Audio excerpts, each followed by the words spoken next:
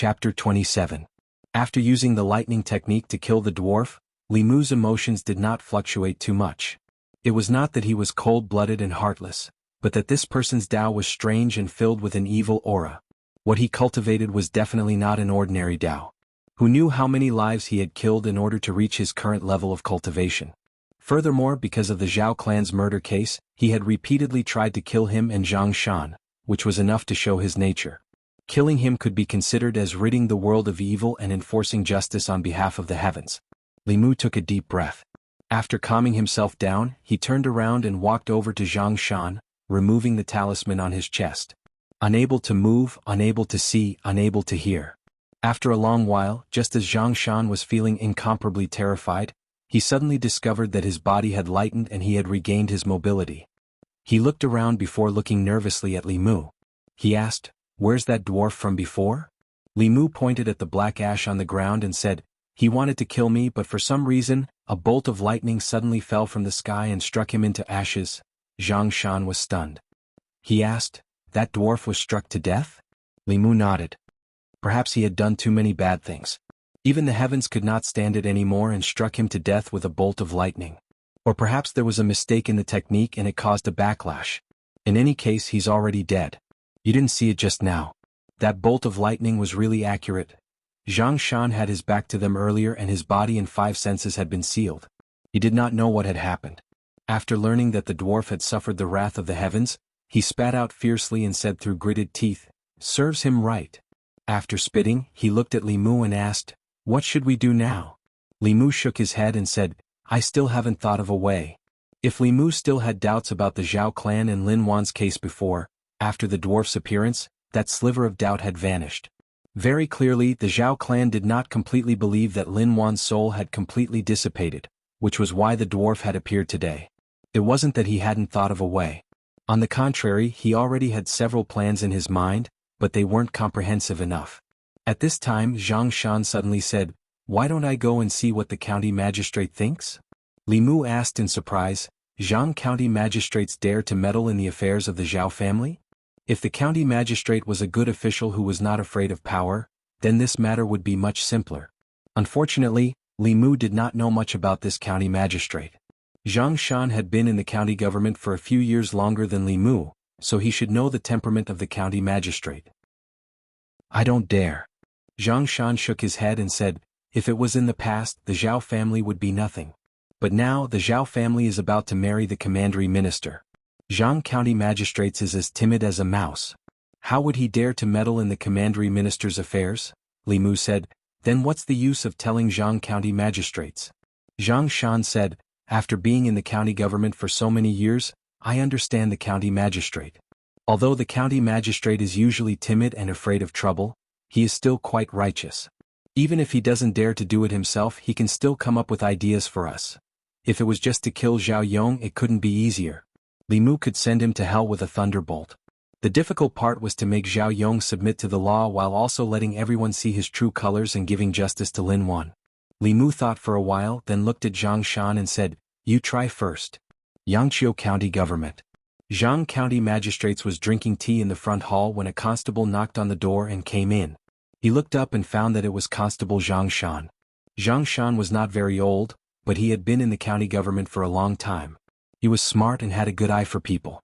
In the past few years he had run around and done a lot of things for Zhang Shan. Zhang County Magistrates took a sip of tea and asked, "What happened to your face?" Zhang Shan looked embarrassed and said, "I accidentally fell." Zhang County Magistrates glanced at him and said, "I don't want to criticize you, but your surname is Zhang. Arrogant Zhang, but you were bullied by your wife like this. You are really a disgrace to the Zhang family." Zhang Shan blushed and quickly changed the topic. He said, "Sir, I have an important case to report to you." Zhang County Magistrates put down his teacup and asked, "What case?" Zhang Shan said, "A woman went missing in Lin's village. After investigating, I suspect that she was murdered." Zhang County Magistrate's expression became serious when he heard that there was a murder case in his district. He asked, "What happened? Tell me in detail." Zhang Shan sorted out his thoughts and said again, 2 months ago, a woman went missing in Lin's village. Her fiancé married someone else when her whereabouts were unknown. It doesn't make sense unless he knew that the woman would never come back. Zhang County magistrates slammed the table and said angrily, "Take that man to the county government immediately. I want to interrogate him myself." Zhang Shan changed his tone and said, "But that man is from the Zhao family in Qingxi? The Zhao family in Qingxi? Their eldest son is an official in Zhongzhou?" Zhang County magistrates was stunned for a moment and then said, "Don't be in a hurry to arrest him. This case needs to be investigated carefully. It's not that Zhao family, it's a matter of life and death. How can we delay? Bring him to me now." Zhang County magistrate sat up straight again and glared at Zhang Shan. He said coldly, "Bastard, so what if it's that Zhao family? A life for a life. Do you think I'll submit to power?" "Sir, you're upright and plain-spoken. Of course you won't. But this Zhao family is very rich. You mean I'll be bribed?" "That's not what I mean." "Then what are you waiting for?" "But this Zhao's future father-in-law is quite powerful. As long as it wasn't that Zhao family, he could call the shots in Yangqiu County." Zhang County magistrates waved his sleeves and said, "I don't care who his father-in-law is. If he dares to stop me, take him back to the county government." "I'm afraid I can't." "Why?" "Because his father-in-law is the county premier." "You mean Zhao Yong?" "Yes." County magistrate Zhang drank the tea in his cup in one gulp. A smile suddenly appeared on his face. He looked at Zhang Shan gently and waved at him, saying, "Come here, I have something to say to you." There was a continuous muffled sound in the front hall of the county government.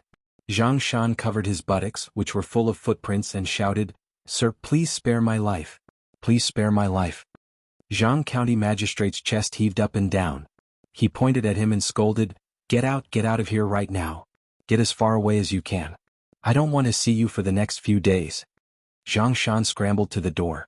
Suddenly, a voice came from behind him. "Stop." Zhang County magistrate stood in the hall and asked, "Is this true?" Zhang Shan nodded solemnly and said, "I've investigated it myself. It's absolutely true. If you don't believe me, you can send someone to Lin's village to ask." Zhang County magistrates was silent for a moment. He put on his official hat and said lightly, "Miss Lin will invite her close friends to Yangqiu County in 2 days. Her friends are the daughter of the county premier. Find 2 people to protect them. If anything goes wrong, I'll cut off your head. Do you hear me?" Zhang Shan stood up straight and said seriously, "Yes, sir." "If you heard me clearly, then get the hell out of here right now." Zhang Shan ran out of the front hall, panting. Li Mu stood at the door of the duty room. He saw that although Zhang Shan was covered in footprints, the smile on his face reached his ears. He asked in surprise, "Did Zhang County magistrates agree?" Zhang Shan shook his head and said, "No. Even beat me up." "Then why are you so happy?" Li Mu shook his head and said, "Forget it. I'll use my own method." Zhang Shan waved his hand. "No need." Li Mu raised his eyebrows. "Do you have a way?" Zhang Shan smiled mysteriously. "I have my own plan." Chapter 28. Know yourself and know your enemy, and you will never be defeated. If they wanted to deal with Zhao Yong, they had to understand him first. Li Mu and Zhang Shan had a preliminary understanding of Zhao Yong through squatting near the Zhao family and investigating both openly and secretly. The Zhao family was considered a relatively upper-class country squire in Yangqiu County. As the only son of the Zhao family, Zhao Yong did not get into the bad habits of the ordinary hedonistic sons. He neither bullied the kind nor took advantage of the common people. On the contrary, he was diligent and studious. He was strict with himself and rarely went out except for studying at home. If Li Mu didn't know what kind of heartless things he had done, he might have admired this kind of person who was so self-disciplined to the extreme. Zhang Shan had a green foxtail in his mouth and said, "This kind of person is actually the most terrifying. They are really ruthless when they are ruthless. They are ruthless to themselves and even more ruthless to others." Fortunately, he also has needs. After 3 days of squatting and stalking, Li Mu and Zhang Shan discovered some unusual things about Zhao Yong. Zhao Yong went to the brothel almost every day for the past 3 days. The frequency was almost catching up with Li Si. Li Mu was puzzled and asked, "Could the news you heard be wrong? Didn't you say that Zhao Yong is diligent and studious, is strict with himself and rarely goes out of the house?" "You don't understand." Zhang Shan spat out the green bristles in his mouth and said, "He's about to marry the prefectural minister's daughter. In the future, he won't have the chance to come to a place like this. Of course, he wants to indulge himself before he loses his freedom. Moreover, I heard that the prefectural minister's daughter is very, very pretty. Otherwise, Zhao Yong wouldn't have a chance. I'm afraid Zhao Yong knows this too, so he wants to indulge himself before he gets married? His tone changed as he looked at Li Mu and said with a smile, what do you think the daughter of the prefectural minister would think if she saw this scene? The reason why Zhang County magistrates did not dare to touch the Zhao family was because of their relationship with the county premier. Without this relationship, the Zhao family was nothing in Yangqiu County. Li Mu admitted that he was starting to have a whole new level of respect for Zhang Shan. This fat man's head wasn't just filled with money. Zhang Shan looked at the entrance of the brothel and said with a smile, Zhao Yong will appear in a quarter of an hour. There is still some time. Why don't we make a bet? On the streets of Yangqiu County, two women were walking together. A slender woman turned around and asked, will that young Master Zhao appear today? Zhang Shan, who was dressed in plain clothes, looked at the slender woman and said with a smile, don't worry, Mississippi. I've already asked around. That young Master Zhao will go out for a walk at this time every day. You'll see him in a while. The slender woman looked at the other woman beside her and said with a smile, Sister Chen, don't worry. Although I've never seen young Master Zhao, I've heard that he's handsome and hard-working. He's an upright person. In short, you'll know when you see him in a while. Chen Miao Miao only smiled shyly, but her expression was full of anticipation. Which girl didn't yearn for love? She was also full of longing for her future husband.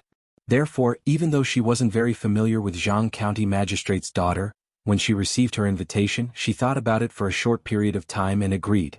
This trip was called a sightseeing trip, but in fact she wanted to see young Master Zhao in advance. As for Yangqiu County Magistrate's obvious behavior of wanting to curry favor with her father, the county premier of North County, she pretended not to see it. The two of them were just taking what they needed. Li Mu was also dressed in plain clothes. He walked a few steps behind the three of them and occasionally raised his head to take a look. Of the two women in front, the slender one was called Zhang Yi.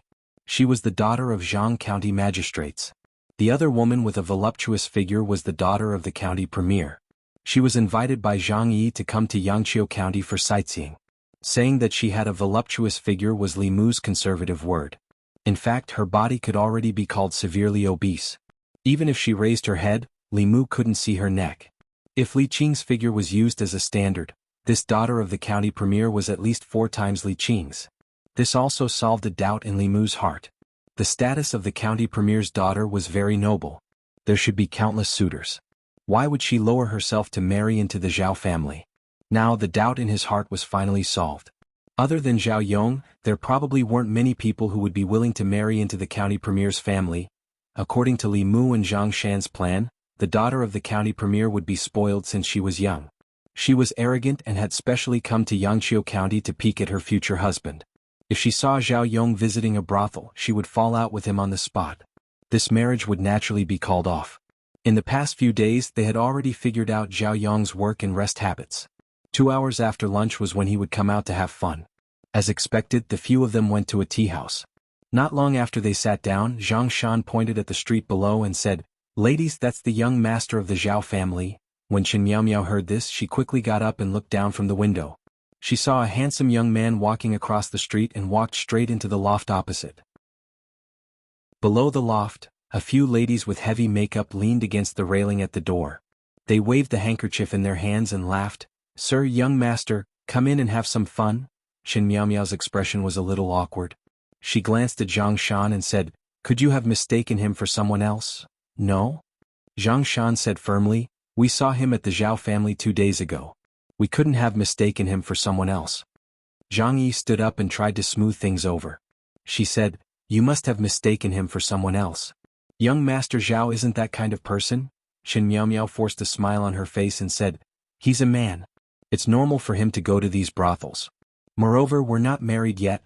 Li Mu and Zhang Shan looked at each other and saw the astonishment in their eyes. The development of the matter was not what they had expected. The temperament of the county deputy's daughter was completely different from what they had imagined. She actually forgave Zhao Yong so easily? After seeing Zhao Yong enter the brothel, Chen Miao Miao's mood fell. Zhang Shan counted the time. At a certain moment he stood up and said, "Ladies, we've finished the tea. Let's go down for a walk." Chen Miao Miao had lost the slightest interest in sightseeing. Zhang Yi stood up and said, "I know a good rouge shop nearby. Let me take my sister to have a look." Chen Miao Miao was not in the mood to sightsee, but she could not reject Zhang Yi's hospitality. She could only follow her downstairs. When they walked to the street, they happened to see Zhao Yong walking out of the brothel. A coquettish lady held Zhao Yong's hand and said softly, "Young Master Zhao, other than that pair of bracelets, I also have my eyes on a jade pendant." Zhao Yong touched a perky part of her body and said, "If you serve me well tonight, I'll buy it for you tomorrow." The coquettish lady moaned and said coquettishly, "Then I'll wait for you tonight." After Zhao Yong was done with his pleasure, he left the brothel and walked to the street. He saw an extremely fat lady. When he saw this lady, it reminded him of the county deputy's daughter. When he thought about how he would have to live with this kind of woman for the rest of his life, Zhao Yong's heart felt uncomfortable. He looked at this lady with a disgusted gaze and turned to leave. Chen Miaomiao was keenly aware of the disgust in Zhao Yong's eyes. Her face turned pale and she said to Zhang Yi, "I want to walk alone." Zhang Yi said worriedly, "Let me accompany you." "No need." Chen Miaomiao shook her head and said to the other guards in the distance, "You don't have to follow me." Seeing Chen Miaomiao leave alone, Li Mu shook his head and sighed, "What a kind lady."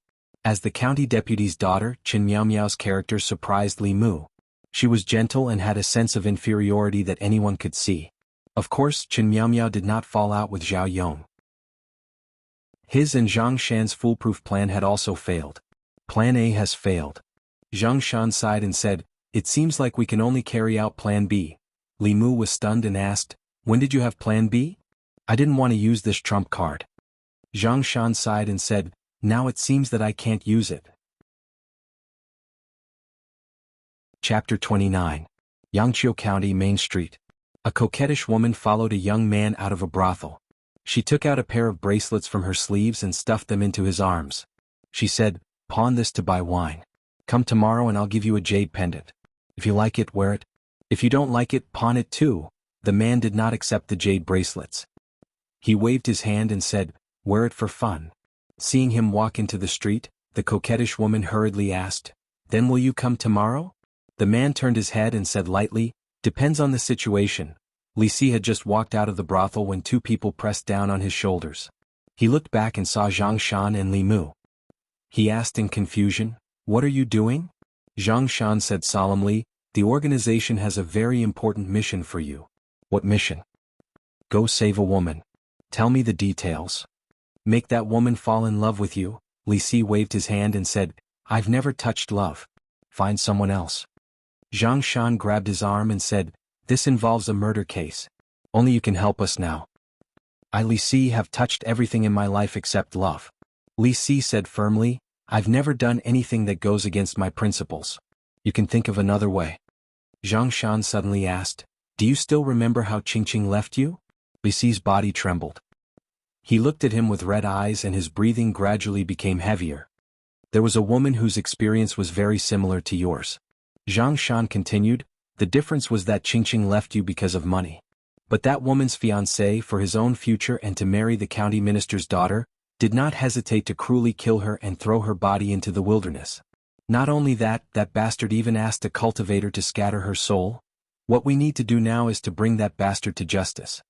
Zhang Shan looked into Li Si's eyes and asked, "Such a poor girl. Are you really not willing to help her?" The veins on Li Si's forehead bulged and his eyes were bloodshot. He closed his eyes for a long time before opening them and asking, "Speak, what do you want me to do?" Li Si had already left. Li Mu looked at Zhang Shan and asked, "Can he do it?" "Remove the should." Zhang Shan said with absolute certainty, "The women in Yangqiu County, no matter if they are young girls or young married women from the age of 18 to the age of 80, there is no one that he can't handle. When he goes to the brothel, those women are willing to pay for him to come back again." Since the last illusion incident, Li Mu had a whole new level of respect for Li Si. It was not that he doubted him. It was just that he could not figure out what skill Li Si, who was only above average in appearance and looked somewhat dispirited and depressed, had to be able to gain the favor of so many women at the same time. If he could learn Li Si's skill, he would not have to worry about not being able to obtain desire. After all, this was related to his life. He had to find a chance to ask Li Si for advice. Chen Miaomiao walked on the street in a daze. She had never thought that this trip to Yangqiu County would have such an ending. Her future husband's nature was so low. She thought that he must have taken a fancy to her father's power and agreed to marry her. She was too naive. How could there be anyone in the world who would like a woman like her? Thinking of this, her heart was filled with sorrow. Bang! She only cared about walking with her head down and accidentally bumped into someone. Chen Miaomiao's body only trembled, but that person was sent flying and fell to the ground. Chen Miaomiao looked flustered. Just as she was about to go forward and ask, the young man she bumped into quickly got up from the ground and ran to her side. He asked with concern, "Miss, are you all right?" "I'm fine." Chen Miaomiao shook her head. When she looked at the young man, she was stunned. Because of her figure, other than her parents, everyone looked at her with more or less a strange gaze. Their eyes were filled with surprise, ridicule, and disdain. However, none of them looked at her like the young man in front of her. Anxiety, worry, and concern. Other than that, there was only clarity. Seeing that she was fine, the young man smiled and asked, "My name is Li Shan. May I know your name?" Under the circumstances of not knowing her identity, no one had ever spoken to her in such a tone. Chen Miaomiao lowered her head and whispered, Chen Miaomiao." 3 days later, at the entrance of the county yamen, Zhang Yi looked at Chen Miaomiao in surprise and asked, "Sister Chen, are you leaving so early?" Chen Miaomiao's face was full of reluctance, but she still shook her head and said, 3 days is already very long. If I'm any later, my father will send someone to pick me up. Zhang Yi said regretfully, "After this farewell, I don't know when we will meet again." Chen Miaomiao suddenly held her hand and said, Thank you." Zhang Yi was puzzled and asked, "Thank me for what?" Chen Miaomiao smiled and said, "Because of you I can come here and see him." "Him?" Zhang Yi was stunned and asked, "Is it Zhao Yong?" "No." Chen Miaomiao shook her head and said, "He's a very special person. Only he didn't dislike my looks and figure. He said that only this kind of me can fill his heart, and he can't hold anyone else. He really likes me." Only then did Zhang Yi understand why Chen Miaomiao left early and returned late these days and didn't let her accompany her. It turned out that she was secretly meeting another man. She looked at Chen Miaomiao and said, "Sister Chen, don't be fooled by anyone." Chen Miaomiao looked down at her figure and smiled. She said, "I'm not like you. Why would I be fooled by him?" Zhang Yi looked back at Zhang Shan and Li Mu. She pursed her lips and didn't say anything. Chen Miaomiao took a deep breath and said, "When I go back this time, I'm going to tell my father that I won't marry Zhao Yong. I'm going to wait for him. He said that after 3 years, when his mourning period is over, he will come to my house to propose marriage." Zhang Yi sighed and said, "I really hope that Sister Chen will meet the right person for you." After Chen Miaomiao left, Li Mu and Zhang Shan also learned from Zhang Yi that after she went back, she would cancel the marriage with the Zhao family. Li Mu sighed in his heart. When a woman was in love, her IQ would indeed plummet. Li Si only used a fake name and a fake identity to deceive her heart. Zhang Yi sighed and said, "I really don't know if what we did was wrong or right." Li Mu thought for a moment and said, "If she really married a beast like Zhao Yong, it would be the greatest tragedy. What we did was a good thing." Zhang Yi looked up at him and said in surprise, "Li Mu, you've changed, ah?" Li Mu looked puzzled. "What changed?" Zhang Yi looked at him and said, "The old you wouldn't have said such words." Li Mu smiled and said, "People always change. After dying once, I also thought through some things. You have indeed changed. You've become more responsible."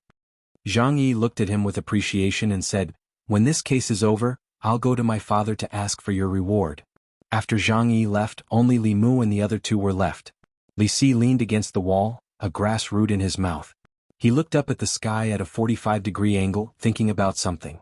Li Mu leaned against the wall beside him and asked, "How did you do it?" "What? Make a woman like you in 3 days. You want to learn?" "I want to learn." Li Si spat out the grass root in his mouth and said, "A wolf's heart can only be exchanged for a dog's lungs. The best way to make a woman give her heart to you is for you to give her your heart as well. Heart can only be exchanged with heart." Li Mu looked at him and asked, "You gave your heart to Miss Chin?" Li Si said, "I gave my heart to every girl." Li Mu shook his head and said, "Then your heart is really worthless." Li Si pulled the corner of his mouth and said self-deprecatingly, "My heart is worthless in the first place." Li Mu was silent for a while, then patted him on the shoulder and said, "Some people are better off not seeing each other and some people are better off missing each other." Li Si suddenly looked at him and said, "Miss is right. Li Mu, you've really changed. A virgin who hasn't even held a woman's hand is actually saying these things to me?" Li Mu was too lazy to argue with him and asked, "What do you plan to do in 3 years? Are you really going to marry her at the county minister's residence?" "She's a good girl." A smile appeared on Li Si's face and he shook his head. "I'm not worthy." Chapter 30. North County, County City. In the county premier's manor, a middle-aged man who was drinking tea in the hall stood up and asked in surprise, "Why is she not getting married just like that?" The young man who was half kneeling on the ground raised his head and said, "Sir, Miss went to Yangqiu County this time to play. Actually, she wanted to meet Zhao Yong first. However, she didn't expect that Zhao Yong's nature was so different from his reputation. He stayed in the brothel every day and came out in less than 15 minutes. The middle-aged man put down his teacup and said, 15 minutes is not short." The young man said, 15 minutes is from the time he entered the brothel to the time he came out. He might have taken a bath. That's a little short. The young man thought for a moment and said, "Miss met a man in Yangqiu County and seemed to have fallen in love with him." "Oh?" The middle-aged man stroked the short beard on his chin and said, "No wonder she was so happy when she came back this time." "How is that man?" The young man said, "He's very good to Mississippi. When Miss was with him, she didn't do anything inappropriate. I saw that Miss was happy, so I didn't stop her. As long as Miao Miao is happy, it's fine." The middle-aged man shook his head and said with some regret, that Zhao Yong has a fire elemental body which is compatible with Miao Miao's physique. I searched for a long time before I found him. If the two of them were together, it would make up for Miao Miao's congenital defect and let her walk on the path of cultivation. What a pity. After saying that, he changed the topic and asked, "What's the identity of that man? Is he married?" The young man said, "Yangqiu County Government Constable Li Si. He's not married. When he was with Miss, he hid his real name and identity. He even made a 3-year agreement with Mississippi." "Sir, how should we deal with this person?" The middle-aged man said, "Since Miao Miao made a 3-year agreement with him, we'll wait for him for 3 years. The young man raised his head and asked, "If he doesn't come in 3 years? The middle-aged man waved his hand and said, "He made the agreement himself. When the time comes, it's not up to him whether he comes or not." The young man asked again, "Then the Zhao family?" The middle-aged man said nonchalantly, "Miao Miao already has someone she likes. Let's forget about the Zhao family. Send someone to inform them. Also, tell the county magistrate to take care of Li Si for the next 2 years. It doesn't matter if he's cultivating or not. It's not easy for Miao Miao to meet someone she likes." The young man thought for a moment and asked worriedly, "Sir, could that person be plotting something?" "Plot?" The middle-aged man smiled and said, "So what if he's plotting? As long as Miao Miao likes him, as long as he can make Miao Miao happy, wealth, power, whatever he wants, this official will give him. Yangqiu County, Zhao Manor. You didn't find it?" Zhao Yong listened to the servant's report and frowned. He said angrily, "That damn dwarf, did he take the money and run away?" He kept pacing in the room. Although he did it secretly and no one knew, he still hired a master who knew Taoism to keep an eye on the Lin family village just in case. He did not expect that the master never appeared again after taking the deposit. Zhao Yong could not help but wonder if he had met a swindler. Just as he was feeling irritated, another servant rushed in and said, "Young master and madam want you to come out. Someone from the county minister's manor is here." Hearing that someone from the county minister's manor was here, Zhao Yong hurried out.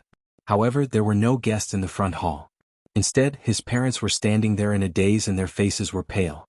Zhao Yong looked at them and asked doubtfully, "Father, mother, what's wrong? Where are the people from the county minister's manor?" The patriarch of the Zhao family slapped him hard on the face and said with gritted teeth, "Bastard, what have you done?" Zhao Yong covered his face and was stunned. "What did I do?" Master Zhao said with a sullen face, "Your marriage with the county minister's daughter has been cancelled." "What?" Zhao Yong's expression changed drastically. Although he had heard that the county minister's daughter was famous for being ugly, for the sake of his future, he gritted his teeth and accepted it. He even killed his original fiancée because of it. Now that he was told that the marriage was cancelled, how could he accept it? Zhao Yong was shocked and anxious. He asked, "Why?" Master Zhao threw a letter at his face and said, "The county minister's daughter came to Yangqiu County to play 2 days ago and saw that you were hanging around the brothel every day. When she returned, she told the county minister that your marriage was cancelled." Zhao Yong's body trembled.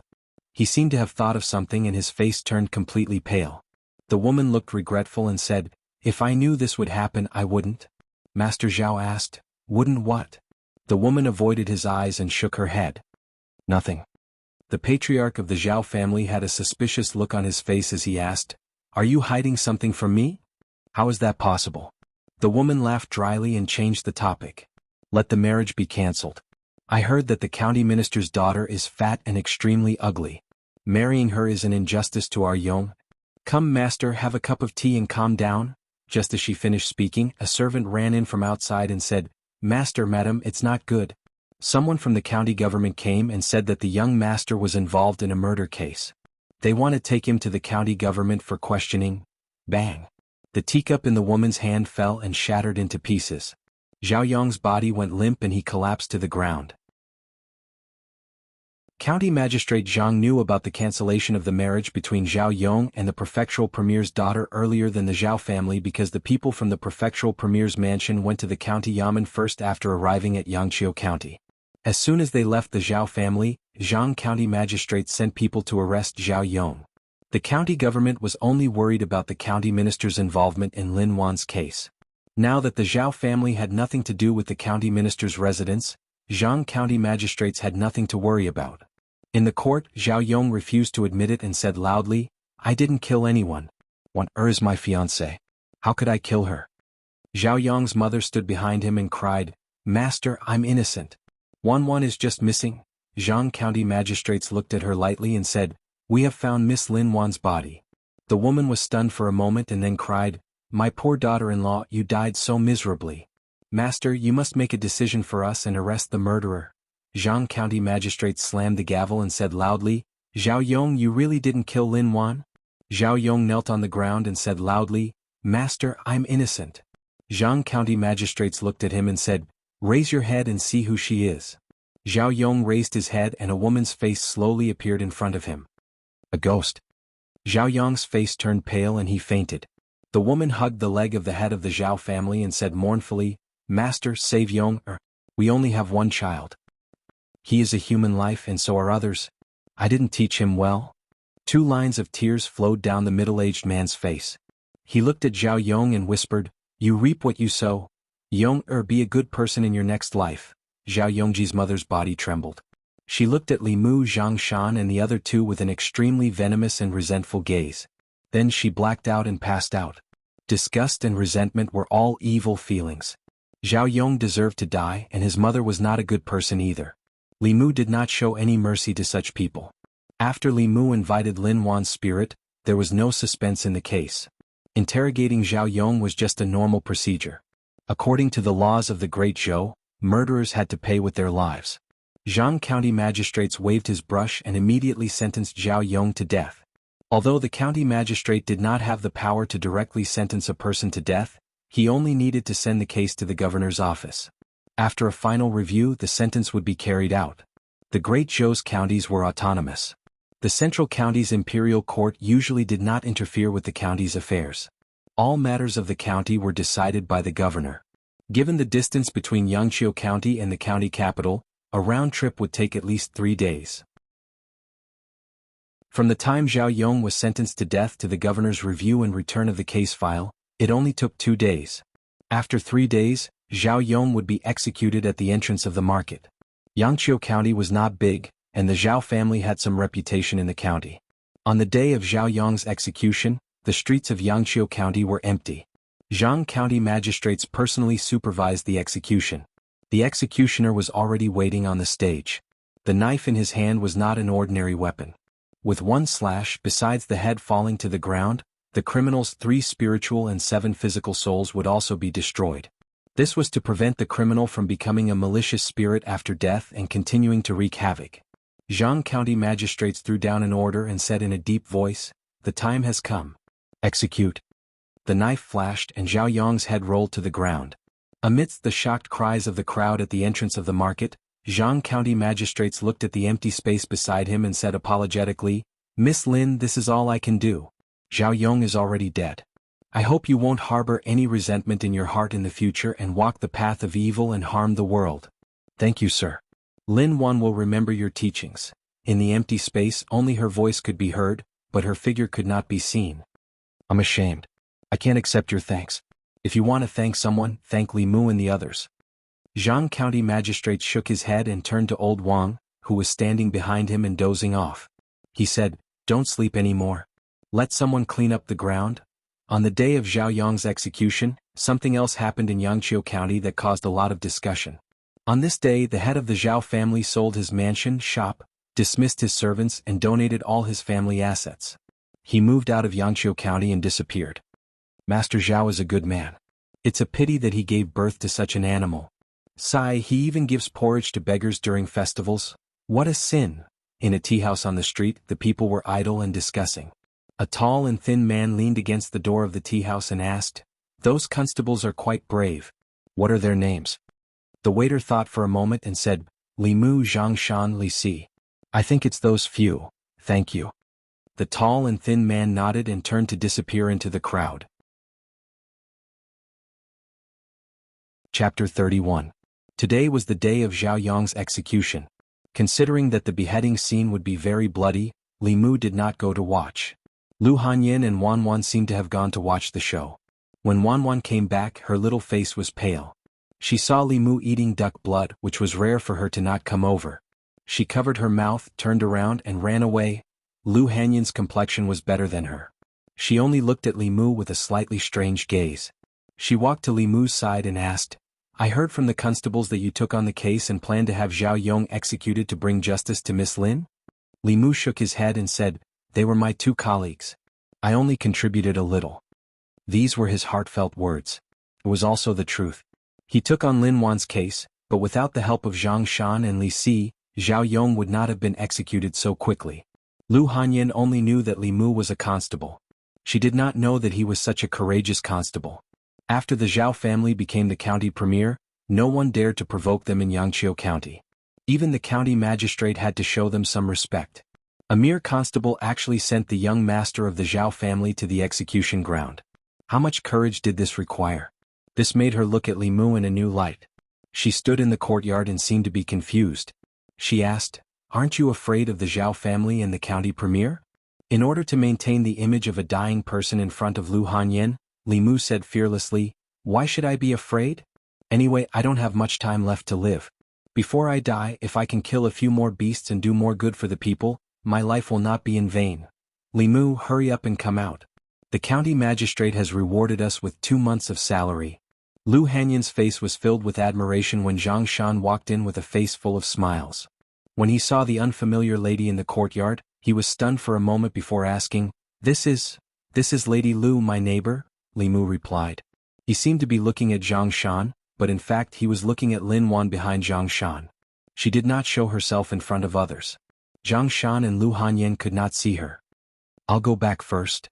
Seeing that there were strangers in Li Mu's house, Lu Hanyin was about to leave. Before she left, she thought of something and said, "I know an old doctor who specializes in treating difficult and complicated diseases. Do you want to ask him to take a look at you? Maybe he will have a way." When Zhang Shan heard this, he looked at Li Mu and said in surprise, "Li Mu, you're sick. What kind of illness? When did it happen? How come I've never heard of it?" Lu Hanyin was stunned for a moment. Then she turned to look at Li Mu. Although she saw Li Mu fainting and vomiting blood with her own eyes, other than those 2 times, he looked no different from an ordinary person. Zhang Shan's words aroused the suspicion in her heart. Li Mu's mind was not on Zhang Shan and Lu Hanyin at all. He did not even hear what they were saying. All of his attention was on Lin Wan. "Zhao Yong has been executed. Thank you, benefactor, for giving justice to Lin Wan." Lin Wan knelt on the ground and respectfully kowtowed 3 times to Li Mu. At this time, in Li Mu's eyes, a dazzling red light suddenly appeared on her body. Whether it was a human or a demon ghost, the stronger the strength, the stronger the power of emotions. Li Mu immediately used the guiding technique. In an instant he felt that his body was filled with something. Lin Wan's gratitude and joy continued to pour into him. If his body was a pond, Zhang Shan's joy was like a ladle of water. The power of emotions of the Yin spirit Zhangwang clan was like a trickle, and Lin Wan's power of emotions was like the yellow river bursting its banks. Li Mu wanted to stop the guiding technique, but he found that he could not. Puff! He spat out a mouthful of blood and fainted. When Li Mu woke up again, he found himself lying on his bed. Lu Hanyin stood in front of the bed with a worried expression. Zhang Shan was walking around the room. Lin Wan, who was hiding in the corner, was the first to find that he was awake. Joy quickly appeared on her face. Li Mu supported his body and wanted to sit up. Lu Hanyin saw him and hurriedly helped him up. "Are you okay?" Her expression was worried and guilty. She was worried about his body. She was guilty because she suspected that he was pretending to be sick. Li Mu shook his head and said, I'm fine. I'm used to fainting. Zhang Shan walked over with a complicated expression and asked, You really only have half a year? Li Mu said, If I'm lucky I might not die. Does the boss know? Yes. Zhang Shan opened his mouth and lowered his head in the end. The boss will definitely have a way. Zhang Shan and Lu Hanyan's bodies were filled with grief, but Li Mu didn't absorb it. He just smiled and said, You guys go back first, I want to rest alone for a while. After Zhang Shan and Lu Hanyan left, Lin Wan walked over from the corner and muttered, Benefactor, your body? Li Mu smiled and said, I'm fine. Ghosts belong to spirit bodies and were very sensitive to souls. The 7 spirits belonged to the corporeal body, so they couldn't see the problem with his body. They only instinctively felt that he was easier to approach than people with 7 spirits. Until now, Li Mu still couldn't figure out how that evil ghost had seen that his 7 spirits were all gone. He stopped thinking about things that he couldn't figure out and looked at Lin Wan again. Zhao Yong is already dead. What do you plan to do next? Go to Yidu? Lin Wan nodded and said, That's the place I should go. Li Mu nodded and said, Go. I'll be a cow or a horse in my next life and repay your kindness. Lin Wan kowtowed to him 3 times and her figure faded away. After Lin Wan left, the entire room became incomparably silent. Li Mu sat cross-legged on the bed with his 5 hearts facing the sky. He could feel the surging joy in his body. A hint of excitement appeared on his face. He closed his eyes and guided his magic power to circulate. He muttered softly, 9 cycles of white qi control the spirits and evil spirits, heavenly beasts guard the door, delicate girls guard the pass, 7 spirits and softness are at peace with me, don't act rashly, look at the source of form. After a moment, his eyes suddenly opened and he said, Corpse dog, condense. As the word condense fell, the countless red lights in his body all disappeared into his body. At the same time, Li Mu felt as if there was something extra in his body, but it also felt like there was nothing. However, the magic power in his body had increased several times in that instant. This meant that his first spirit had been condensed. The function of the corpse dog was to be alert. It could allow him to detect approaching danger under any circumstances. Not only that, the increased magic power in his body when he condensed his spirit also allowed him to cast spells that he couldn't cast before. Li Mu thought for a moment and formed a seal with one hand. He said softly, Heaven and earth are limitless, the universe borrows the power is born from the heart, endlessly growing. Li Mu still couldn't control the Tai Sin culling demon-slaying protective spell. If he forcefully cast it, he would definitely suffer a backlash. Speaking of those Taoist magic arts that he could not master for the time being, in most cases, even if the hand gestures were correct, Li Mu had to finish chanting 1 or several sentences before he could feel it. But for the Tao Te Ching he could not even read a single word. It was as if there was something that could see through his thoughts. Nothing happened when he chanted the word Dao, with the help of the handprint. However, if Li Mu thought that Dao can be explained, and tried again, he would immediately suffer a backlash. It was extremely strange. Li Mu didn't dare to try this for now. He formed another hand gesture and said softly, Army. Clang. Suddenly, the crisp sound of a sword rang in his ears. At the same time, the azure rainbow sword that Li Mu had placed on the table was suddenly unsheathed. It floated in the air and buzzed incessantly. Li Mu's mind moved and the sword drew a sword flower in the air. Then, following Li Mu's will, it moved forward and backward, left and right. Li Mu reached out and grasped it in his hand. The first word of the 9 syllables mantra was thunder magic. The second word was used to control weapons. Taoism had a remarkable ability called summon come and go. As the name suggested, this remarkable ability could control objects remotely. It required one to be at the soul condensation realm to cast it. As for controlling flying swords and magic treasures, only cultivators at the 3rd realm and above could grasp it. The existence of the second word of the mantra directly helped Li Mu close the gap in this realm. The only flaw was that with his current realm, controlling the magic weapon consumed a lot of magic power. Just a moment ago he felt that the magic power in his body was completely drained, and his head was a little dizzy. Li Mu took the opportunity to lie on the bed and soon fell into a deep sleep. At a certain moment, Li Mu suddenly woke up from his sleep. He jumped up from the bed and caught a figure that was sneaking up on him while he was sleeping. He pressed the figure onto the bed. All of this was done instinctively. After catching the person, Li Mu felt that something was wrong. The place he held with one hand was soft and smooth, while the place he pressed with the other hand was round and perky.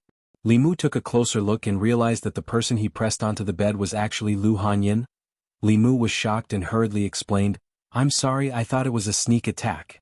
Lu Hanyin was pressed onto the bed in a humiliating position. She struggled but couldn't break free. She said angrily, "Hurry and let go, you're hurting me." Chapter 32.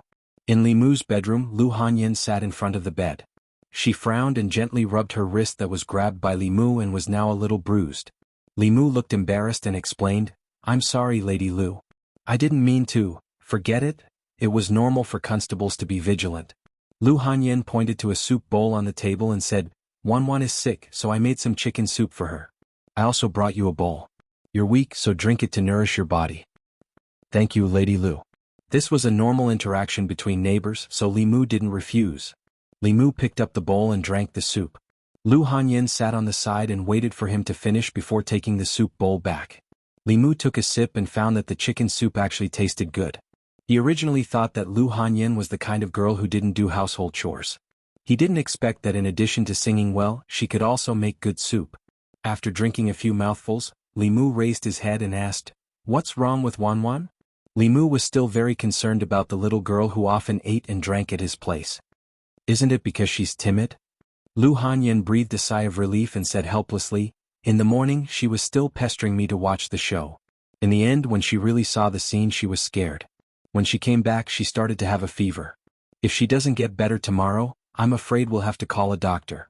Unfortunately, she doesn't like to drink medicine." According to Lu Hanyin's description, it should be the first time that Wanwan saw an execution. Her mind should be frightened. In this case, ordinary medicine would have very little effect. However, Taoist Fulu was very effective in calming the mind. Li Qing once gave him such a talisman. In addition to exorcising ghosts and warding off evil spirits, it also had the effect of calming the mind. Unfortunately, when he encountered the evil spirit, he used up all his magical power. After Lu Hanyin left, Li Mu also walked out of the house. Now that his first spirit had been formed, his mana had increased and he could be considered to have taken a peek at the door of cultivation. He had the ability to write some simple Fulu. Fulu was an important branch of the Tao sect's divine abilities and spells. It mainly used talismans to communicate with the heavens and the earth. It had the effect of curing illnesses, dispelling disasters, summoning deities and exorcising ghosts, and suppressing devils and demons. Low-level talismans could cure illnesses and eliminate disasters, as well as calm the mind. High-level talismans, on the other hand, had great power that did not lose to Taoist techniques. Among the 6 Taoist sects, the Fulu school also had a place. Li Mu went out and bought a brush, ink, cinnabar, and yellow paper. He was ready to draw the first Fulu of his life. He chose a Fulu called the Soul-Fixing Talisman. The main function of this Fulu was to calm one's mind and concentrate one's mind. It had a miraculous effect on those who were frightened. According to the book, there were 3 main points of talismans. First, in order to draw a talisman, one must first clear one's mind. Only when one cleared all distracting thoughts and focused one's mind can one successfully enter the talisman drawing state. Second, the Fulu must be drawn in one go. In the complex talisman, there were many places that required one stroke to be drawn. Any pause or interruption could cause the Fulu to be ineffective. Third, the talisman must be filled with mana. If one's mana was too much or too little, the talisman drawing would fail. This was Li Mu's first time drawing a talisman. Li Qing was not here, so he had no one to ask for advice. He could only slowly explore by himself. The first thing he had to do was to familiarize himself with the runes of the soul-fixing talisman. This rune was composed of irregular dots and lines. To write it in one go was not an easy task. It required a lot of practice. Li Mu first used ordinary white paper and ink to practice writing the runes. This Fulu's grade was not high, but the runes were very complicated. It was dazzling to look at. He spent more than an hour before he was barely able to draw the runes in one go. What he had to do after that was to fill the tip of the brush with mana while drawing the runes. During this period, the strength of the mana and whether or not there was a pause or interruption when drawing the brush were all crucial to the success of the talisman drawing. This matter was difficult to think about, but it was even more difficult to actually do it. His mind remembered it, his eyes understood it, but his hands did not listen to him. Last time when he saw Li Qing draw a talisman, it was easy. Hanja also succeeded in one go. When it was his turn to do it himself, the situation was completely different. In a short while he had already drawn 10 pieces in a row. The method to determine whether a fulu was successful or not was very simple. After drawing, a fulu that retained mana was a successful fulu. A fulu with mana dissipated was no different from a piece of waste paper. Li Mu summed up the reasons for failure. The conclusion he came to was that when he was drawing the talisman, his mind was not completely focused and could not completely enter the state of drawing the talisman. If his mind was not focused, the movements of the talisman drawing would be difficult to be coherent. The mana would also fluctuate, causing the talisman to fail. It was not that Li Mu did not want to focus. It was just that when he was drawing the talisman he had to recall the runes and maintain his mana. Both of them required distraction, so how could he be focused? The more he wanted to succeed in drawing the talisman, the more restless his heart was. The more restless his heart was, the easier it was for the talisman to fail. He seemed to have entered a contradictory cycle. Those who were proficient in talismans were probably familiar with the runes to the point of muscle memory. The current Li Mu was still far from being able to do this. Li Mu looked at the pile of waste paper on the floor and suddenly thought of an idea. He formed a one-handed sign and chanted in his heart as clear as ice, unperturbed even if the sky collapses. After chanting the clear heart mantra, Li Mu's face was calm and his heart was unperturbed. He had already entered the sage mode. He dipped the brush in ink and the tip of the brush moved quickly on the paper. In a moment, another fulu was formed in his hand. This talisman looked ordinary and was no different from the waste talismans on the floor. But when he held it in his hand, he could feel the flow of mana in the runes. He had clearly succeeded in drawing the talisman. Crafting a talisman was a laborious and exhausting matter to begin with. After failing for more than 10 times in a row, Li Mu's already little magic power was almost completely exhausted. His head also felt dizzy and he powerlessly collapsed on the bed. Wanwan wanted to eat dumplings today. I made some. Do you want to eat some? Lu Hanyin walked in from outside. Looking at the waste paper on the floor and Li Mu who was lying weakly on the bed, she said in shock, "What were you doing just now?" In the next moment she reacted. Her face first turned red and then became ashamed and angry. Li Mujing was at the age where he was full of energy. She could understand that he was doing things that he should do at his age. However, he had just offended her in the afternoon, and in the afternoon. This made Lu Hanyin wonder who he was fantasizing about. Seeing Lu Hanyin's face turn from red to white and from white to green, Li Mu knew that she must have misunderstood something. He hurriedly climbed up from the bed and said, "Don't misunderstand. I was drawing the talisman just now." Lu Hanyin asked suspiciously, "Drawing the talisman?" Li Mu hurriedly explained, "Isn't Wanwan's mind frightened? Ordinary prescriptions are useless for her, so I drew a soul-locking talisman. After turning it into talisman water and drinking it, it will immediately take effect." Lu Hanyin forgot for a moment whether or not Li Mu was committing blasphemy just now. She asked in surprise, "You know how to draw talismans?" Li Mu shrugged and said, "You also know my illness. In order to live, I have to try any method." He handed the soul-locking talisman that he had painstakingly drawn to Lu Hanyin and said, "Take this talisman back. After turning it into talisman water, let Wanwan drink it. Her illness will be cured very quickly." In order to maintain her figure, Lu Hanyin had tried many methods. She had gone to Taoist temples and temples. She had also drunk the so-called talisman water several times, but none of them were effective. Because of her own experience, she had always scoffed at Fulu and other things.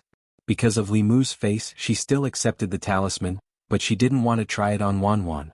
However, early the next morning Wanwan's high fever still hadn't subsided. Lu Hanyin originally planned to go out and call a doctor, but when she had already walked to the door of the courtyard, she unexpectedly took out the Fulu. Although she didn't believe in Fulu, she trusted Li Mu. She thought about it and still turned the Fulu into talisman water. She brought it to Wanwan's bed and said, "Wanwan, drink this." The girl lying on the bed weakly said, "Miss, what is this?" "Medicine." Lu Hanyin helped her up and said, "Drink it quickly. Drink it and your illness will be cured."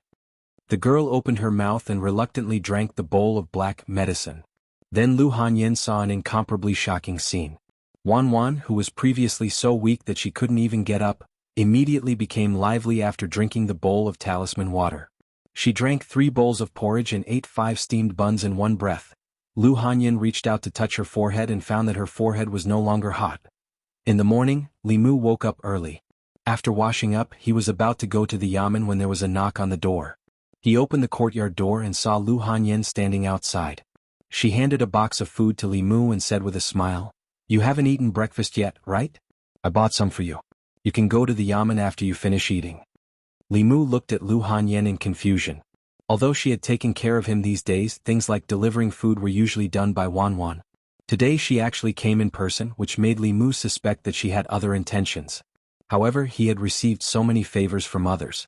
Even if she really had other intentions, Li Mu wouldn't refuse.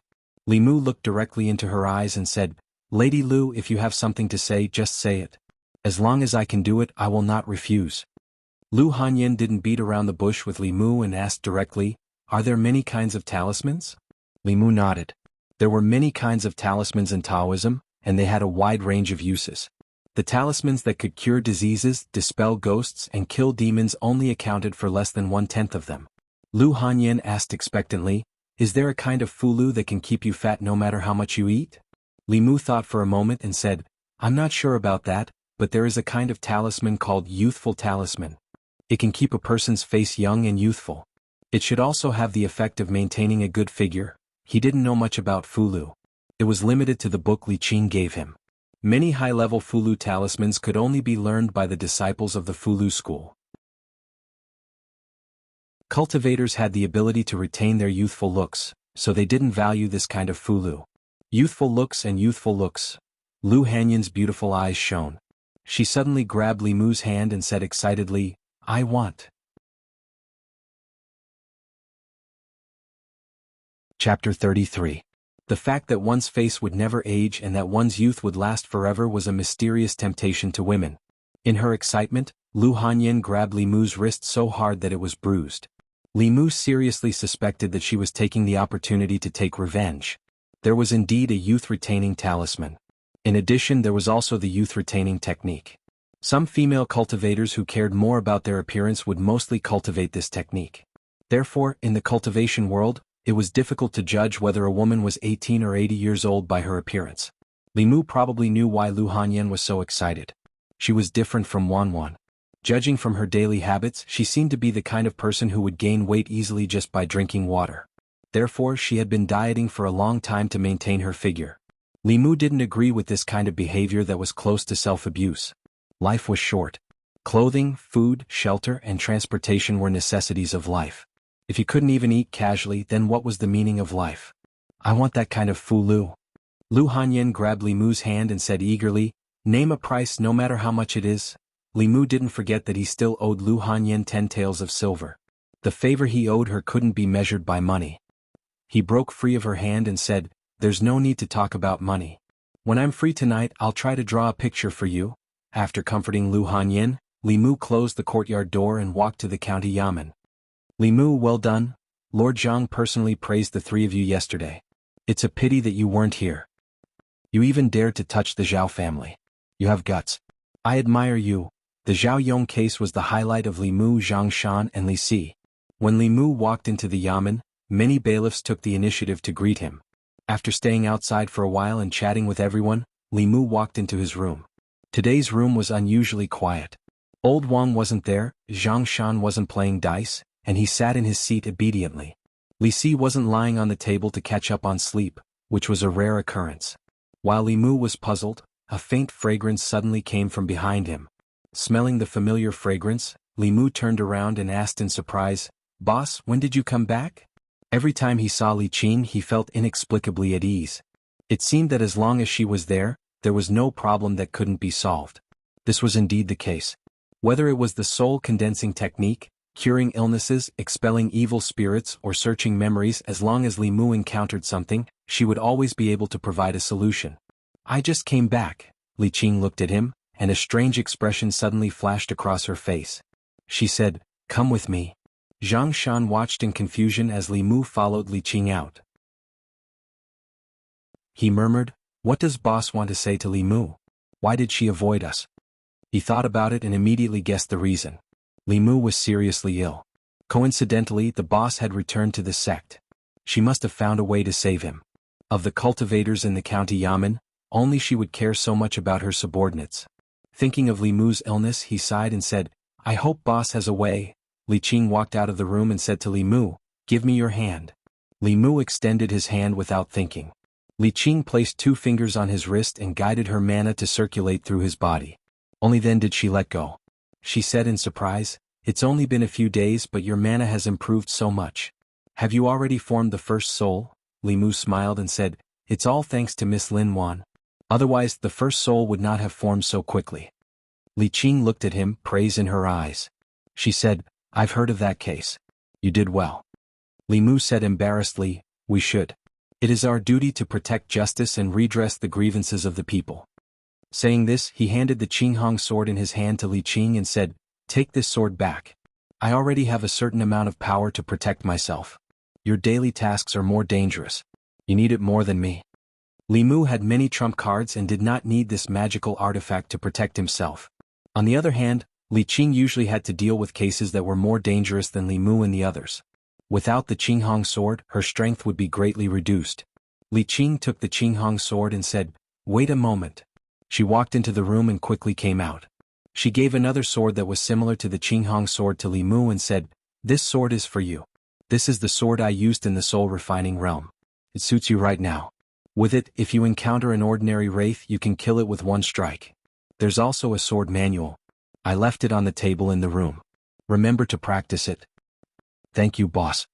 Li Mu was not pretentious. Although he did not want to owe others anything, he would not refuse their kind intentions. Rather than pretentiously refuse, it was better to accept it calmly and then remember this friendship in his heart. He would slowly find an opportunity to repay it in the future. He treated Lu Hanyan like this and he treated Li Qing like this as well. However, in terms of status, Li Qing was higher than him. In terms of strength, even 10 Li Mu would not be her match. In a short period of time, Li Mu could not think of an opportunity to repay her. "Go patrol." Li Qing did not say much, but when she left, she turned back and added a sentence. "The sword's name is Bai." Although Li Qing only gave him his old item, Li Mu was still very happy. The Bai sword was not as good as the Qinghong sword. It was more suitable for the current Li Mu. Compared to Li Qing, his mana was weak and could not unleash the true power of the Qinghong sword. Moreover, magic items needed to be nurtured. What determined the strength of a magic item was often not the magic item itself, but the owner of the magic item. As long as Li Mu often used his mana to control it, it would become like the Qinghong sword sooner or later. The first soul had been condensed.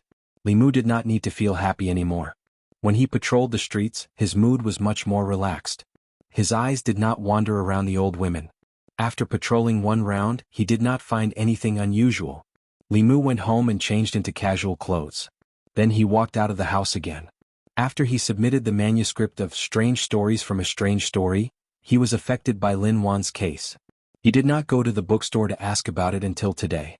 The reason why he changed into regular clothes was because his identity as a bailiff was not in line with the image of a scholar. Those who wrote books for a living were all downtrodden scholars. Dressing shabbily was more in line with the image of a downtrodden scholar. Of course, there was also the most important point. The officials of the Great Zhou were not allowed to do business. Although writing books was not considered business, it was still somewhat close. It was better to keep a low profile. Li Mu first went to the first bookstore. He walked to the counter and said, "Help me check if the manuscript I submitted last time was chosen." The shopkeeper glanced at him and asked, "Name?" Li Mu said, "Pu Songling." The shopkeeper flipped through a thick book for a long time. Finally he found a line. He shook his head and said, "Your novel does not meet our requirements. You should go to another bookstore." Being rejected by the first bookstore was not out of Li Mu's expectations. After all, the supernatural novels in this world were as vast as the sea. A novel that was popular in the other world may not be able to replicate its glory here. Moreover, the taste of the reviewer would affect the final result. Therefore he did not put all his eggs in the same basket. Instead he submitted to several bookstores at the same time. After walking out of the first bookstore, Li Mu went to the second, third, fourth and fifth bookstores. Every chapter is so short. Only a few hundred words. Are you writing a novel? Is there a novel as short as yours? I just started reading and it's already over. What about the main plot? What about your main plot? You don't even have a main plot. What do you want the readers to read? The title of your novel is not good. The content is also a mess. You should go to another bookstore. I'm sorry, but your manuscript hasn't reached our hiring standards yet. Our suggestion is to cut it. Writing this kind of thing is a pure waste of time. After being rejected countless times, Li Mu walked out of the last bookstore. He looked at the scorching sun above his head and sighed. Writing a novel was indeed a dead end. The story format of a Chinese strange stories did not seem to be recognized by these bookstores. It seemed that he had to think of other ways to make money. Li Mu was about to go back when the shopkeeper of the last bookstore suddenly rushed out.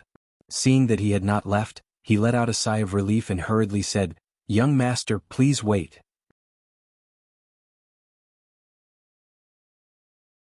Chapter 34. Yunyan Pavilion. Li Mu sat in the guest seat in a private room. The shopkeeper served him tea with a flattering expression and said politely, "Young master, please have some tea." Li Mu took a sip of the tea.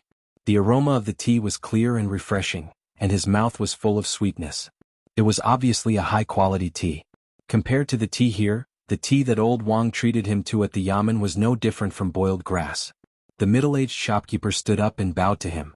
"I was blind just now and almost caused a pearl to be covered in dust. I hope young master will not blame me."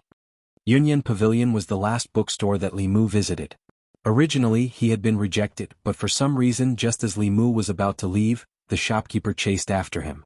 His attitude was completely different from before.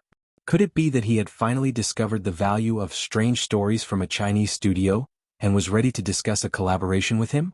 The shopkeeper's face was full of smiles as he explained, "I have just read your book.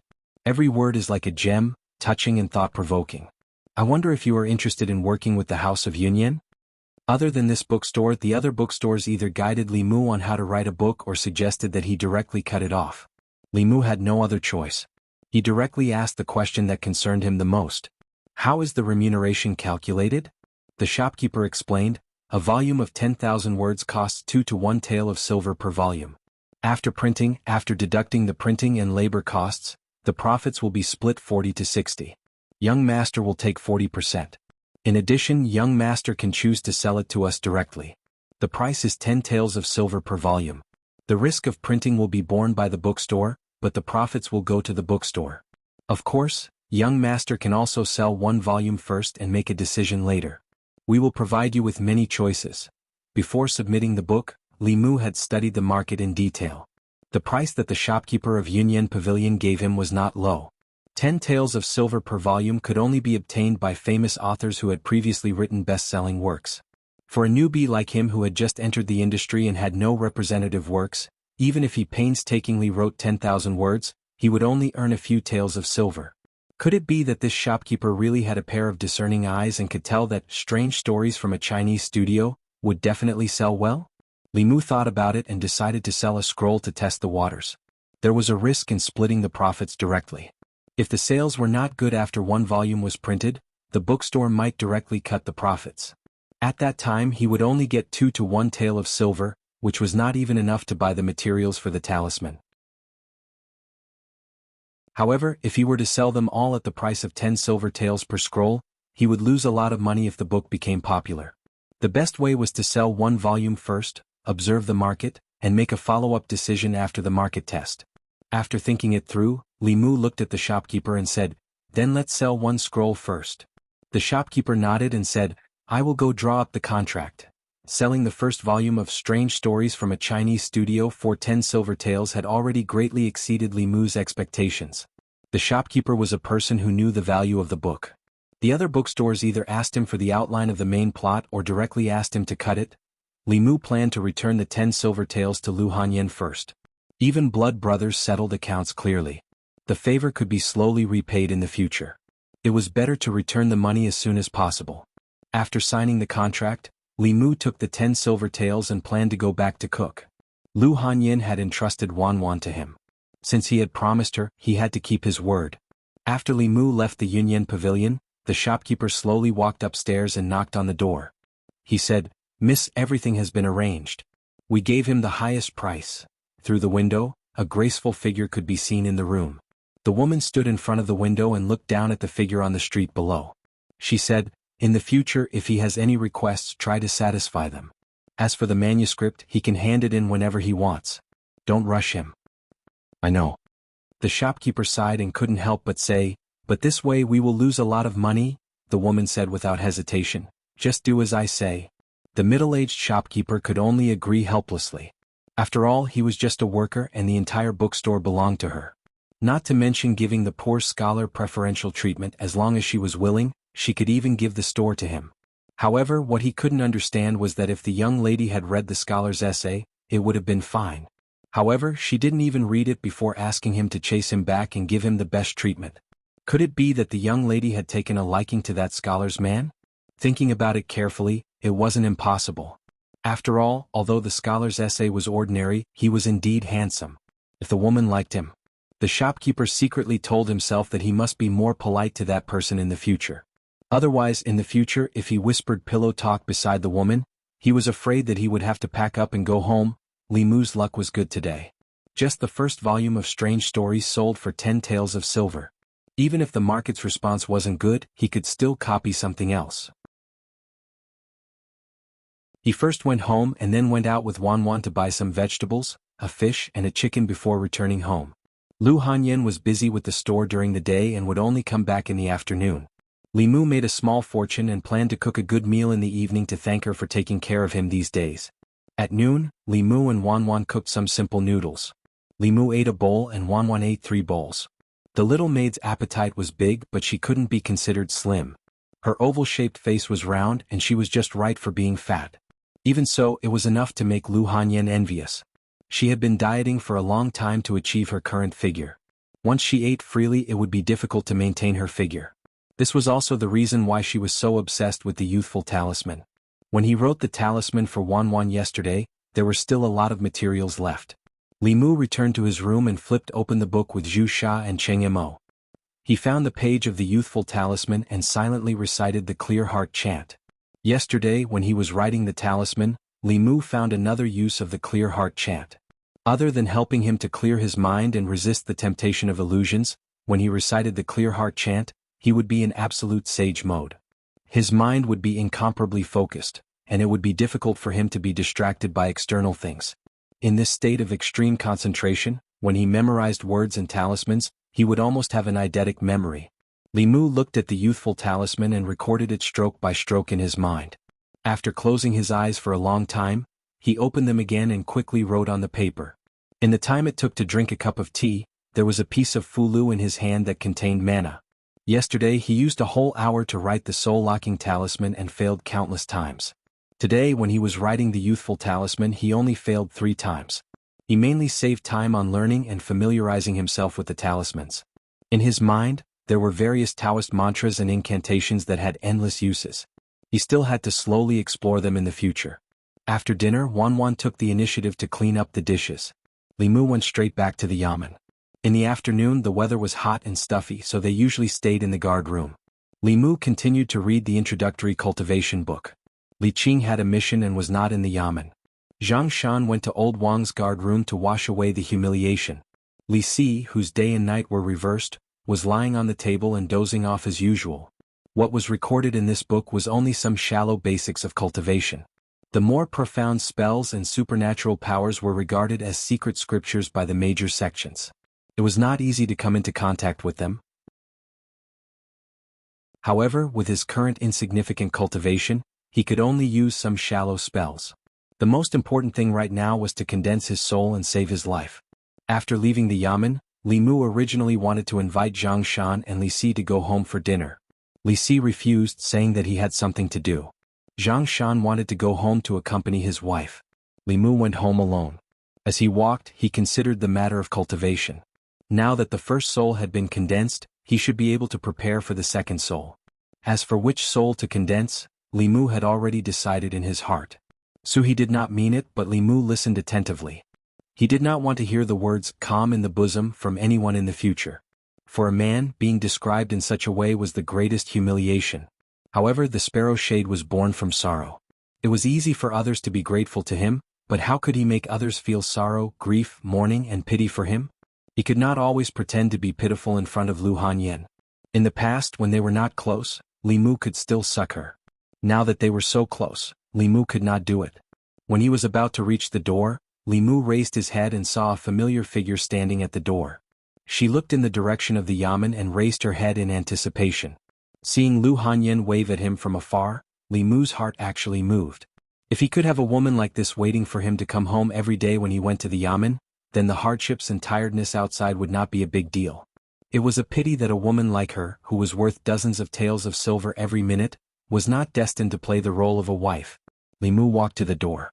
Lu Hanyin saw him coming and smiled. "The food is ready. Come in and eat."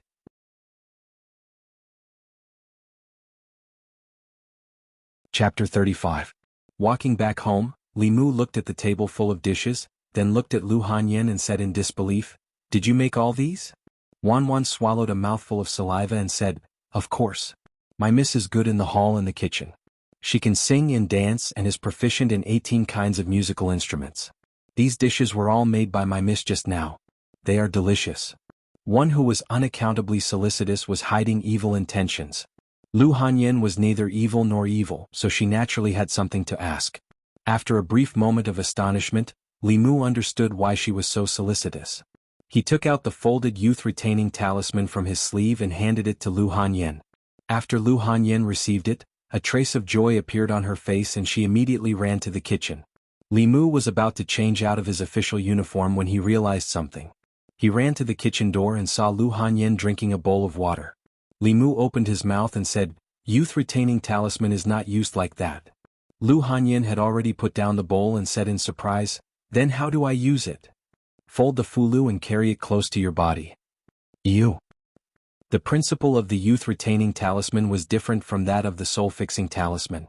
One was from the outside to the inside, while the other was from the inside to the outside.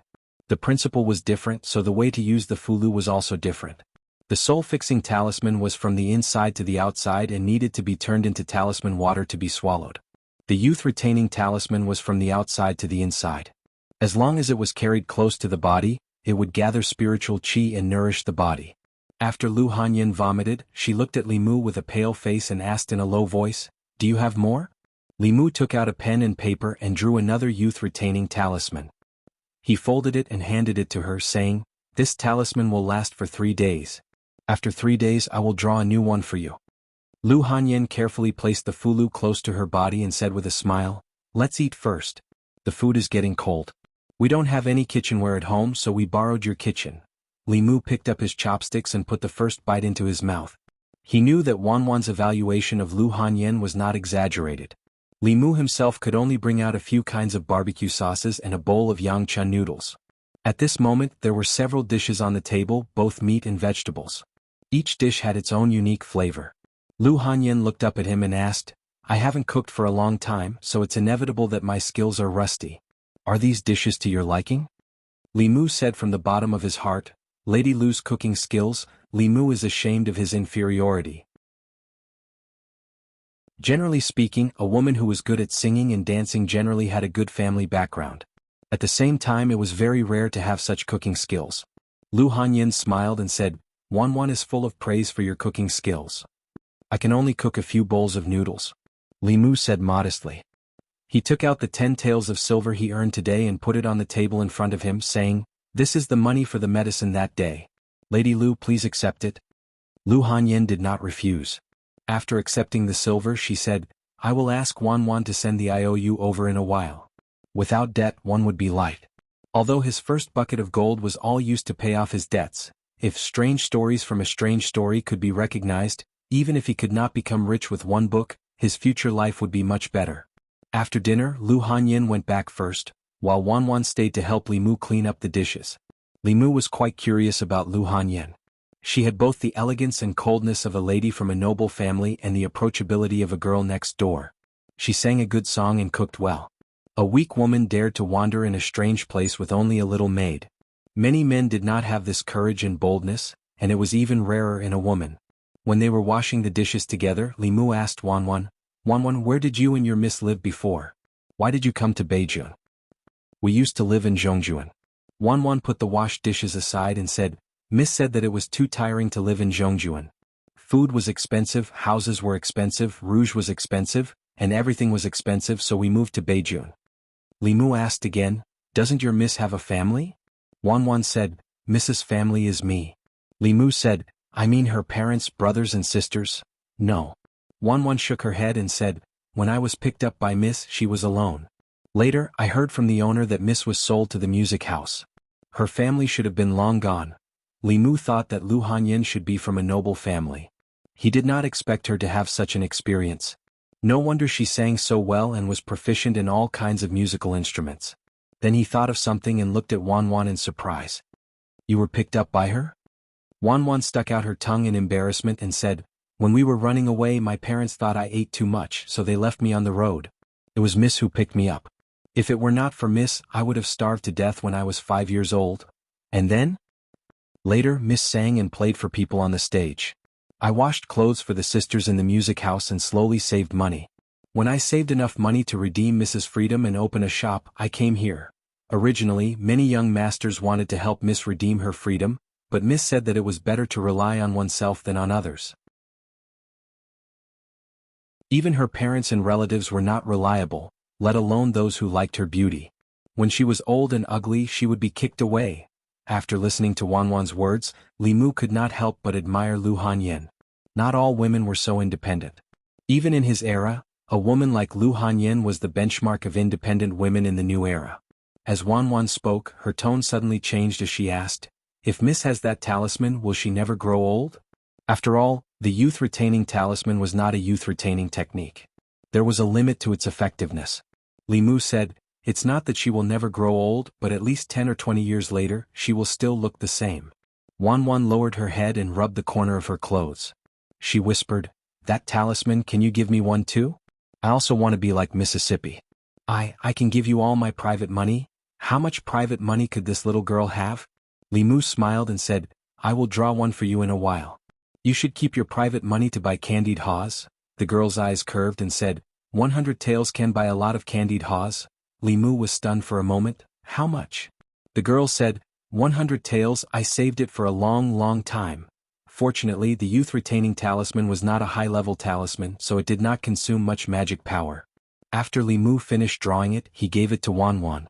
Seeing her jump as she left, he secretly sighed. As a bailiff who only received 500 copper coins a month, he could never imagine how rich a rich person could be. He only thought that Lu Hanyin was a rich woman, but he did not expect that even the maid of a rich woman was also a rich woman. If he had 100 taels, he would not be able to write a novel. It was fine if he was told that there was no main plot, but he was also always scolded for being too short. If he was not forced by life, who would be willing to suffer such grievances? Tomorrow was a day of rest. There was no need to go to the yamen or patrol.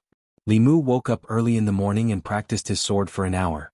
After eating breakfast with Wan Wan, he left the house and walked straight out of the county. That day, Su He had said that after Zhao Yong was executed, he should go to the Bay of Clear Water. She had something to give him. Although Li Mu did not know what it was, it would be a waste if he did not accept a gift from someone else. His intuition told him that whatever Su He gave him must be something good. Although he had already set foot in the cultivation world, compared to those disciples of famous sects, he was still too far away. Other people had masters to teach them and could obtain any resources they wanted from their sections. He had to rely on freeloading cultivation methods and equipment, so he could not let go of any free opportunity. He walked all the way out of the county and along the official road. He arrived at the Bay of Clear Water in less than an hour. Li Mu walked alone on the road. When he was not far from the Bay of Clear Water, he suddenly stopped and turned around to look at a giant tree behind him. In a deep voice he said, "Who's there?" Ever since the formation of the first soul, Li Mu's vigilance had greatly increased.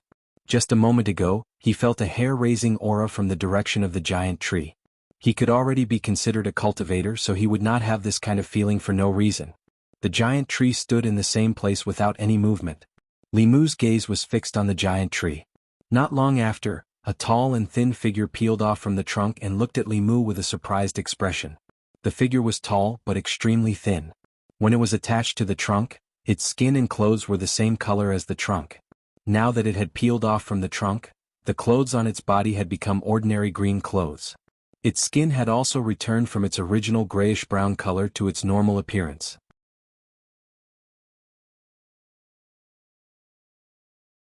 Chapter 36. To think that you are also a cultivator. The tall and thin man glanced at Li Mu and said calmly, "Looks like that useless junior brother of mine died in your hands?" The only one who died in Li Mu's hands was the dwarf invited by the Zhao family. He did not expect that the other party would have a senior brother. Li Mu's gaze swept across the tall and thin man. When his gaze swept past his eyes, his heart suddenly tightened. This person's eyes were not like that of a normal person. Within his eyeballs was a pair of vertical pupils. A normal person could not possibly have such pupils. Almost instantly, Li Mu guessed the reason and blurted out, "A shape-shifting demon." There were 9 realms of demon cultivation. The first realm was called awakening. Demons in this realm could only develop basic spiritual intelligence. Their intelligence was like that of a 3-year-old child. When demons cultivated to the second realm, embryonic molding, their spiritual intelligence was no different from that of a normal person. They could understand humans, speak human language and move quickly. Although they still had the body of a beast, their body had already undergone a metamorphosis. Most of the beasts in the forest were no match for shape-shifting demons. The white fox that Li Mu saved was in this realm. However, she might have just undergone embryonic molding. Otherwise, she would not have been caught by the hunter's trap. The third realm, shape-shifting, was a stage where a demon cultivator's strength would increase explosively. Human cultivators, whether they were Taoists or Buddhists, their first metamorphosis was when they entered the middle 3 realms from the lower 3 realms. However, demon cultivators were different. Their cultivation was much more difficult than humans. However, after shape-shifting they could truly be reborn. Their bodies were incomparably tough. Coupled with their race's abilities, they were much more difficult to deal with than ghosts. Even a cultivator at the third realm, spirit condensation, would have a headache when faced with shape-shifting demons. Li Mu, who had only condensed 1 soul. If not for the 9 syllables mantra that was comparable to Taoist techniques, he would not be much different from a normal person. It would already be difficult for him to deal with a shape-shifting demon, let alone shape-shifting. The tall and thin man sized up Li Mu. A trace of doubt appeared on his face as he questioned. Although my junior brother was useless, he still had the cultivation of spirit condensation. The mana fluctuations on your body are so weak. At most, you have only refined 1 soul. How did you kill him? Li Mu did not answer. You don't want to talk? The expert looked at Li Mu, grinned and said, if you don't say it now, I'll peel your skin, pull out your tendons and search your soul, then I'll know everything. At this moment, Li Mu's lips moved slightly as he softly uttered a syllable. Boom. A bolt of lightning suddenly descended and struck the tall and thin man's head. Li Mu heaved a sigh of relief. After realizing that the other party was a shape-shifting demon cultivator, he raised his guard in his heart.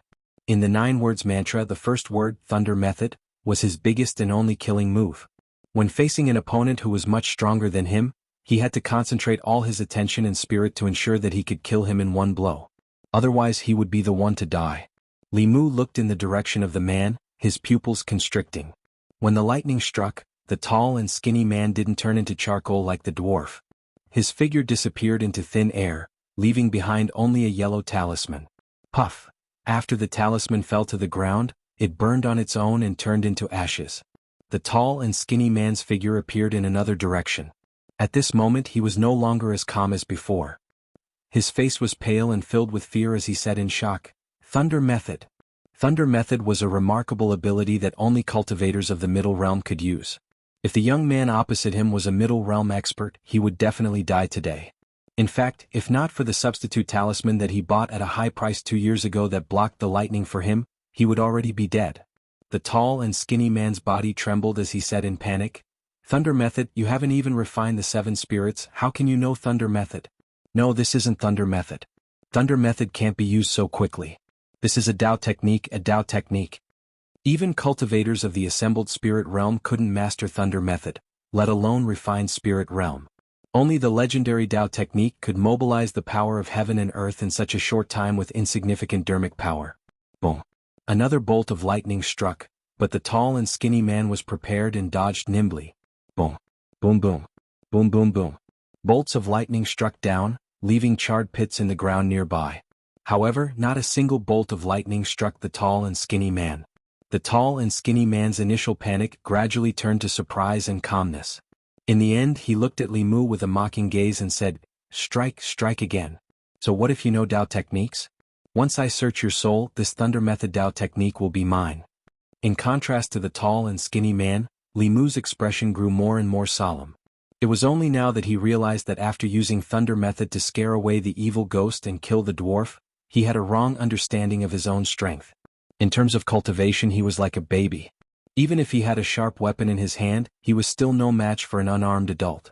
As his dermic power gradually dried up, his face slowly turned pale. In the end, he could no longer release lightning. The tall and skinny man still maintained a distance from Li Mu. At a certain moment he suddenly opened his mouth and a jade-green tongue shot out from his mouth. Like a vine, it wrapped around Li Mu's neck. Just as the tongue was about to wrap around Li Mu suddenly flipped his palm. A yellow talisman appeared in his palm and he stuck it on the tall and skinny man's tongue. This was the fulu that the dwarf used to freeze Zhang Shan. The tall and skinny man's tongue froze in the air. His body also froze for a moment. However, in the next moment his tongue began to wriggle again. Clearly that fulu couldn't completely freeze it. However, for Li Mu, a moment was enough. Boom. A bolt of lightning struck the tall and skinny man's head directly. His clothes turned into ashes and his body was also turned into charcoal in an instant. A faint shadow slowly floated out from his charcoal corpse. It was a huge lizard. It floated in the air and its fist-sized eyes stared fixedly at Li Mu. It roared with incomparable rage, "Lowly food, you dare to destroy my body. I will chew your soul bite by bite." With its body destroyed, it was extremely furious. It pounced towards Li Mu from the air. Li Mu put his palms together and his lips trembled. His body gradually emitted a golden light. The lizard's shadow was blocked outside the golden light. Every time it wanted to approach, it would be burnt and forced back. It floated in the air and stared coldly at Li Mu. It said sinisterly, "So what if you know Buddhist scriptures? I want to see how long your dermic power can last." Li Mu's body was shining with golden light. However, his heart had already sunk to the bottom. The countless bolts of lightning just now had already exhausted his dermic power. However, it still did not completely destroy this lizard spirit. At this moment he was only relying on the dermic power in the string of Buddhist prayer beads.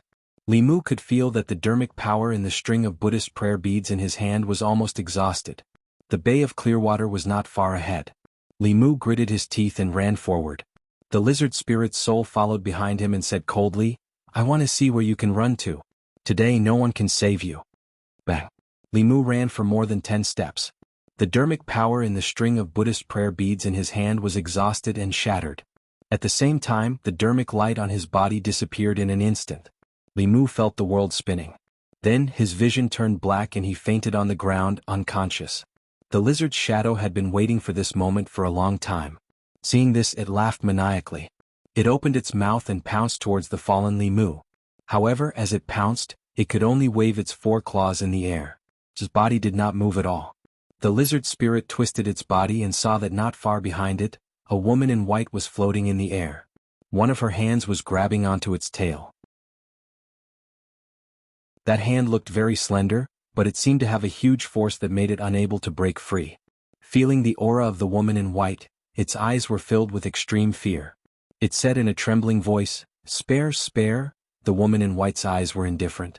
She took a light breath and the lizard spirit's soul immediately collapsed. It turned into a cloud of mist and was sucked into her body. Suhi's face was filled with satisfaction. She flew down and picked up Li Mu by the waist. Then they disappeared into the depths of the forest by the river.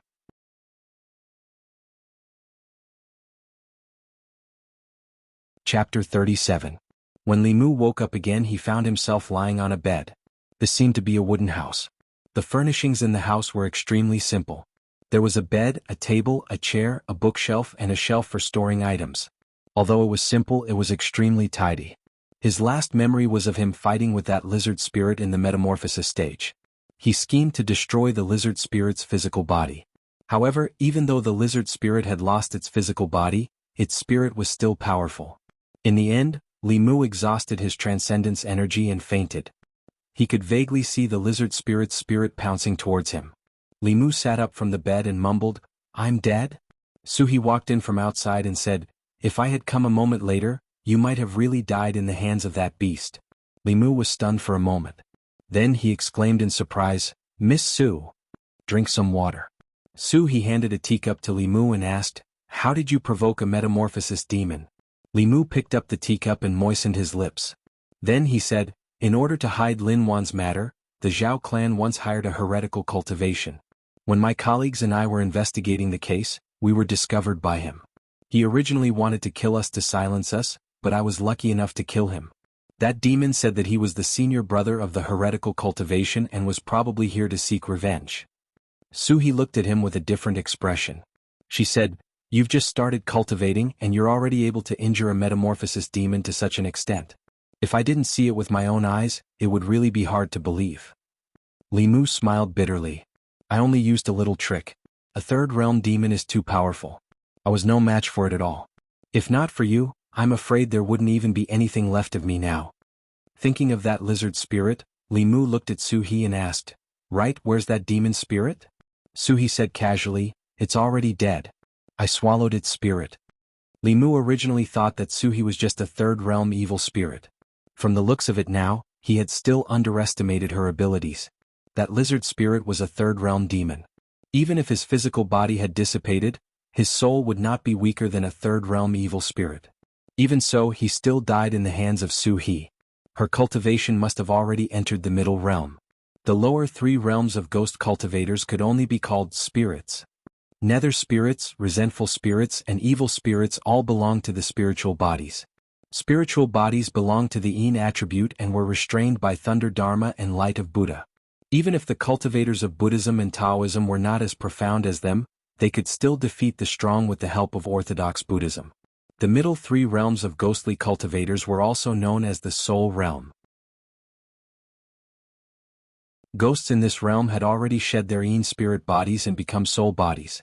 They could condense a physical body at any time and no longer feared the light of Buddha or other means against ghosts. Cultivators would no longer have any advantage when fighting against them. As for the upper three realms, that was the true ghost realm. Their magic power was profound, and they could reverse Yin and Yang and mediate creation. Even in the ghost region of Yudu, they could control millions of ghosts and were existences that ruled the world. It was no wonder that when Li Mu mentioned the imperial court, she was not afraid at all. Resentful spirits and evil spirits could be killed by the imperial court. As for ghost cultivators in the middle three realms, if they could sit down and talk nicely, the higher-ups would definitely not use force. After Suhi finished speaking, she looked at Li Mu again and said, "I sensed the aura of Thunder Dharma there. Furthermore, it was not guided by Fulu. It was a pure and direct Thunder Dharma. Thunder Dharma is a spell that only divine arts realm cultivators can cultivate. Your magic power is shallow, so it is impossible for you to execute Thunder Dharma divine arts. Could it be that you used Dao techniques?" With Li Mu's current cultivation, other than borrowing the power of heaven and earth, he did not have the ability to cross realms to kill enemies. He nodded at Suhi and did not deny it. Suhi looked at him with a weird gaze and said puzzledly, "Scriptures, Dao techniques, they are all secret techniques of Buddhism and Dao sect. They are only passed down to core disciples. You know scriptures and Dao techniques, but your magic power is so weak. You also don't know much about cultivation." Li Mu had an awkward expression. There was no way he could explain this to her. He couldn't possibly say that there was a year when a monk and a Taoist fainted in front of his house during winter. Suhi did not continue asking and only said, "Forget it, everyone has their own opportunities. But you have to remember, before you have the ability to protect yourself, it is best not to let others know about it. Otherwise it could bring you a fatal disaster." Li Mu nodded and said, "I understand." Suhi took out a book from the bookshelf in the corner and said, "This is for you. It should be useful to you. Take it as a thank you for helping Lin Wan seek justice." Li Mu remembered that she said last time that if he could solve Lin Wan's problem, she would give him something. Could it be this? He took the book that did not have a cover and flipped it open. He saw that there were countless small words densely packed on the cover. "The wind comes out of Jen Horn, the earthly soldier platoon, the road in front of Sun Fong, the ferocious wind calls, urgent as the law commands. The four seas origin, the five mountains drive forward. The stone cracks defy, dare to spread scales. Moving clouds arrange chi, gather substance and refine truth. 6 Jia. Urgent as the law commands. The eastern Jia Chen Yuanheng righteous chi speed current. I receive long life, heaven and earth palm horizontal. Follow me incantation when used, thunder and rain soar. Rapidly descend, rapidly reveal true form. Urgent as the law commands." Li Mu was shocked. What was recorded in this book was actually all Taoist spells and abilities. Borrow the wind and move fog, pray for clear skies and rain, summon coming and going, tread on water and sit on fire, ride the wind and water, chase souls and absorb souls, hide and hide. In addition, there were several thunder spells, exorcism incantation. He flipped through a few pages and found that this book only had half of it. It recorded dozens of Taoist spells and abilities from the tempering soul to the transcendent realm. The power of Taoist spells was incomparably strong. Even those with weak dermic powers could borrow the power of heaven and earth through Taoist spells and use powerful spells. In order to prevent them from falling into the hands of people with evil intentions and harming the world, Taoist spells had always been a secret. Although these spells and abilities were not as secretive as Taoist spells, they were still not easily obtained through conventional means. If the book that Li Qing gave him was just a basic introduction, then this book was an advanced tutorial. It could allow Li Mu to cultivate to the fourth realm without any hindrance. So he said, more than 10 years ago, there was a Taoist priest who was fighting with a demon above the Bay of Clearwater. His cultivation was not as good as the demon, so his body and soul were devoured. This half of the Taoist book fell from his body. I was originally a yin spirit in this pool, but after obtaining this book I learned some Taoist techniques. In the past 10 years, I have cultivated intermittently, and only then did I reach my current cultivation. Li Mu did not decline and kept the book. Suhi smiled and said, "Looks like you really did cultivate by yourself." Li Mu raised his head and said, "To be honest, this book is very useful to me. If you have any needs in the future, Li Mu will definitely repay you." Suhi not only gave him the book but also saved his life. In his heart, her position was equal to that of the monk. Suhi shook her head and said, "I gave you this book to thank you for what you did for Lin Wan, not for you to repay me. The Bay of Clearwater is remote and no one can be seen all year round. If you have the heart, you can come here and chat with me when you have the time. Tell me about the outside world and I will be very happy." Li Mu smiled and said, "Of course. Then it's a deal." Suhi smiled and said, "After you go back, help me inquire about a person." Li Mu asked, "Who?" Suhi said, "His name is Chui Ming. 20 years ago he was the county magistrate of Yangqiu." There were many people with the same name and surname, so it was naturally difficult to find out. However, there should only be one person who was the county magistrate of Yangqiu. It could be found in the residence of the county government. Li Mu nodded and said, "I will help you find out when I go back." Suhi used an illusion to hide the small house by the river where she lived. She sent Li Mu out and said, "If you meet a strong enemy in the future that you can't deal with, you can lead him here. As long as you are close to the Bay of Clearwater, I will be able to sense it." Ghost cultivators in the spirit realm were considered strong in the entire North County. Li Mu's greatest gain this time was not the other half of the Taoist book, but that he had gained another backer. They walked to the place where Li Mu had fought the lizard spirit. On the ground there was a charred lizard and a bag. He did not know what the bag was made of, but it was not damaged even after being struck by the heavenly thunder. Li Mu picked up the bag. Suhi said, "It looks like the sorcerer's soul-nourishing bag. It should contain the souls he captured." Li Mu wanted to release the souls, but when he opened the bag, a cloud of black fog suddenly surged out of the bag. The black fog circled in the air and turned into a ghost figure. It laughed and said, "Damn snake, I'm out. Last time you caught me off guard. If you have the ability, catch me again." While laughing wildly, it bent down and looked at the ground. At first glance, it saw a familiar figure. The moment it saw Li Mu, its laughter stopped abruptly. It said in shock, "Why is it you again?"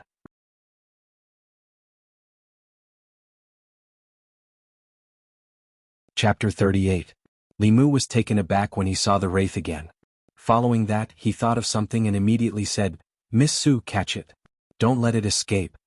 The moment the wraith recognized Li Mu, it recalled the lightning bolt that alarmed him. Without any time to think, it immediately transformed into a mist and fled into the distance. But this time it did not escape. Suhi's figure vanished from where she stood and instantly appeared in front of the mist. She reached into the mist and quickly grabbed a ghostly figure. It was a young man. His face was filled with horror. The way he looked at Suhi was 100 times more horrified than when he looked at Li Mu. The only thing he feared about the young man was the lightning bolt, but the white-clothed woman in front of him made him feel fear from the depths of his soul. Suhi glanced at the wraith and looked at Li Mu again. She asked, "Do you know each other?" "Yes." Li Mu walked over with a smile and said, "I have a few important questions to ask him." The wraith trembled and said with a trembling voice, "I was the one who offended you in the past. You are a magnanimous person. Please forgive me and treat me like a fart." Li Mu first guided the fear out of him before asking, "Back then, how did you know that I didn't have 7 physical souls?" Li Mu had never figured it out. The 7 physical souls were different from the 3 spiritual souls. The soul belonged to the body, and without cultivating to the middle 3 realms, it was impossible to see through the physical souls. Even Suhi could not tell. Li Qing needed to make a judgment based on Li Mu's numerous symptoms. How could a puny wraith have such ability? I'll talk. The evil spirit quickly said, this little ghost was originally just a Yin spirit, living in a cave under the bridge. One day 2 wraiths were fighting on the bridge. I don't know what happened, but they both perished. This little ghost absorbed their remnant souls and increased my cultivation. I also gained some memories. In the memories of one of the wraiths, there was a divine ability called Heaven's Eye. After this little ghost learned it, he could see through a person's 3 spiritual and 7 physical souls. Li Mu looked at it and asked, do you think I'm gullible? How can there be such a divine ability? Do you believe that I'll strike you with lightning? There really is. The wraith panicked. If you don't believe me, I'll tell you. You'll know when you try it. In fact, it was not that Li Mu did not believe it. The earliest divine abilities and spells were also created by the seniors of Tao. Even now, there were often amazing people who created their own divine abilities and even Tao techniques.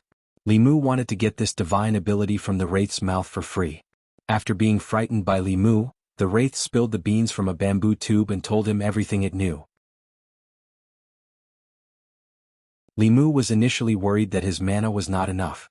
After trying it, he discovered that this divine ability called Heaven's Eye did not have a high requirement for mana. It was just a magical use of mana. With a short incantation it could be used.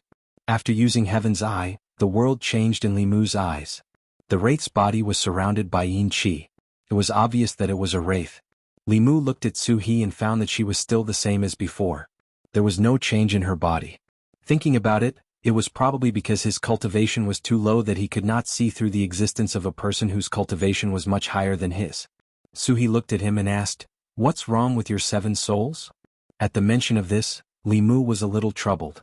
He said, it should have been taken away by some evil thing. I'm thinking of a way to reform it.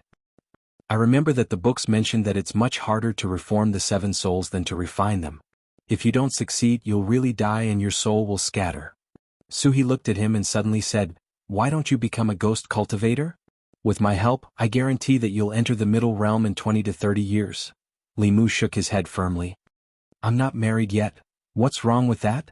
Suhi smiled and said, even if you become a ghost cultivator, you can find a female ghost and cultivate your soul.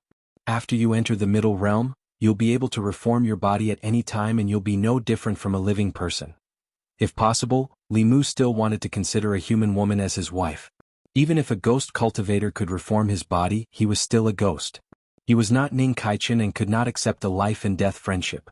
Before Li Mu answered, the wraith asked tentatively, can I go now? Who said you can go? Li Mu glanced at it and looked at Suhi. He said, this ghost tried to kill me twice before. Today it fell into my hands.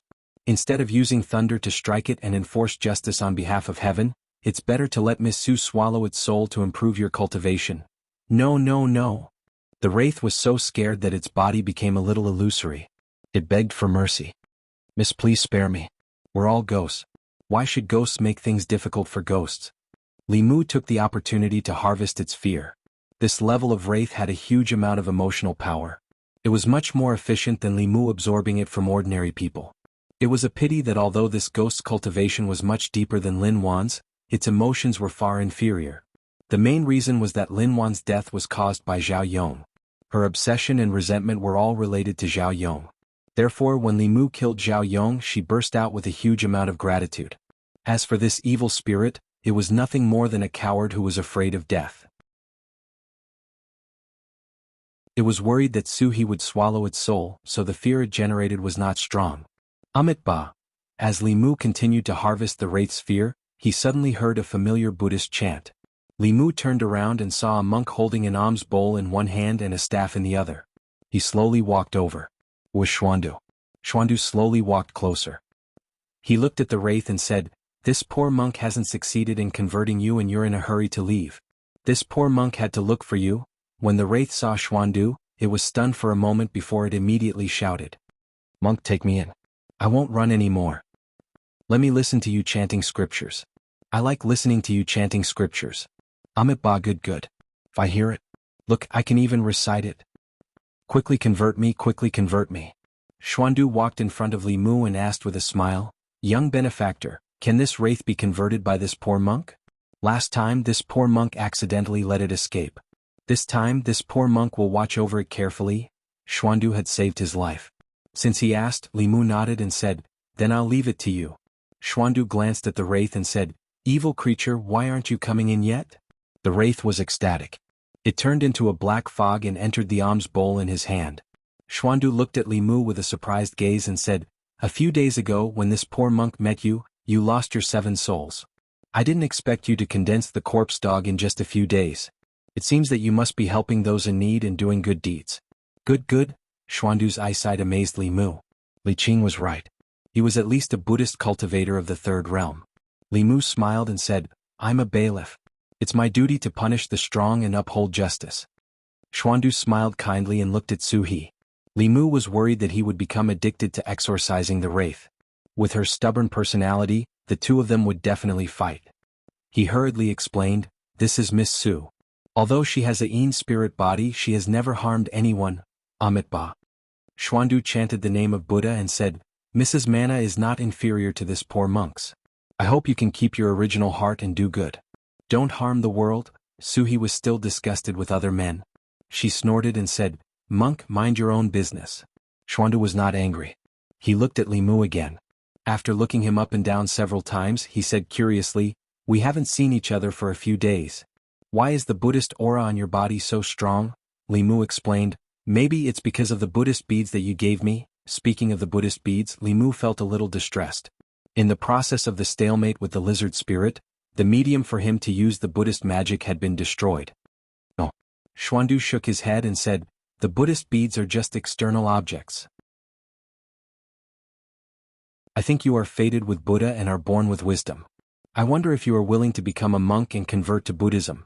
Li Mu waved his hand and said, no. Xuandu did not insist. He just took out a yellowed book from his arms and handed it to Li Mu. He said, this scripture is for you. If you change your mind in the future, you can come to the Jinshan temple to find me. It was impossible to change his mind. Li Mu was very satisfied with the quality of his hair. When he was about to refuse, he saw Su He give him a look. Li Mu immediately understood. He took the scripture and said, thank you, master. Reciting this scripture often can help you understand reason and wisdom, eliminate karma, and purify the 6 senses. Xuandu nodded slightly and said, come, please follow me and recite, this is what I heard. This is what I heard, Li Mu recited after Xuandu. Suddenly, there was a flash of golden light on his body. However, this golden light was like a firefly compared to the sun when he was reciting the Heart Sutra. Li Mu did not take it seriously at all.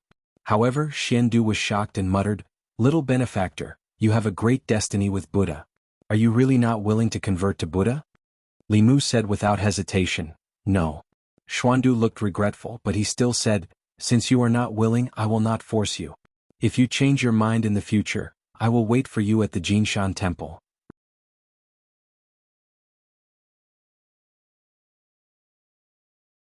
Chapter 39. Xuandu took the evil spirit and gave Li Mu the scripture. Seeing that Li Mu was unwilling to convert, he did not force him. Just like last time, he turned around and left. Li Mu held the Buddhist scripture and thought of Su He's eyes that reminded him. He wondered, is there something mysterious about this scripture? Su He looked at the direction that Xuandu left and said, when Buddhist disciples first start cultivating, they use a certain scripture as the foundation and chant it day and night. If I'm not wrong, that monk wants to use this to test your root of wisdom. Li Mu said, root of wisdom? This is just a saying that those monks used to fool fools. Su He said faintly, the so-called root of wisdom is your talent in cultivating Buddhism. Chanting the scripture is similar to Taoism's guidance. Those with outstanding talent in Taoism can guide qi several times and succeed in drawing qi. It's the same with the basic scripture. Those with outstanding talent in Buddhism only need to chant it a few times and there will be a light of Buddha. Those with average talent will need a few days. Those without talent will just chant it in vain. Su He looked at Li Mu with a strange look and said, you only chanted one sentence and there was a light of Buddha. Obviously, you have an extremely high talent in cultivating Buddhism, but you cultivate Taoism. Li Mu himself did not believe that he had any talent in Buddhism. It was most likely because of the Heart Sutra. However, this was not what he cared about. Li Mu looked at Su He and asked the question he was most concerned about, can Buddhism and Taoism be cultivated at the same time? Of course you can. Su He said, If it's other cultivation methods, it may not work. But Taoism cultivates the dantian and Buddhism cultivates the body. The two do not conflict. It's just that it's not easy to cultivate. Just the path of cultivation is already very difficult. Very few people cultivate Buddhism and Taoism at the same time. Don't be too greedy. It was not that Li Mu was greedy. It was just that Buddhism and Taoism each had their strengths and weaknesses. If he cultivated both at the same time, he could learn from each other's strengths and weaknesses. When fighting with others, he would have more trump cards to protect himself. If Li Mu only cultivated Taoism or Buddhism, he would not have been able to last until Suhi arrived in the fight with the lizard spirit. He did not have to cultivate Buddhism to a high level. As long as he had a little Buddhist mana, he could use part of the power of the Heart Sutra. When he met with demons and ghosts, he could both attack and defend, providing double protection. The beginning cultivation of Buddhism was simpler than Taoism. One only needed to recite the scriptures, while the other needed to cultivate the soul painstakingly. However, this did not mean that the cultivation of Buddhism was easier than that of Taoism. The lower three levels of Taoism, soul refining, soul concentrating, and spirit concentrating, were to build the foundation for later cultivation. Buddhism's beginning cultivation was easy, but the difficult part was the cultivation of the heart. The characteristic of easy at first and difficult at last was suitable for Li Mu. After all, he originally walked the path of Taoism. He did not want to cultivate Buddhism to a high level. After keeping the Taoist books and Buddhist scriptures, Li Mu bid farewell to Su He and walked along the official road to the county. The Bay of Clearwater was not far from the county. Li Mu often walked and it would take about an hour. If he knew how to draw the spirit travel talisman, he could save a lot of time. Unfortunately, he only knew a few fulu. With his current low level of mana, he could draw even fewer. The spirit travel talisman required a soul concentrating realm cultivation to draw. Currently, Li Mu was unable to do it. The battle with the lizard spirit was a blow to Li Mu's head. In the past, his cultivation was low. He relied on his thunder technique to restrain demons and ghosts. He did not care about demons and ghosts. The result was that if Su He did not appear, his body would have been eaten by the lizard spirit. Even his soul would have been devoured. This dangerous experience reminded Li Mu that he was a newbie who had just stepped into the cultivation world. Before he had absolute power, he must be careful. After returning home, Li Mu threw all the miscellaneous matters to the back of his mind and focused on the soul concentrating realm. He had already condensed the first soul, Dog Corpse. The second soul was the third soul, Sparrow Shade. Sparrow Shade was born from sorrow. Sorrow, grief, mourning, pity, they were all part of sorrow. How could he make others feel these emotions? Theoretically speaking, writing a book was the easiest way to mobilize the emotions of most people. Once the readers were immersed in the story, they would feel joy, anger, sadness, or sadness according to the plot. The more popular the novel, the more readers, the more powerful the emotions. But to condense the soul-concentrating realm through this method, it was difficult. Li Mu needed to be face-to-face with someone to absorb their emotions. Beyond a certain distance, the art of inducement would be useless. Although this method did not work, the general idea was correct. Li Mu followed this train of thought and quickly came up with a solution. Soon, Li Mu arrived at the entrance of the Yunyan Pavilion. The Yunyan Pavilion was a chain store. It did not only sell books. To be exact, it was a brand. It had a bookstore, a music studio, a theater, and a tea house. The bookstore was next to the tea house, opposite the tea house was the music studio, and next to the music studio was the theater. The four shops were all called the Yunyan Pavilion. The popular novels in the bookstore would be interpreted by the storytellers in the tea house. The music studio would arrange the music and adapt it into a play in the theater. Li Mu could not help but admire the shopkeeper of the Yunyan Pavilion. This kind of advanced concept of pan-entertainment was rare in this world. If he had the chance in the future, he would get to know someone with such foresight. Li Mu stepped into the bookstore. The middle-aged shopkeeper, who was calculating the accounts at the counter, looked up and immediately ran out. He asked eagerly, "Young master, why are you here? The Strange Stories from a Chinese Studio is still in its infancy. It will be a few days before it can be printed and sold." Li Mu shook his head and said, "That's not why I'm here." The shopkeeper said, "Young master, if there's anything else, please let me know." The shopkeeper's attitude made Li Mu feel a little strange. According to his investigation, the bookstore's attitude towards the authors under it was not very friendly. After all, those poor scholars would delay their chapters every 2 to 3 days. The shopkeepers of the major bookstores wanted nothing more than to hold a knife to their heads and force them to write. It was very rare for them to be so friendly. However, if the shopkeeper's attitude was good, Li Mu would not feel uncomfortable. He smiled and said, "There is indeed something I would like to ask of the shopkeeper." After all, this was a man that the lady had her eyes on. The shopkeeper could not be negligent. He quickly said, "Young master, please speak." Li Mu asked, "I wonder if the tea house next door is lacking storytellers?" The shopkeeper asked, "Young master wants to tell stories?" Li Mu nodded and said, "I want to try." Telling stories and writing novels had certain similarities. Although the audience of storytellers was limited to one area of the tea house, they were only separated by a curtain. Li Mu could easily guide their emotions. When the shopkeeper heard Li Mu's request, he immediately said, "I will arrange it for you immediately." No matter how slow Li Mu was at this moment, he realized that something was wrong. Since the last time, the shopkeeper's attitude towards him had been excessively good. Not only did he give him special treatment when he published a book, but now he was even fulfilling all of his requests. Those who did not know would think that Li Mu was the shopkeeper. He looked at the shopkeeper and asked, "Shopkeeper, are you hiding something from me?" The shopkeeper's heart thumped. He smiled apologetically and said, "How is that possible?" When he spoke, his eyes drifted and his expression was nervous. This made Li Mu certain of his suspicions. He asked, "What are you hiding from me?" The shopkeeper stuttered and did not dare to raise his head to look at him. "All right, shopkeeper Huang, you can leave." At this moment, a familiar voice that Li Mu heard suddenly came from above. Lu Hanyin came down from upstairs. Looking at Li Mu, she said, "If you have any questions, just ask me. Don't make things difficult for shopkeeper Huang." Li Mu looked at her in astonishment, then suddenly said, "So it's you?" When Lu Hanyin came down from upstairs, Li Mu understood everything. He understood why the shopkeeper suddenly chased after him when he had already rejected his manuscript. His attitude changed 180 degrees, and he approved his manuscript without any hesitation. Furthermore, he gave him so much preferential treatment. It turned out that the yen of the Yunyan Pavilion was Lu Hanyin's yen. Li Mu thought that he was already earning money with his own efforts. He did not expect that he was still relying on Lu Hanyin to be pitiful. In other words, he was living off a woman. Although there was a trace of discomfort in his heart, but it could not be denied that living off a woman was quite good.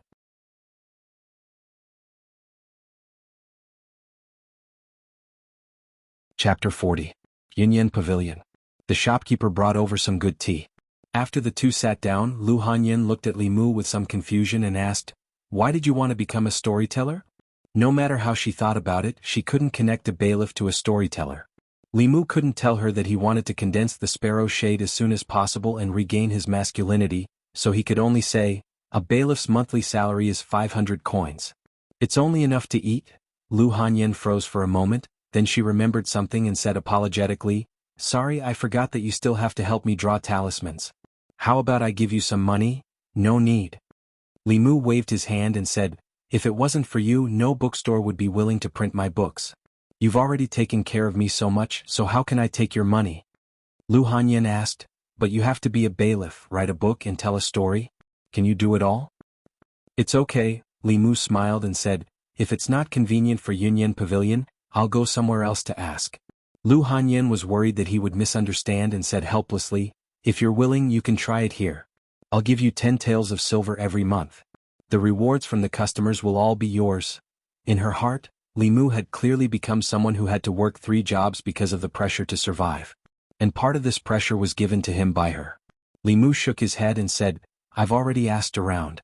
The best storyteller here only gets 2 taels of silver a month. The rewards from the customers can only be split 50%.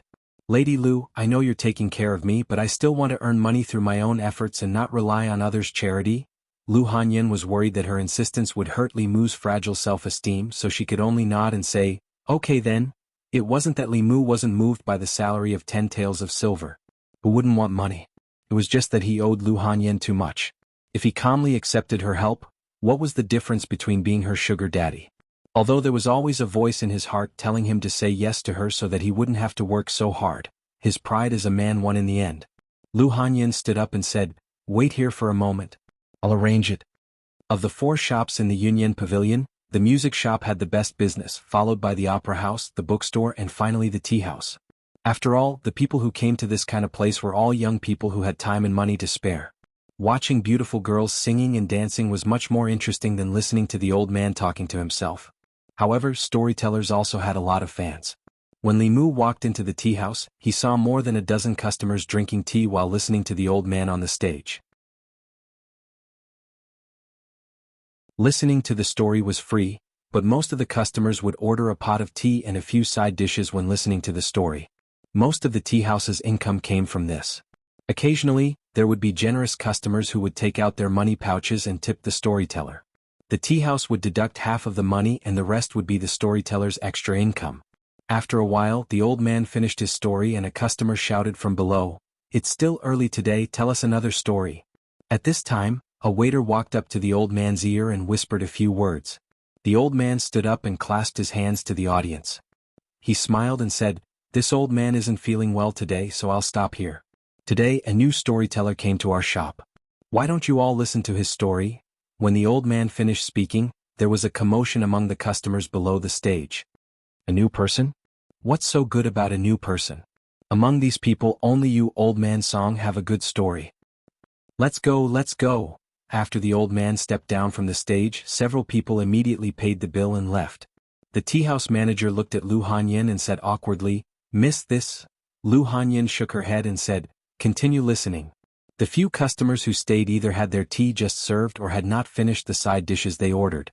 Although they were still sitting there, their eyes moved away from the stage. It was not until two of the waiter moved a screen to the stage that the crowd glanced at it in surprise. What's going on? Why is it blocked? So mysterious. What kind of gimmick is this? Hurry up and drink. After finishing this pot of tea, we'll listen to music on the other side. Li Mu came up from the backstage and sat on the chair behind the screen.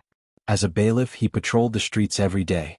Not everyone in Yangqiu County knew him, but at least most of the people on Weiyang Street were familiar with him. Therefore he asked Lu Hanyin for a screen to block his view. Sitting on the chair behind the screen, Li Mu cleared his throat and said, "The story I'm going to tell today is called Transforming into a Butterfly." During the previous dynasty, in the Zhu family manor in Yangqiu County of the North region, there was a woman named Zhu Yingtai. She was beautiful and intelligent. She learned poetry from her brother since she was young and liked to read. However, there was no good teacher in her family and she wanted to study in Zhongjuan. In order to harvest these people's sorrow, Li Mu told an adapted version of The Lovers of the Liang Dynasty. As one of the four great love tragedies in ancient times, The Lovers of the Liang Dynasty was really sad to the bone. Li Mu was 12 or 13 years old and had his first awakening of love. When he did not know what love was, he cried his eyes out when he watched The Lovers of the Liang Dynasty for the first time. Today, even if the people present were all fierce men, as long as they still had human emotions in their hearts, Li Mu could harvest their sorrow. On the way to study, Yingtai met Liang Shambua, a scholar who also went to Zhongjuan to study. The two of them hit it off at first sight and enjoyed each other's study. On the grass bridge pavilion, they used soil as incense and became brothers. Below the stage, the few guests who were drinking tea gradually slowed down. A woman dressed as a man? Interesting, you can't even tell? How flat is the woman's chest? Although this new storyteller's skills were not as good as the other storytellers, his story was quite interesting. It was fresh and unconventional. After listening to a paragraph, they actually listened to it. A series of funny stories caused by the female lead dressing as a man also made the few people present smile. The two guests who were about to leave silently asked the waiter to refill the pot of tea. Interesting. This story is novel and quite funny. It's funny, but it doesn't seem to have anything to do with transforming into a butterfly. The name is off topic. Everyone listened and discussed with great interest. Until Li Mu told them that when Liang Shambua went to the Zhu family to propose, he learned that the Zhu family's father had already betrothed Yingtai to Ma Wenkai, the son of the South County's county chief. The happy marriage had already become a shadow. The two of them met on the platform, looked at each other with tears in their eyes, and left in a sad manner. The faces of those guests gradually became serious, but they also knew that this was the usual routine of storytellers. They would first suppress their desires, then suppress their desires. The subsequent development of the story would definitely be that the two of them would overcome various obstacles and live happily together. However, behind the screen, the storyteller's voice came slowly, Shanbo fell ill from depression and died not long after. When Yingtai heard the bad news of Shanbo, she swore to die. Dead? This is impossible. His ghost must still be waiting. What will Zhu Yingtai do? Are the two of them going to fall in love with each other? Below the stage, everyone looked anxious. Lu Hanyan's heart also tightened. At this moment, Li Mu stood behind the screen and frowned slightly. Just as he told the most tragic part of Liang Zhu and wanted to guide everyone's grief, he realized that he could not guide any of it. He originally thought that these people were really heartless until he used his heaven's eye to look through the screen. Only then did he realize that almost everyone was filled with a faint sense of sorrow. However, this sorrow could not be guided by him. Li Mu did not use his heavenly eye divine ability, so he could not see anything. There was only one possibility for this situation, and that was that their grief was not directed at Li Mu. How could this be? Li Mu frowned. Could it be that even if the emotions were because of him, as long as they were not directed at him, he could not guide them? The reason why he could not absorb the grief of these people was because their grief was directed at Liang Shanbo and Zhu Yingtai, not him, Li Mu. Then wouldn't all his hard work have been in vain? Below the stage, everyone was listening nervously. However, after a long silence from behind the screen, they could not help but urge him to continue. Hurry up, what's next? Where's the storyteller? Is he asleep? I've already given him the money. Hurry up and continue. The hope of gathering the sparrow shade was ruthlessly destroyed. Li Mu was depressed. He said impatiently, "There's nothing next." Below the stage there was a moment of silence. Then the atmosphere exploded. What did you say? He hasn't finished yet. How can he only tell half a story? Bastard, you dare to play with us. Hearing the angry roars of the crowd and feeling the boundless anger coming from behind the screen, Li Mu was stunned on the spot. Although he did not collect any grief today, the progress of collecting anger had greatly exceeded Li Mu's expectations.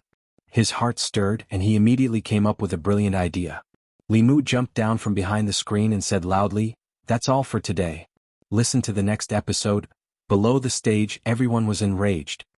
Bastard, come back here. Don't even think about leaving today. How dare you play this game? Do you believe that I won't beat you to death? Li Mu hid behind the stage and took a deep breath. His face was filled with satisfaction. In front of the stage, someone cursed while holding onto the table. He said weakly, "Aya, why am I so tired? I'll take a break first. Who can go and catch that bastard?"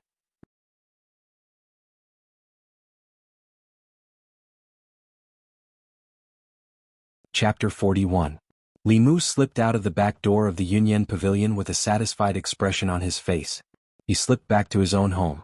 Although the gathering of grief did not go as smoothly as he had expected, it was not a bad thing for him if he could condense the second soul-concealing arrow through the anger.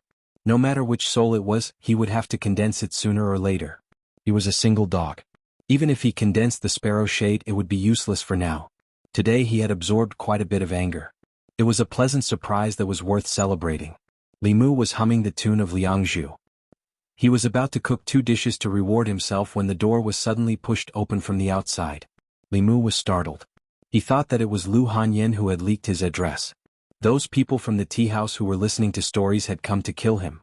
Looking carefully, he realized that it was only Lu Hanyan. Li Mu looked at her tentatively and asked, "What's the matter?" Lu Hanyan quickly walked to his side and asked, "Uncle Shan died of illness. What about Yingtai? What happened to Yingtai?" Li Mu thought that something big had happened.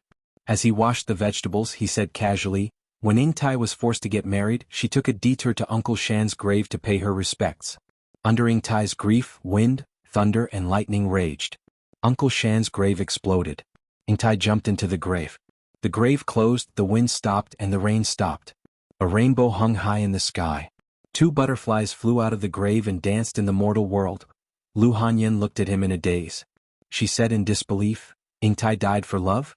Uncle Shan didn't come back to life?" Li Mu glanced at her and said, "Do you think this is one of those ghost stories where people die and come back to life?"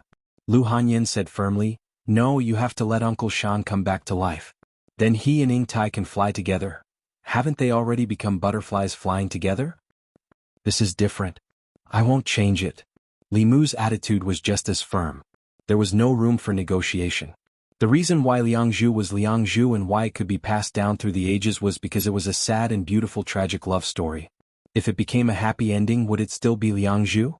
This was an insult to the original story of The Lovers of Liang, and also an insult to Li Mu. Lu Hanyan looked at him with her big watery eyes and begged, "Please?" Li Mu didn't expect her to use a soft approach. He was almost melted by her gaze. He quickly looked away and said, "Even if you look at me like this, I won't change." Lu Hanyan retracted her gaze and said angrily, "How can you be so cruel? How can there be so many perfect things in the world?" Li Mu shook his head and said, "Not all love endings can be as beautiful as people expect. Are you really not going to change it?" "No, I won't change a single word." Lu Hanyan seemed to be angry. Her chest heaved as she left. Li Mu didn't care. Women were emotional. It wasn't strange for her to hope that Liang Zhu would have a happy ending. It would be fine after she calmed down. He continued to hum a little tune as he thought about whether he should steam the fish or sweet and sour it when he passed by the market earlier. Wan seemed to like sweet and sour fish, so sweet and sour it would be fine. Li Mu was just about to scrape the fish when footsteps came from beside him again. Lu Hanyan walked back and asked doubtfully, "What tune are you humming?" "How come I've never heard it before?" Li Mu said. "Butterfly transformation?" Lu Hanyan said in surprise. "Butterfly transformation has a tune." Li Mu said perfunctorily, "I hummed it myself." Lu Hanyan said, "Hum it again for me to hear." Li Mu said in surprise, "Don't you have to look after the shop?" "It's my shop. I can go whenever I want." Lu Hanyan sat next to Li Mu and said, "Hurry up and hum a few more words. This tune is a bit interesting." Li Mu handed the knife to her and said, "Then help me kill the fish. I still have a chicken to stew." Other women might be more resistant to these things, but Li Mu knew very well that Lu Hanyan was not a pampered young lady. She was even more skilled than Li Mu when it came to killing fish. After she was done, she cut the fish on both sides, stuffed onions, ginger and garlic into the belly of the fish, and put it aside to marinate. Li Mu was not a music major, so he could not remember all the notes of Liang Zhu, but he could still hum a long section. After Lu Hanyan heard it, she looked at Li Mu in surprise and said, "The rhythm of this song is slow and fast and the tune is changeable. Moreover, it is secretly in line with the story of butterfly transformation. You are definitely not humming it yourself." Li Mu shook his head and said indifferently, "If you don't believe me, then forget it." Lu Hanyan looked at him a few times and then walked out of the courtyard. After a while, Wan ran over and saw Li Mu busy in the kitchen with marinated fish. She said happily, "We are eating fish today." Li Mu asked, "What flavor do you want to eat? Steamed, boiled, fried, roasted, or sweet and sour?" The girl thought for a moment and said, "Let's eat steamed. Young lady likes to eat steamed." Li Mu steamed the fish into the pot.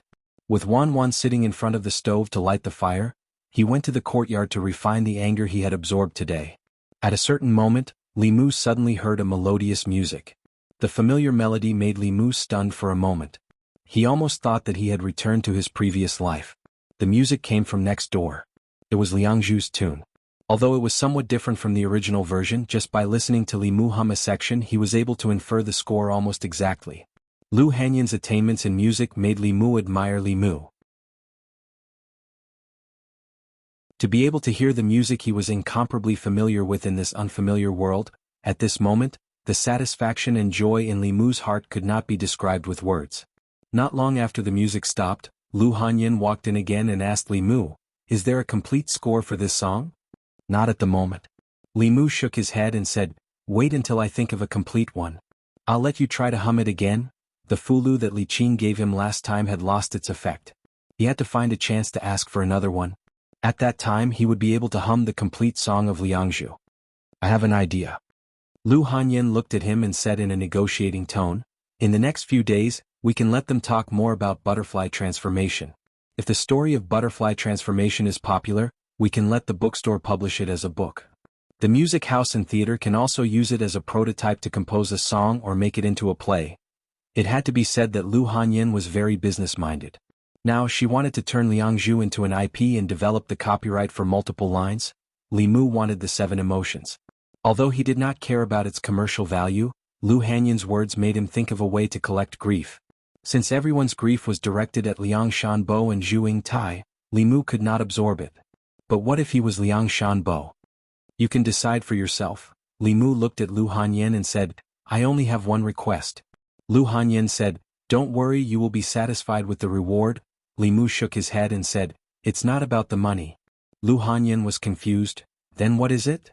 Li Mu said seriously, after the story of butterfly transformation is made into a play, I want to act as Liang Shan Bo. Lu Hanyan said, you know how to act? Li Mu, no, but I can learn. Lu Hanyan shook her head and said, a quarter of an hour on stage is 10 years of work off stage. You can't learn it?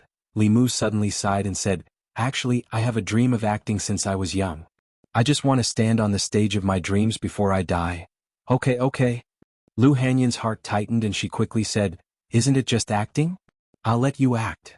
Telling a lie often required countless lies to cover it up. Li Mu himself did not remember when he started to lie in front of Lu Hanyan without blushing and without skipping a beat. Others treated him with sincerity, but he covered it up. This made Li Mu feel very uncomfortable. He could only comfort himself that other men lied to girls for their bodies. He used Lu Hanyan's sympathy to condense his soul and save his life. He did not covet her body, nor did he want to cheat her of her money. This could only be regarded as a white lie. After comforting himself like this, he became more at ease.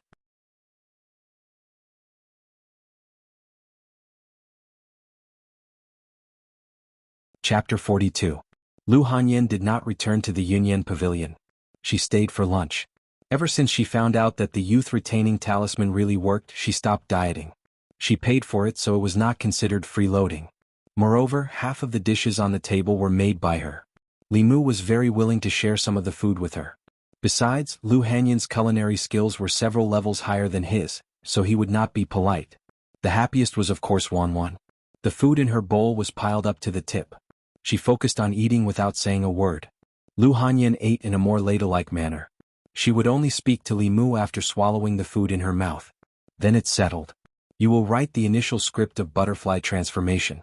When the time comes, I will get someone to change it into a play. As for the profits, I will give you enough for the play. As for the book, I suggest you share the profits with the bookstore. You can do as you see fit. Li Mu was not as interested in money as Zhang Shan. What he cared about was how to capture the audience's emotions. Lu Hanyan returned to the store after lunch. She needed to plan a series of matters related to the adaptation of Liangzhu. Li Mu first practiced swordsmanship in the yard for a while. He had to familiarize himself with the sword manual Li Qing gave him first. Spells were powerful, but one's skills had to be able to keep up. In a fight between low-level cultivators, the level of cultivation was not the deciding factor. Fist and foot skills were equally important. In the middle three realms, cold weapons and ordinary fist and foot skills were of little use in a fight. After practicing a few times, Li Mu returned to his room and sat cross-legged on the bed. He took out the basic scripture that Xuandu gave him and began to chant in a low voice. The basic cultivation of Buddhism was much simpler than that of Taoism. Li Mu could feel that when he chanted this scripture, there was an extremely weak fluctuation of the power of heaven and earth around him. Others might not be able to sense it, but he was someone who frequently courted death. Who knew how many times he had suffered from the backlash of the power of the heavens and earth? Thus, he was extremely sensitive to the power of the heavens and earth. This meant that the basic sutras of Buddhism did not belong to the category of supernatural powers. Instead, they belonged to the category of Taoist techniques. They were in line with the laws of the world and were almost equivalent to the Heart Sutra that had been weakened countless times. After reciting a few sentences, Li Mu suddenly opened his eyes and a thought appeared in his mind. Since chanting this basic sutra could increase one's magic power, then what about chanting the Heart Sutra? Li Mu immediately put down the Dharma Sutra and began to chant the Heart Sutra in a low voice. As expected, he discovered that the Buddhist mana in his body flowed much faster. This meant that chanting the Heart Sutra would speed up the growth of his magic power. The only bad thing was that when he chanted the Heart Sutra, a halo of light would appear on his body. It was like the sun shining brightly. In order to not be discovered by others, he could only cultivate silently in his own bedroom, which made him quite vexed. Li Mu did not know if other monks were like this. If there was a chance in the future, he would have to ask Xuandu. In the next few days, the county office was peaceful. Nothing major happened. Li Mu's area of jurisdiction was even more peaceful. Not even a small public security case occurred. Li Mu spent most of his time in the guard room. He painstakingly studied the only spell that he could learn in the soul refining stage other than the Daoyin, the rock leap technique. Although it was called a spell, it was actually a light body technique. After learning this technique, one's body would be as light as a swallow. It would not be a problem to fly over roofs and vault over walls. It would not be a problem to walk over a widow's wall at night. It sounded the same as the Qinggong in Wuxia novels. After careful comparison, Li Mu discovered that this was Qinggong. It was just that in Wuxia novels, Qinggong required internal energy. Here it required magic power. If there was a fundamental difference between the two, it would be that Qinggong required at least 10 years or even tens of years of cultivation. But Li Mu only used 3 days to master the trick of the rock leap technique. He stood in his own courtyard. With just a light jump, he would be able to jump to Lu Hanyan's courtyard. In addition, if he used the rock leap technique to run at full speed, although the speed was not as fast as the spirit travel talisman, it was still comparable to a horse carriage. The bailiff's daily patrols were actually very free. Many people habitually patrolled one round and then did their own things. For example, Zhang Shan liked to go to the casino to gamble. Li Si randomly walked into a brothel on the street. When it was time to eat, he was even more free. After Li Mu returned home and changed his clothes, he secretly went to the Yunyan Pavilion. Yunyan Pavilion Tea House. In the past, at this time, the tea house only had a few customers. But today it was almost full. This was because a new storyteller had come to the tea house a few days ago. Although this storyteller was not old, the stories he told were very novel and unique. His storytelling skills were very rusty at first, but after 2 or 3 days he suddenly became very mature. It was as if he did not lose to the few old storytellers in the tea house. In just a few days he had attracted a lot of listeners. However, although this storyteller's stories were good, there was a problem that made people gnash their teeth in anger. Every day when he reached the most exciting part of the story, he would abruptly stop and leave a sentence. What will happen in the future? Listen to the next part of the story. Leaving the tea house full of customers scratching their hearts and livers. If not for the fact that his stories were so exciting, with so many twists and turns and so gripping, this tea house would have been flipped over by the angry customers. After lunch, it was time for the storyteller to tell his stories. A customer ordered a pot of tea and glanced at the screen on the stage. He asked the waiter, "Waiter, do you know where the storyteller on the stage lives? I like his stories very much and want to give him a gift." This was already the umpteenth customer who had asked for his address. Hearing this, the waiter smiled helplessly and said, "I don't know." That person gritted his teeth and looked at the screen on the stage. He said, "I am a man of my words. If he dares to make fun of us like this again, I will break his legs."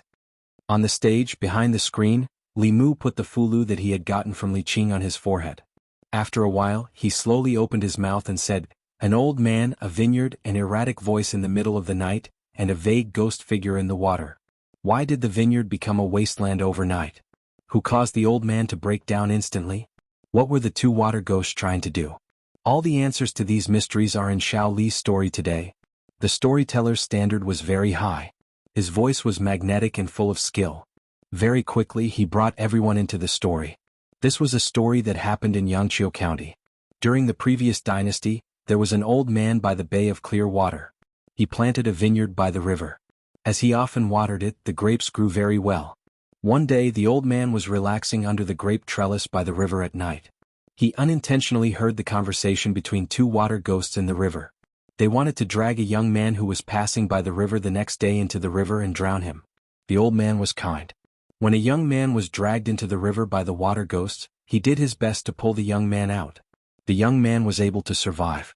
However, because the old man saved the young man, he was pestered by the water ghosts himself. Later on, a kind-hearted Taoist passed by the Bay of Clear Water. Because he was indebted to the old man for a meal, he took the initiative to help the old man trap the 2 water ghosts. He also warned the old man that after he trapped the water ghosts, he should run west and not look back. He should only come back when the rooster crows in the morning. Li Mu sat behind the screen and said in a low voice, "After the rooster crows, the old man still did not dare to go back." It was only at noon when the sun was high in the sky that he walked back nervously.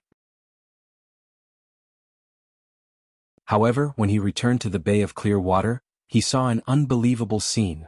Everyone held their breaths and waited quietly for him to continue. Li Mu was silent for a moment before he spoke again.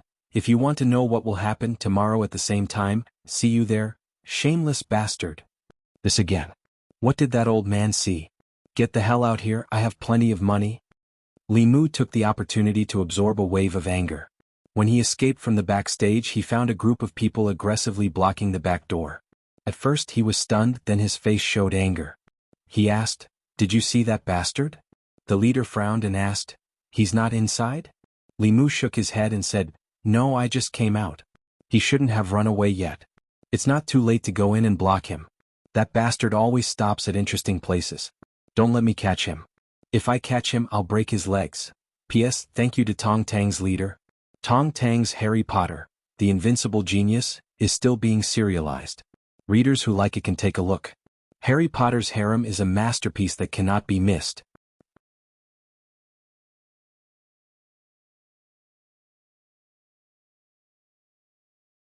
Chapter 43. Everyone swarmed in through the back door of the Yunyan Pavilion. Li Mu strolled leisurely towards the yamen. In the past few days he had encountered some problems in his cultivation. He had thought that he would be able to condense the second spirit very quickly after finding a way to collect anger. However, the truth was that he had collected an enormous amount of anger, but it was difficult to refine it. Anger was also one of the 7 emotions, but it was several times harder to refine than joy. Li Mu did not know if this was normal. He had to ask Li Qing at the yamen. In the Yangqiu County government, Li Qing was not surprised at all after hearing his question. She said, "The difficulty of refining the 7 spirits is not the same. Corpse dog, sparrow shade, and fetid lung are the following spirits. They are much easier to refine than the concealed arrow, seizing thief, and filth removal. This is because the 4 emotions of joy, sorrow, love, and lust are the following emotions, while the 3 emotions of anger, fear, and evil are the opposing emotions. The difficulty of refining the opposing emotions is several times greater than the following emotions." Li Mu roughly understood. Gratitude, pity, love, and lust were all positive emotions that were easy to refine. On the other hand, anger, fear, and disgust were negative and passive emotions that were difficult to refine. As such, the difficulty of his path to soul solidification immediately increased by several levels compared to what he had expected. Li Qing only explained the different emotions to him, but did not give Li Mu a solution. This meant that there was no shortcut in this matter. Fortunately, every time he condensed a spirit, one of his body's functions would be restored. As long as he condensed 4 of the 7 spirits, his body would undergo a qualitative change, and he would not die in half a year. Li Mu had already condensed 1 spirit. He only needed to condense 3 more spirits to resolve the urgency of half a year's time. Love, hate, and lust were difficult to collect. Li Mu could only choose anger, sorrow, and fear. However, anger and fear were both rebellious emotions, so it was difficult to refine them. As a result, the half a year's time was a little tense. "Don't worry too much." Li Qing looked at him and comforted him. "No matter how difficult it is to refine anger, 1 month is enough. You need to think about how to collect the other 2 emotions in this half a year. Xiao Li Mu's story collection would take another half a month at most, and Li Mu would be able to collect enough anger to form the second soul. As for the way to obtain sadness and fear, he already had a preliminary idea. Drawing out the 7 emotions in other people's bodies would not harm their bodies. It would only exhaust their stamina. Although it was a little immoral, Li Mu had no other choice in order to survive. That was fundamentally different from the heretical cultivation of demonic ghosts, which practiced by seizing people's souls. Otherwise, Li Qing, who hated evil as if it were her enemy, would not have let Li Mu do that. In order to eliminate everyone's discomfort, Li Mu only guided a small portion from each person at a time. Although this made it take a long time to gather anger, it had almost no effect on other people's bodies. As more and more people came, everyone's emotions gathered together, and it was still huge. "I'm going out to patrol." Li Qing walked to the door and suddenly stopped. She asked, "What did the grape planting elders see?" Li Mu was stunned and said awkwardly, "Boss, you." Li Qing waved her hand and said, "You're doing it to form the soul. As long as you don't do anything outrageous, it's fine." But what? What did the grape planting elders see?" Li Mu coughed softly and said, "He saw the 2 water ghosts, the young man who passed by that day and the Taoist priest, working together to steal all his grapes." "Grapes?" Zhang Shan walked in with a book in his arms and asked, "Where are the grapes?" "Li Mu, did you buy grapes?" "There are no grapes." "You must have heard wrong." Li Qing's figure had already disappeared. Li Mu returned to his seat and continued to refine the anger in his body. Zhang Shan sat at another table and flipped through the book with great interest. 2 hours later, Li Mu stood up and felt that he had only refined 1/10 of the anger in his body. He sighed helplessly. Zhang Shan had just gone out to patrol. When he came in, the thick book in his arms was on the table beside Li Mu. Li Mu was bored to death. He took the book and flipped through a few pages. He found the content of the book to be quite interesting. This book was called Records of the Monsters of the 10 Continents. It introduced the commonly seen monsters on the 10 continents and 3 islands in detail. It also explained their habits and characteristics in detail. Li Mu flipped to a page that introduced the Bat Demon. The book said that the Bat Demon opened its consciousness in 20 years, molded its fetus in 50 years, and transformed its form in 100 years. It liked to suck the blood of humans and animals and could use sound wave attacks. In the 13th year of Yuan Feng, the Bat Demon of the northern county, Zhou County, caused trouble and killed more than 10 people. 3 students of Fulu School worked together to slay it. If the Bat Demon could live for 20 years, it would gradually develop intelligence. After 50 years, its intelligence would mature and its body would gradually transform. In 100 years, it would be able to transform into a human form. Its innate ability was sound wave attacks. Coupled with their ability to fly and dodge, ordinary cultivators would find it difficult to fight them. Demons like the Earth Dragon and Vermilion Palace often used their tongues as weapons. They were good at hiding and moving stealthily. The Earth Dragon and Vermilion Palace referred to lizards and chameleons. Li Mu could not help but think of the lizard demon. It could change its color and disguise itself as a tree trunk. If not for the fact that his first soul had been condensed, he would not have discovered it that day. These shape-shifting demons were equivalent to cultivators in the assembled god realm. They also had racial talents that humans did not possess. They were very difficult to deal with. Li Mu flipped through a few more pages and saw something that interested him. The Fox clan is the most intelligent of all demons. They are good at seduction techniques and illusions. They can learn Dao techniques and divine abilities. With every realm they advance, they will grow an additional tail. 1 to 3 tails are demon foxes, 4 to 6 tails are spirit foxes, 7 to 8 tails are black foxes. Foxes with 9 tails are called heavenly foxes. They seize the fortune of heaven and earth and defy yin and yang. They are the supreme of all demons and can command all demons. The descendants of the heavenly foxes possess the bloodline of the heavenly foxes. They call themselves the immortal Fox clan. They cling to the karma of the human world. They repay kindness and revenge. They can form good karma, but they can never plant evil karma. Remember, at the mention of the Fox clan, Li Mu recalled the talking fox he had saved. At that time, Li Mu only cared about bandaging its leg. He remembered that it seemed to have only 1 tail, but he was not very sure. Although it was only a fox, it was still a female fox. He could not stare at its butt. The descendants of the heavenly foxes would repay kindness. He did not know if it was a descendant of the heavenly foxes. If it was, how would it repay Li Mu? Would it turn into a girl to repay his kindness? Zhang Shan, did you steal my book again? While Li Mu was thinking, old Wang limped in from outside the door. His shout interrupted Li Mu's fantasy. Li Mu closed the book and said, "The book is here." "Where's Zhang Shan?" Old Wang walked in and scolded angrily, "This bastard came to steal books again when I was in the outhouse. I don't know how many books he has sold to the county government. If it weren't for the fact that I needed him to help me with my funeral after my death, I would have caught him and brought him to see the Lord." Old Wang was responsible for all kinds of files in the county government. His room on duty was bigger than everyone else's. In addition to the files, there were also some other materials on display. For example, the book in his hand, Records of Monsters in the 10 Continents, could be used in many cases.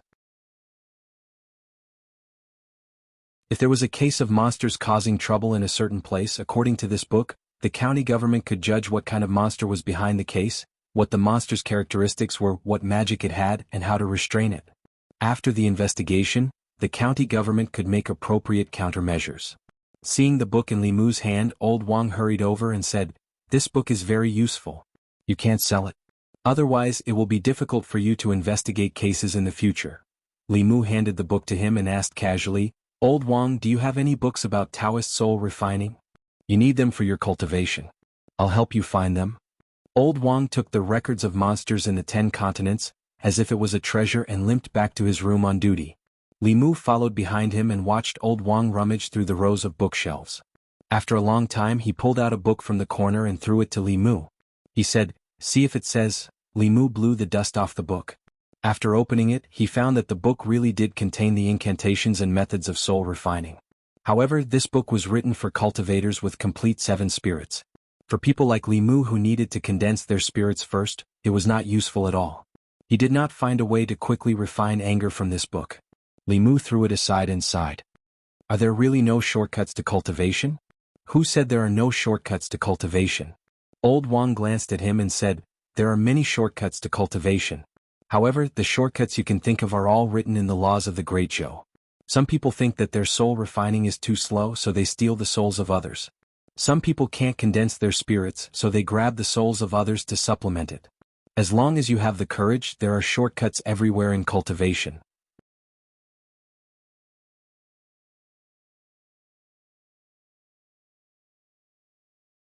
Chapter 44. Stealing people's souls for cultivation was heretical cultivation. Everyone in the cultivation world had the right to punish this. Even the heretical cultivation of the sixth realm, Dongxian, could not escape death, let alone a lowly constable like him. Li Mu looked at Old Wang and said helplessly, can't you find a shortcut outside of the laws of the Great Zhou? Old Wang scratched his sparse head and said, let me guess. When you refined concealed arrow, seizing thief, or filth removal, did you discover that it wasn't as easy as refining dead dog and sparrow shade? Li Mu said in surprise, how did you know? Old Wang didn't know that he had lost all 7 of his souls. What he needed to do now was to condense the soul and not refine it. But he guessed that this was more or less the predicament Li Mu was facing. Old Wang chuckled and said, even if I haven't eaten pork, I've seen pigs run. Although I haven't cultivated, which one of you cultivators didn't do this? These years, the cultivators in the Yamen come and go in waves. I've seen many of them. If you want to refine these 3 rebellious souls, there really is a shortcut outside of the law. Li Mu hurriedly asked, what shortcut? Old Wang might not have cultivated, but he had lived long enough and seen many things. When it came to cultivation, he probably knew more than Li Qing. You can't steal people's souls, but can't you steal demons' souls?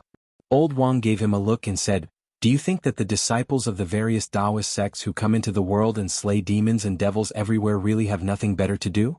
After killing those demons, they can take their souls and refine them. Isn't that much faster than cultivating by themselves? What Old Wang said was a way to speed up cultivation, but in Li Mu's view, stealing demons' souls was not much different from stealing people's souls. Li Mu shook his head and said, people are divided into good and bad people. Demons are also divided into good and evil demons. What's the difference between people who kill demons and steal their souls for their own cultivation and demons who kill demons and steal their souls for their own cultivation? I didn't ask you to kill good monsters. Old Wang glanced at him and said, you can go kill those evil monsters and take their souls. Not only can you get rid of evil for the people, you can also help your own cultivation, why not? Li Mu smiled and shook his head. Old Wang said, you don't want to take the shortcut anymore? Li Qing's warning appeared in Li Mu's mind. She said, people's desires are endless. There is no heretical cultivation in this world. There are only cultivators who want to take the shortcut. Perhaps what they thought at the beginning was to kill evil demons and get rid of evil for the people while helping their own cultivation. But after getting used to this shortcut, they can no longer bear the normal speed of cultivation. Gradually, they reach out to demons who have never harmed people and even humans. This is a path of no return. You are still as stubborn as before. Old Wang shook his head and said with a sigh, the path of cultivation is against heaven. Since you have embarked on this path, you have to adapt to the rules of this path. Li Mu asked, what are the rules of this path? Old Wang grinned, big fish eat small fish eat shrimps, the weak are prey to the strong, that's all. Old Wang's words were not wrong. He had been in the county government for decades and had seen too many people and too many things. Naturally, Li Mu's knowledge was not comparable to his. Li Mu remembered Li Qing's warning to him. If he only wanted to take the shortcut on the path of cultivation, he would only harm others and himself in the end. He walked out of the duty room and saw Li Qing leaning against a pillar in the corridor with a sword in her hands. Li Mu was stunned for a moment. Boss. Li Qing breathed a sigh of relief and said, I was worried that you would go astray if you came in contact with the shortcut too early. Now it seems that my worries were unnecessary. She looked at Li Mu and said, come with me. Li Mu followed her into the duty room. Li Qing turned around and said, give me your hand. Li Mu hesitated for a moment and then slowly reached out his hand. Li Qing suddenly grasped his hand. Li Mu was confused, but he felt a pure power surging into his body from her palm. After the power entered Li Mu's body, the anger in his body, which was as hard to refine as ice, melted in the next moment and completely disappeared into his body. This meant that the anger accumulated in his body had been completely refined. Li Qing said softly, last time on the way back to the sect, I killed a centipede spirit that harmed the common people and extracted its spirit. The spirit is born of emotions, and the emotions fuse with the spirit. Many Taoist cultivators use this method to refine the concealed arrow, seizing thief and filth removal, which are difficult to refine. But those with weak wills are likely to go astray. That's why I didn't tell you this, she looked at Li Mu and said, there's nothing wrong with killing demons. As long as you can stay true to your heart and take some shortcuts in your cultivation, it's not a bad thing. Li Mu finally understood Li Qing's good intentions. He smiled and said, Boss, don't worry. I'll always remember what you said last time. It was just a pity that the lizard spirit's body had been turned into charcoal by Li Mu's thunderbolt.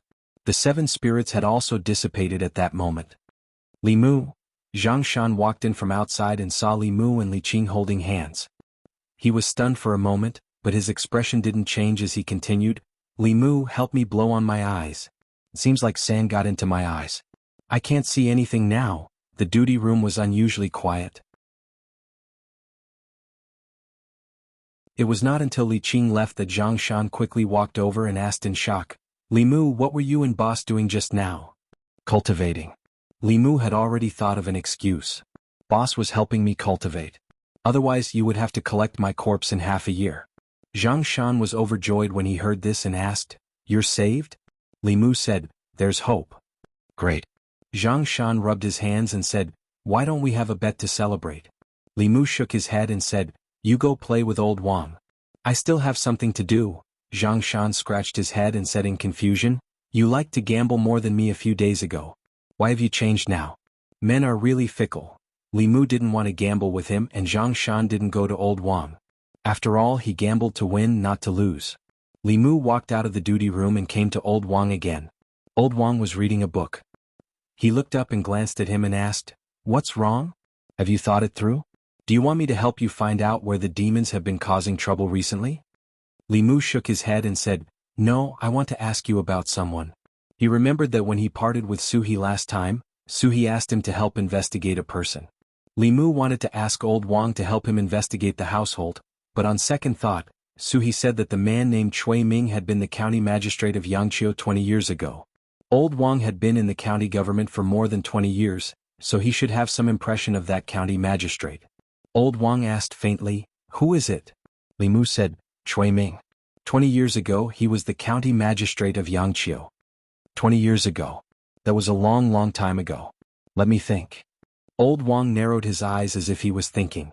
After a long time, just when Li Mu thought he had fallen asleep, old Wang suddenly opened his eyes and said, I remember now. There was a person called Chui Ming. However, he was only the county magistrate of Yangqiu for half a year before he was transferred away. Li Mu asked, where was he transferred to? Old Wang narrowed his eyes again and said uncertainly, Zhejiang County, Yushan County, or Yintai County. I can't remember. Anyway, he was promoted. I remember that he married the daughter of a county magistrate. Li Mu didn't know what the relationship between Suhi and Chui Ming was, but he was originally helping her gather information. Now that he had found out, his mission was completed.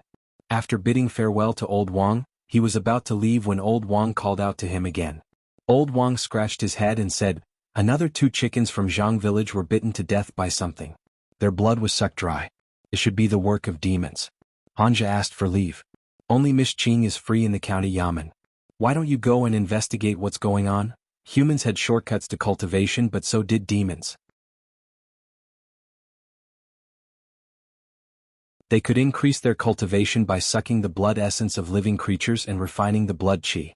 However, demons that knew how to suck blood to cultivate were at least in the embryonic transformation realm.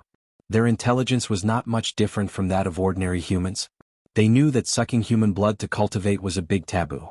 Although their cultivation increased faster, they also died faster. The Great Zhou court had always been ruthless towards such demons. They didn't dare to suck the blood of living people, so they could only suck the blood of domestic animals. This way, even if the people reported it, the yamen wouldn't pay too much attention to it. Li Mu left the yamen and found Li Qing on the street. After explaining the case, the two of them left the county and headed for Zhang village.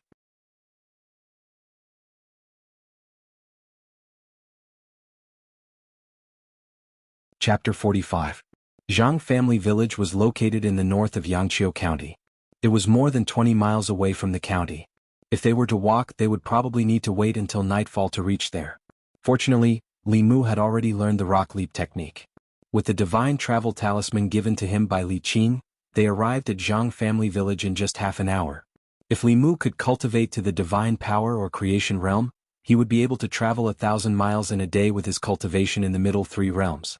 If he cultivated his Taoist techniques to the extreme, he would be able to move the ground in golden light and shrink the ground to an inch. It would not be difficult for him to travel to 10 continents and 3 islands in a day. However, these were too far away for Li Mu. He was very satisfied with his current ability. Although he could not ride the clouds, he could still leap over roofs and vault over walls. He could cover a distance of dozens of feet in a leap. He could barely satisfy his craving to be a hero. When Li Mu and Li Qing arrived at Zhang family village, a few villagers at the entrance of the village hurried forward and asked, "Officers, are you here to catch the evil spirit? We'll know if it's an evil spirit after we see it." Li Mu said, "Where's the place of the incident? Take us there." Under the guidance of a few villagers, the two of them came to a house at the edge of the village. A few dead chickens were lying in the yard. The blood in their bodies had long been sucked dry. There were obvious teeth marks on their necks. If it was just a dead chicken, it could have been bitten by a weasel or a fox. However, if all the blood in their bodies was sucked dry, it was usually done by evil spirits. It was because of this that the Yamen sent cultivators to deal with it. Li Qing asked, "Has there been a similar situation before?" A villager hurriedly said, "A few days ago 2 sheep were bitten to death. The Yamen also sent people over and said that they would investigate. After that, there was no news. Chickens and sheep were not of the same size. For example, vampire bats, weasels and other evil spirits would not choose large livestock because of their size. Only some ferocious beasts or living corpses would attack large livestock like cows and sheep. If it was the latter, the difficulty of this case would be different." Li Mu squatted next to the dead chicken, carefully examining it. Suddenly his eyes lit up. He reached out and took out a strand of yellow hair from the chicken's neck. Li Mu stood up and said, "Boss, look at this." Li Qing glanced at the hair in his hand and said, "It's a monster that has yet to transform." Li Qing took out an immortal guiding talisman and placed the hair and fulu together to form a paper crane. She gently tossed the paper crane into the air, and the paper crane flapped its wings and flew out of the village. Li Mu had seen Hanji use the immortal guiding talisman before, but the flying speed of Hanji's paper crane was far from Li Qing's. Hanji's paper crane was slow and made people anxious. Li Mu needed to speed up to keep up with the one in front of him. Although there might be a powerful evil spirit waiting in front of him, Li Mu was not afraid at all. If he was alone, perhaps he would immediately go back to the Yamen to call for help. After all, after the battle with the lizard spirit, Li Mu recognized himself. He might have a few tricks to deal with ghosts, but when it came to evil spirits, unless they stood there and let him hack them, a molding body realm evil spirit that had yet to transform could make him flustered for a while. Li Mu followed behind Li Qing and asked, "Boss, what kind of evil spirit is this?" Li Qing followed closely behind the paper crane and said, "I can't judge based on that hair alone. Maybe it's a weasel spirit, maybe it's a fox spirit, or maybe it's a civet cat. As for what it is specifically, we'll know in a while." The paper crane flew out of the Zhang family village and sped along the mountain path. Fortunately, Li Mu had already learned the light body leap technique, so he was not left behind. At a certain moment, the paper crane circled in the air and stopped moving forward. Li Mu looked around and found chicken feathers scattered on the ground not far in front of him. Further away, there was a bonfire burning fiercely. Beside the bonfire, there was a weasel half the height of a human standing there with its legs propped up like a human. Its 2 front paws each held a stick and 2 chickens were impaled on the stick. Under the roasting flames, yellow grease seeped out. Li Mu felt that it was ridiculous. He actually saw a weasel roasting chickens and it smelled pretty good. The weasel was concentrating on roasting the chicken when it sensed movement behind it. It turned around and saw that there were suddenly 2 figures behind it. It was so scared that its hands trembled and it almost threw the roasted chicken into the fire. It threw the roasted chicken into the grass and then jumped to the side. It stared at Li Mu and Li Qing with vigilance and asked, "Who are you? What are you doing here?" Seeing a weasel standing there and speaking human language, Li Mu had a strange feeling. It took him a long time to get used to it. He looked at the weasel and asked, "Are you the one who stole the chickens of the Zhang family village and sucked their blood for cultivation? You are government officials." The weasel saw the uniforms they were wearing and its face was filled with fear. It didn't even bother to pick up the roasted chicken in the grass. Its body turned into an afterimage and instantly fled into the grass, disappearing without a trace. This was why demons were difficult to deal with. Even if they didn't transform, they were still much faster than ordinary wild beasts. If they wanted to escape, it was really difficult for cultivators to catch up. Just now, Li Mu had the opportunity to strike it with a bolt of heavenly thunder. However, Li Qing was here and it would be difficult to explain after he used the thunder technique. Secondly, it wasn't easy for demons to cultivate. This weasel had cultivated for decades to reach its current level. There was no need to destroy its body and soul for a few chickens. At this time, Li Qing looked around and said, "There's still a demon aura." The paper crane floated in the air. After a few circles, it changed direction and flew towards a cliff not far away. At the edge of the cliff, there were overgrown weeds. After Li Mu walked in, he found a cave hidden under the weeds. The cave was only half the height of a person. It was dark inside and he didn't know what was inside. Li Mu wanted to push aside the weeds, but Li Qing suddenly pushed him away. "Be careful." The moment Li Mu was pushed away, a black shadow flashed past him. The weasel from just now had actually returned. Its body was one size bigger than before. It stood there with its legs spread apart, blocking the entrance of the cave. Its two front claws were stretched out, and its sharp nails emitted a faint cold light. Li Mu pulled out the Bai sword and stood side by side with Li Qing. Although demons in the molding body realm didn't know any spells or supernatural powers, their bodies were extremely agile. To humans, they were even more threatening than wild beasts with low spiritual intelligence. Although this weasel didn't have a big body, it was a demon and not a wild beast. The ordinary tigers, leopards, jackals, and wolves in the mountains were no match for its claws. The weasel looked at them and gritted its teeth. "Humans, leave this place." Li Mu said, "It's just a matter of a few chickens. Go back to the county office and make up for your mistakes. Just compensate the villagers for their losses. It's not easy for you to cultivate. Why are you stubbornly resisting?" The weasel snorted. "You cunning humans. You're all here for our souls. Only death awaits me if I follow you." As soon as it finished speaking, it pounced forward again. It pounced in the direction of Li Qing. Obviously it didn't care about Li Mu. Clang. The demon's sharp claws collided with the rainbow sword. A metallic sound rang out and sparks flew. Li Qing was still standing in the same place, but the weasel's body flew out and hit the mountain wall. It spat out blood. Seeing that the weasel had been defeated in one move, Li Mu was surprised. Logically speaking, the cultivation of a molding body realm demon should be about the same as Li Qing's. It shouldn't be defeated in one move. Li Mu was stunned. He looked at Li Qing and asked, "Boss, have you reached the assembled soul realm?" Li Qing nodded and didn't deny it. The weasel's bean-sized eyes were filled with despair. It struggled twice but didn't get up. It leaned weakly against the mountain wall, but it still guarded the entrance of the cave. At this moment, a rustling sound came from the cave under the cliff. A gray shadow crawled out of the cave. Li Mu looked carefully and realized that it was another weasel. The fur on this weasel's body was dull and lusterless. Its pair of small eyes were filled with sorrow and despair. It crawled out of the cave with difficulty and leaned on the first weasel. Then it closed its eyes and remained motionless. When the second weasel crawled out of the cave, the first weasel suddenly gained strength. It struggled to get up, bit its front paw, and delivered the wound to the second weasel's mouth. After a moment, its body became even weaker. It knelt on the ground and begged, "Those chickens were caught by me. If you want to kill them, kill me."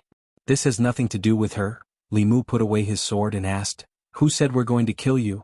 The weasel raised its head and looked at him in a daze. "You're not going to kill me? Why should we kill you? Aren't you going to take my soul? Did I say that I'm going to take your soul?" If the weasel hadn't resisted and followed them back obediently, it wouldn't have suffered such injuries. Li Mu glanced at it and asked, "You sucked the blood essence of poultry for it?" The weasel crawled back to the entrance of the cave and said sorrowfully, "She was injured by a cultivator and her foundation was destroyed. I only stole some chickens to replenish her blood essence. I've never harmed anyone."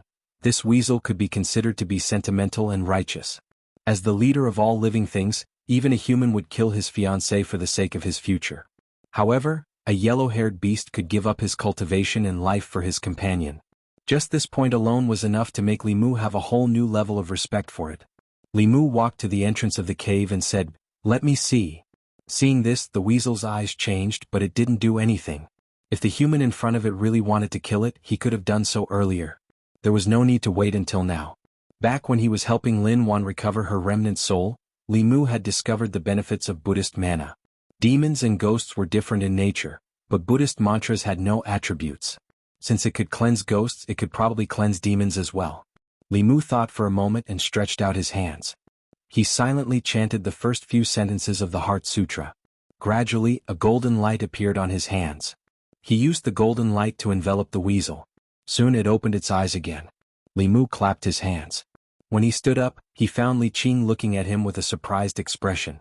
Li Mu lowered his head and looked at his hands. His heart thumped. He hurriedly said, "Boss, listen to me."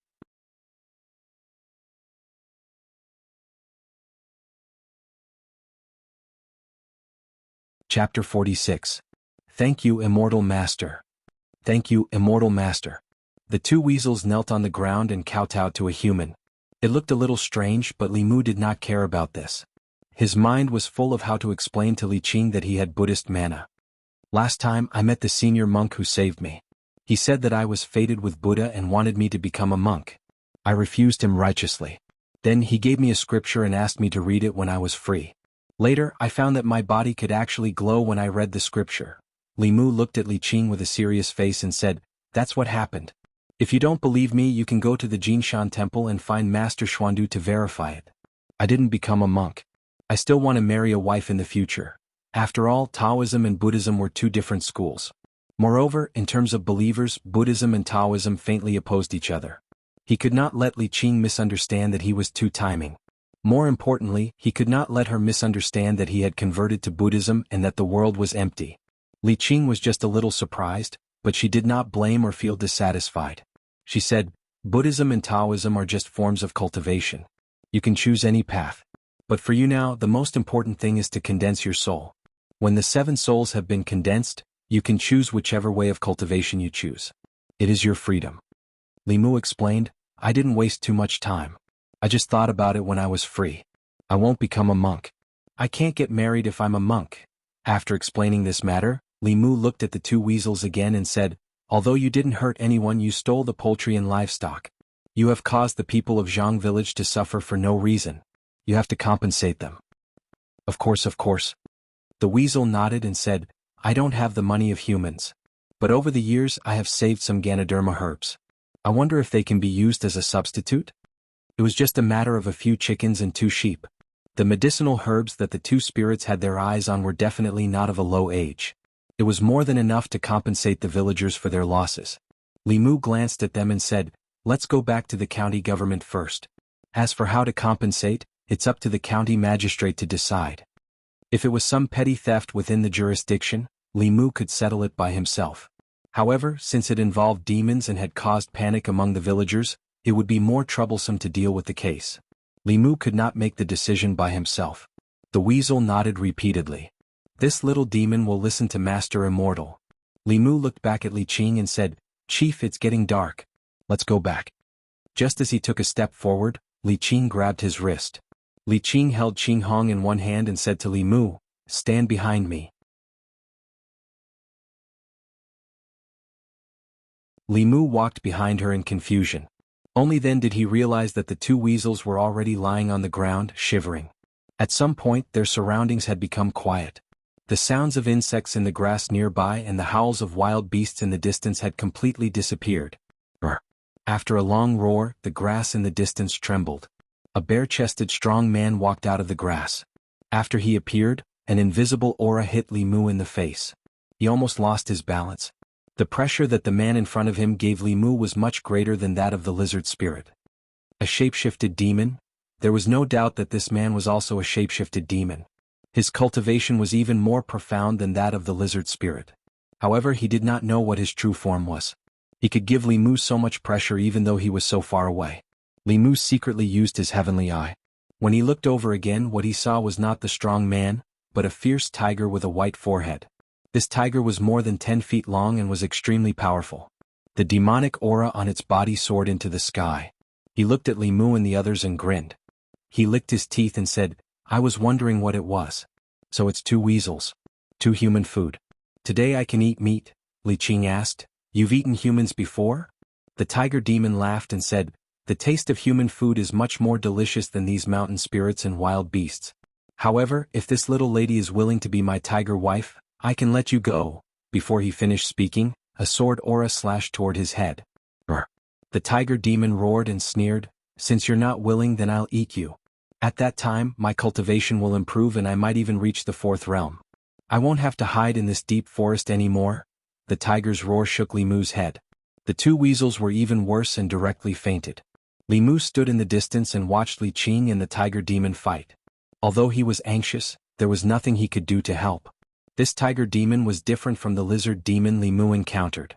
It was very likely that it had reached the peak of the transformation realm and was only one step away from entering the middle 3 realms. That was equivalent to a cultivator in the divine realm of Taoism. Its every move had great power. Even if Li Mu used all his trump cards, it would be useless. Li Qing held the green rainbow in his hand, while the tiger demon's weapon was his tail. In such a close-range battle, no spells or talismans could be used. Everyone had to rely on their own combat skills.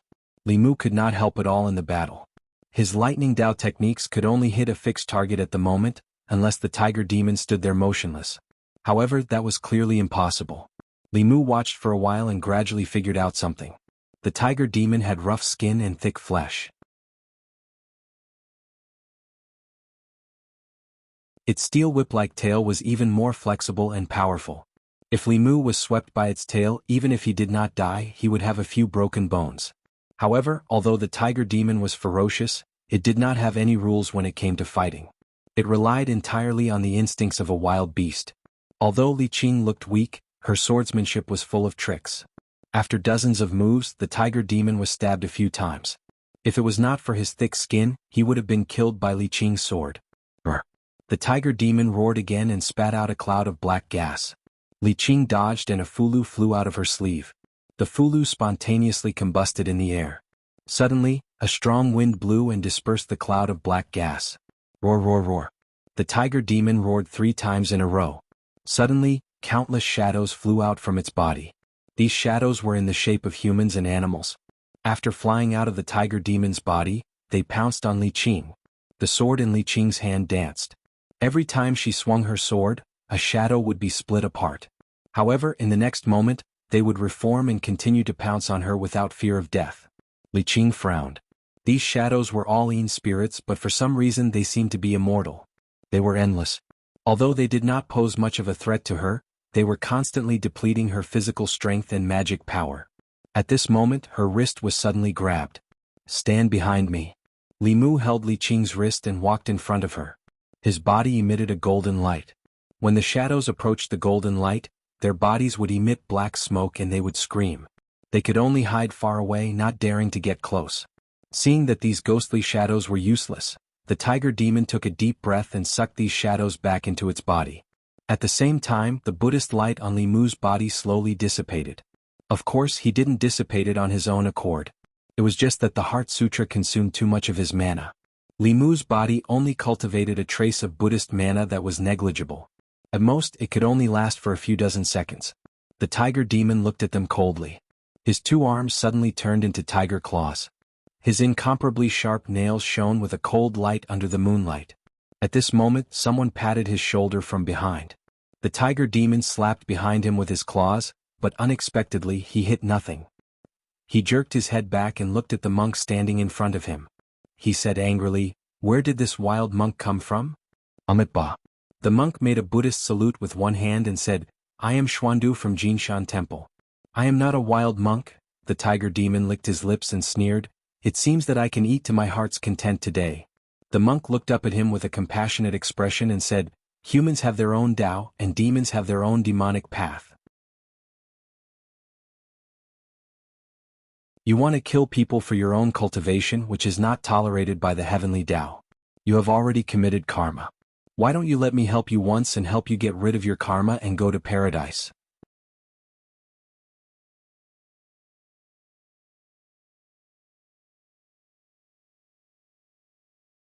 Chapter 47.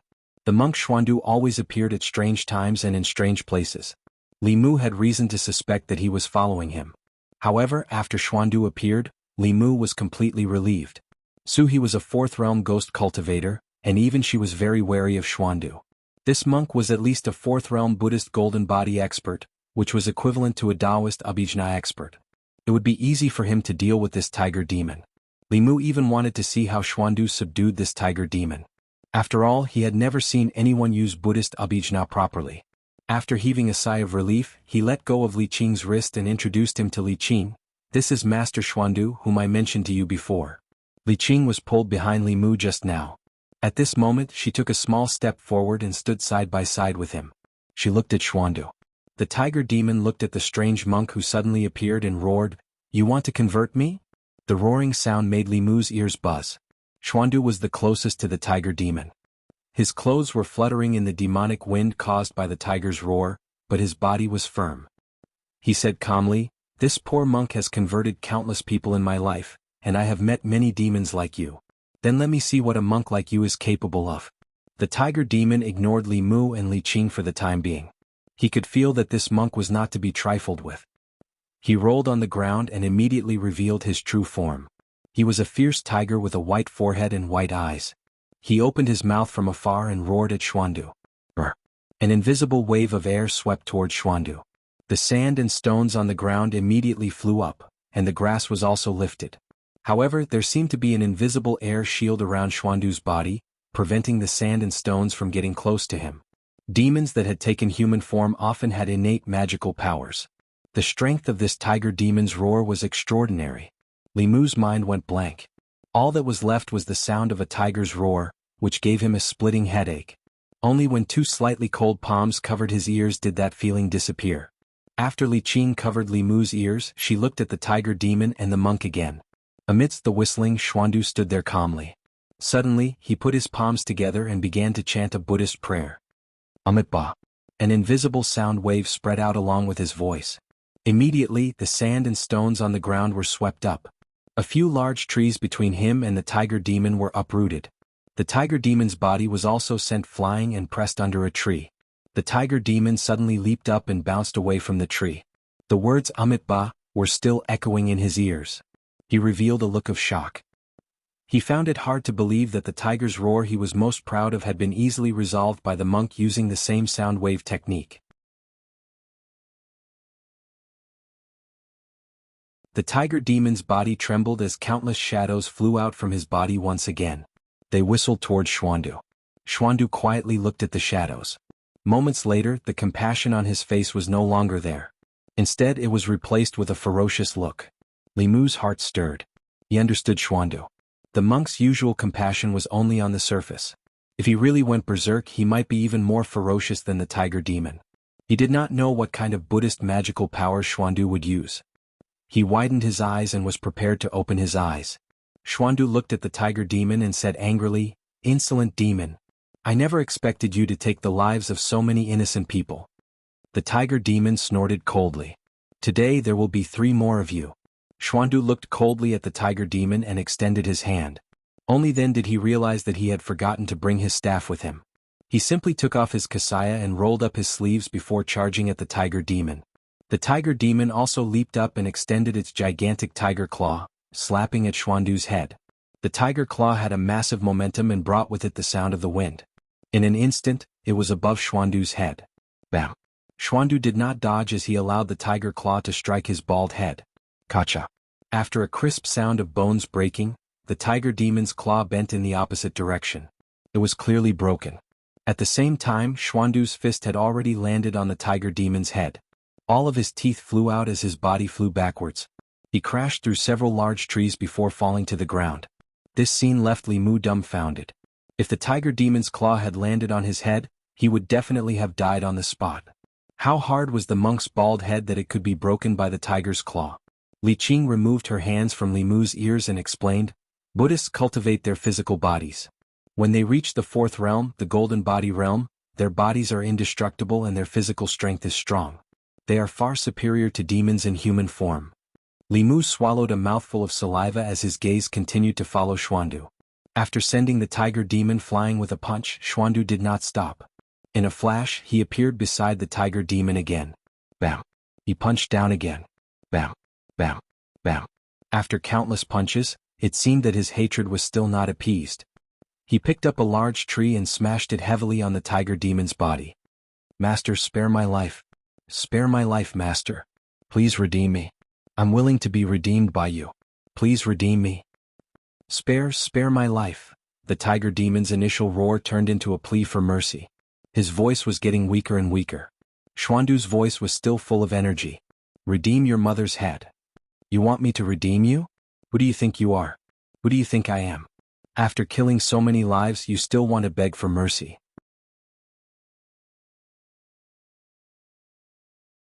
I'll destroy your body and soul today. After a long time, a shadow floated out from the tiger demon's body. As soon as it flew into the sky, it was about to escape into the distance. Xuandu stood up and formed a seal with one hand. He pressed down on the void in front of him. In the sky, a golden handprint appeared out of thin air and pressed down on the tiger demon's soul. Li Mu heard a roar that was filled with endless fear and indignation. The tiger demon's soul turned into countless light spots and dissipated. Xuandu waved his sleeves and all the wandering shadows were collected by him. Amitabha. He put his palms together and whispered, after we go back, I'll use the Dharma to redeem you and help you reincarnate as soon as possible. Li Mu pursed his dry lips and thought to himself, this is what a fierce man should be like. At this time Xuandu had already put on his kasaya and walked to Li Mu and Li Qing. He bowed politely and said, fate is really wonderful. Young benefactor, we meet again. Li Mu reacted and immediately said, thank you, Master Xuandu, for helping us out. Xuandu smiled and said, everyone has the right to kill such a harmful demon. After that, he looked at Li Mu and Li Qing and asked, I was meditating in the Jinshan temple just now when I suddenly saw the Buddha's light soaring into the sky. There should be a Buddhist master here. May I ask if you have seen this person? From the time Li Mu recited the Heart Sutra to the time Xuandu came here, it was at most a minute. It could be seen that this monk's cultivation was profound. Li Mu did not want to expose himself in front of him, so he shook his head and said, no, we didn't see any monk. Boss, did you see him? Li Qing glanced at him and shook her head. Oh, what a pity. Xuandu sighed softly and said, the Buddha's light was so strong that it could be clearly seen from 10 miles away. It must be a Buddhist master who passed by. I wanted to ask him about the Dharma. What a pity, what a pity. Li Qing glanced at Li Mu again, her eyes full of deep meaning. After Xuandu sighed, he looked at Li Mu again and asked, I don't know if you have thought about it. Are you willing to convert to Buddhism? Li Mu did not refuse directly this time. After all, Xuandu's performance just now really shocked him. If he could learn this skill, he would not be so embarrassed when he met the lizard spirit that day. He thought for a moment, looked at Xuandu and asked, can I grow my hair if I convert to Buddhism? Xuandu nodded and said, yes, shaving is just the appearance. If you can eliminate your troubles, what's the difference whether you shave or not? Li Mu asked again, can I not be a vegetarian? Xuandu said, wine and meat pass through the intestines, but the Buddha stays in the heart. If there is no Buddha in the heart, fasting and eating vegetarian is useless. Li Mu continued to ask, can I marry a wife? Xuandu shook his head. No, the 6 roots of Buddhism are pure and the 4 elements are empty. Goodbye. Li Mu decisively refused. He looked at Li Qing and said, boss, let's go. After taking 2 steps he turned back. Xuandu asked with a smile, could it be that you have changed your mind? Li Mu shook his head, pointed to the body of the tiger demon and said, I just want to ask, do you still want this tiger skin, master?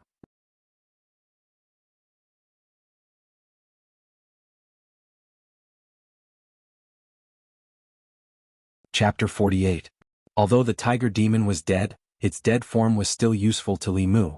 Its soul had already been scattered by Xuandu, but its spirit was still in its body. Extracting its courage would be of great help to Li Mu in condensing the 3 reverse spirits. Xuandu was a little disappointed, but he still said, this demon has done a lot of evil and deserved to die. I still have some use for its tiger skin. If you want to extract its courage, you can do so yourself. Li Mu walked to Li Qing and whispered, boss, how do I extract its courage? Li Changliang performed a hand incantation gesture, and a cloud of mist slowly drifted out from the tiger demon's body, which had been ravaged beyond recognition by Xiandu. Li Qing did not give the tiger demon's courage to him directly. It would only be useful after he had absorbed enough anger. Xuandu looked at the completely dark sky and said to the 2, Amitabha, this place is not close to the county. It is difficult to travel at night. The Jinshan temple is nearby. Why don't you two rest in the temple for the night and return tomorrow? Li Mu looked at Li Qing and waited for her to make a decision. Li Qing looked at him and nodded. Then we will disturb you, master. Since Li Qing agreed, Li Mu naturally had no objections. In this darkness, with her high cultivation, there was no problem for her to travel. To Li Mu it was a little difficult to travel at night in the mountains. Li Mu woke up the two weasel demons. When the weasels woke up, the first thing they did was to kneel on the ground and tremble. Tiger King, please spare us, please spare us. Before the tiger became a demon, it was the king of the mountains. After becoming a demon, the demons had to hide. They did not even dare to emit a bit of demon aura. Otherwise, they would become food in the tiger's mouth. It thought it was going to die, so it did not care so much and did not hide its demon aura. This attracted the tiger demon. Even if the two of them transformed, they were no match for the tiger demon, let alone now. The weasel was sad. It was lucky not to be killed by human cultivators, but to be buried in the tiger's mouth. Li Mu glanced at the frightened weasel and said, "Get up, the Tiger King is dead." "Be dead?" The weasel looked up and saw the tiger demon's corpse not far away. It was so scared that it sat on the ground. Xuandu picked up the tiger demon's corpse with one hand and walked forward along the mountain path. Li Mu and Li Qing followed behind him. The two weasels also quickly got up and followed. On the way to the Jinshan temple, Li Mu learned that the name of the weasel was Yellow Rat. It was a weasel that had been cultivating for 50 years. And the injured weasel was his wife. A month ago, the weasel's wife was injured by a cultivator. That cultivator wanted to take its soul for cultivation. Although it tried to escape, its foundation was destroyed. If Li Mu did not help, it would not have lived for more than 3 days. Li Mu just repaired a little of its foundation. If it wanted to fully recover, it would need to use the light of Buddha a few more times. After the incident with Lin Wan and the weasel's wife, Li Mu vaguely felt that not all light of Buddha had such an effect. The Heart Sutra should have more than one use. It was just that he had not discovered it yet. Xuandu said that the Jinshan temple was not far from here. The three of them walked for half an hour. The temple standing on the mountainside was not big, but it was not small either. Seeing Xuandu return, the two acolytes guarding the gate immediately trotted over and said respectfully, "Martial uncle?" Xuandu said, "These two benefactors need to stay in the temple for a night. Arrange 2 meditation rooms for them." The acolytes looked at Li Mu and Li Qing and nodded repeatedly. Although there was a rule in the temple that female benefactors were not allowed to stay overnight, Martial Uncle Xuandu had never talked about rules. Even the abbot could not do anything about it. Xuandu threw the tiger's corpse on the ground and said, "This tiger demon has done a lot of evil. Carry it in later and put it in the woodshed. Tomorrow, give it to the tailor at the foot of the mountain and ask him to make a tiger skin mattress for the abbot." The weasel stood outside and looked at Li Mu. He said nervously, "Immortal master, I can't enter the temple. I'll wait outside. As long as there were real Buddhist cultivators in the temple, it would be blessed by the light of Buddha. It would be difficult for demons and ghosts to enter. Even if the weasel couple went in, they would be on tenterhooks." Li Mu nodded and said, "You can go back first. Wait for us here tomorrow morning." He was not worried that the two demons would run away. The weasel's wife's foundation had not recovered. If she ran away, it would still be difficult for her to escape. Although the weasel was a demon, he was also affectionate and righteous. He would not run away alone. The acolytes were agile and quickly tidied up 2 clean meditation rooms for them. Li Mu thought that Li Qing would ask him something, but she only told Li Mu to rest early and go back to the yamen early tomorrow morning. Then she walked into the meditation room next door. After being busy for half a day, Li Mu was already a little tired. After coming to the Jinshan temple, he became energetic again. There was a sandalwood scent in the meditation room, which calmed one's mind. Li Mu's mind was focused on the sky. As he was habitually guiding the practice, he suddenly remembered that this was the holy land of Buddhism. It seemed to be a little offensive to practice Taoist cultivation here. Coincidentally, there was a Buddhist scripture beside the futon. Li Mu took it and casually flipped through a few pages. There were 2 kinds of Buddhist scriptures.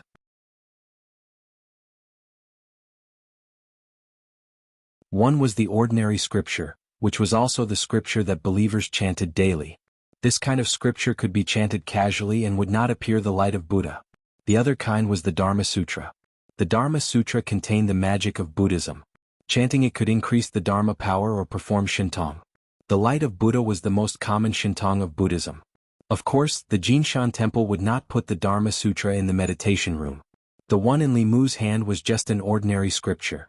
A few days ago, when he asked for a few talismans from Li Qing and used them to search his memory, Li Mu found that among the few Buddhist scriptures that he had read, only the Heart Sutra could cause the light of Buddha to appear. He could not explain the reason, but he was not greedy. The Heart Sutra had saved him many times. As his Dharma power increased, he might find other magical uses. He sat cross-legged on the futon and began to chant the Heart Sutra silently using the art of silence. This time there was no golden light on Li Mu's body. Previously he felt that when a monk cultivated, he should not become a walking light source, illuminating wherever he went. On the way to the Jinshan temple, Li Mu asked Xuandu and found out that when chanting the Dharma Sutra, the light of Buddha could be concealed. Xuandu wanted to persuade Li Mu to convert. When he talked about this concealment method, he was not stingy and taught him immediately. Li Mu could finally cultivate Buddhism without worrying about the problem of the light. While Li Mu was chanting and cultivating in the Jinshan temple in the Buddhist hall, a few novice monks looked up. Light and shadow intertwined on their faces, flickering. If one looked closely, they would find that it was not their faces that were flickering, but the golden body of the Buddha statue in the hall that was emitting a golden light. One of the novice monks reacted and immediately said, "Go and tell the abbot."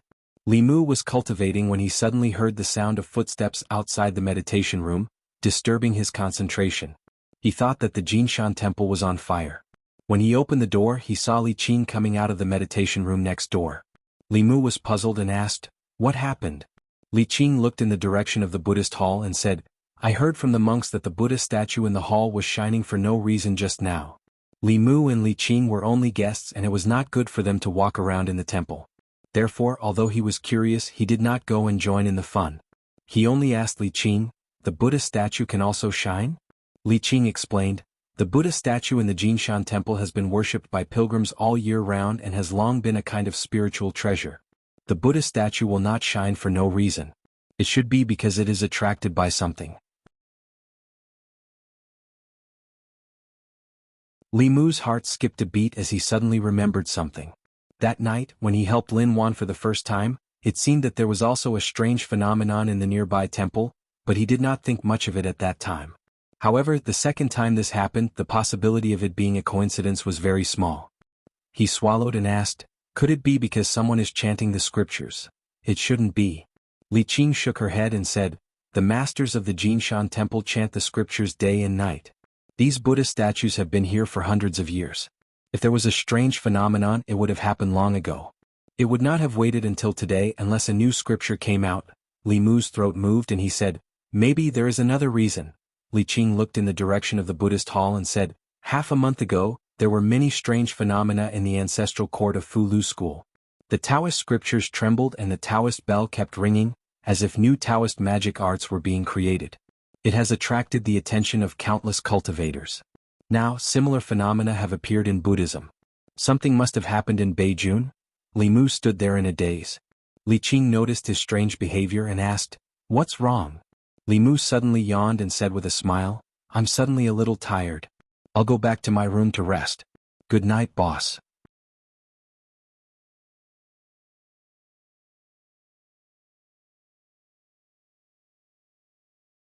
Chapter 49.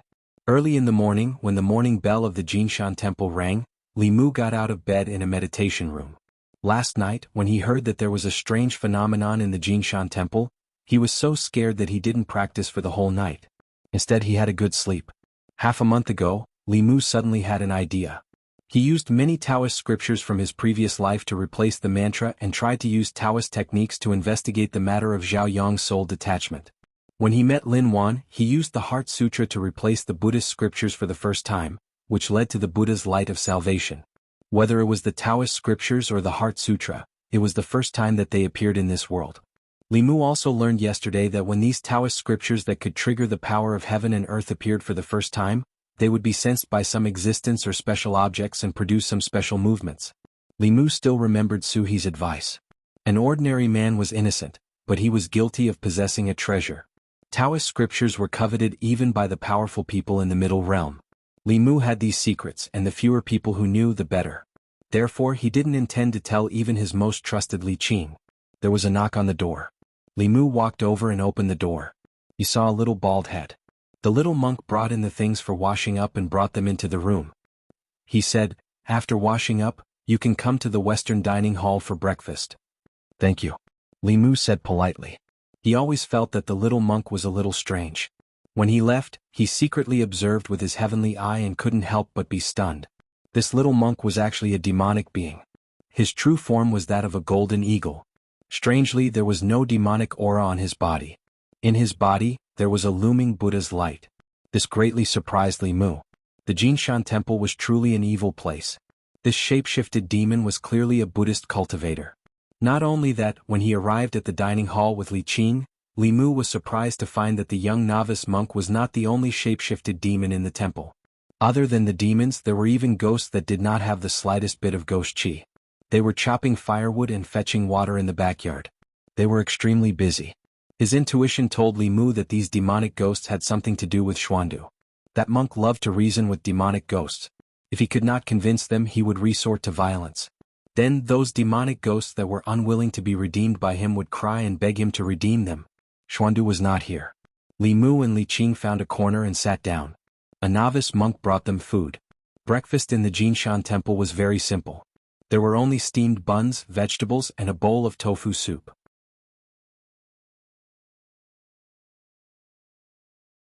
Li Qing ate very slowly. Li Mu, who had been hungry all night, finished his breakfast quickly. While waiting for her, he listened to the conversation of the monks next to him. Last night, the Buddha statue in the hall shone again. Master said that this kind of vision only appears once in 100 years. I heard from Martial Uncle Xuandu that someone comprehended a new Dharma scripture. That's why the golden body in the hall resonated. He also said that last night, a senior with profound Dharma passed by the Jinshan temple. Perhaps it was because of that senior. Martial Uncle Xuandu went out again last night. When he came back, he killed an evil tiger demon. When can we be as powerful as Martial Uncle Xuandu? Then we can be like him and get rid of evil for the people. Speaking of the tiger demon, let's eat quickly. After breakfast, we still have to go down the mountain and hand the tiger skin to the tailor. Martial Uncle Xuandu said that he wanted to use this tiger skin to make a tiger skin mattress for the abbot. The abbot was injured by that evil person when he attacked the heretical cultivation last time. He hasn't recovered yet. Seeing that the monks in the Jinshan temple did not suspect him, Li Mu finally heaved a sigh of relief. At the same time, he made up his mind to stay away from temples and Taoist temples when he cultivated in the future. Who knew if there would be something glowing for no reason when he cultivated? After Li Qing finished her meal, the two of them bid farewell to Xuandu. Li Mu bowed to Xuandu and said, "We'll be staying at your temple tonight. Sorry for disturbing you. We still have work to do, so we won't disturb Master Xuandu." Xuandu smiled and said, "Young benefactor, you have an affinity with Buddha. The door of the Jinshan temple will always be open for you." Li Mu immediately said, "My 6 senses are not pure. I won't cause trouble for Buddhism." After leaving the Jinshan temple with Li Qing, Li Mu heaved a sigh of relief. Xuandu looked gentle and refined, but in fact he liked violence and was unreasonable. If he insisted on keeping Li Mu in the Jinshan temple, even Li Qing would not be able to stop him. Fortunately, he did not use force on Li Mu. On the contrary, he answered many of Li Mu's questions about Buddhist cultivation. Li Mu benefited a lot from this trip out of the city. The yellow weasel couple had been waiting outside the Jinshan temple for a long time. The yellow weasel carried a bulging bag full of medicinal herbs on his back. The two weasels walked upright like humans and swaggered through the streets. It was somewhat inappropriate. Li Qing gave them 2 fulu. After the yellow weasel couple stuck it on their bodies, they disappeared into thin air in front of Li Mu. Li Mu channeled his mana to his eyes, but he still could not see them. It was not until he used his all-seeing eye that the 2 demons appeared in front of him again.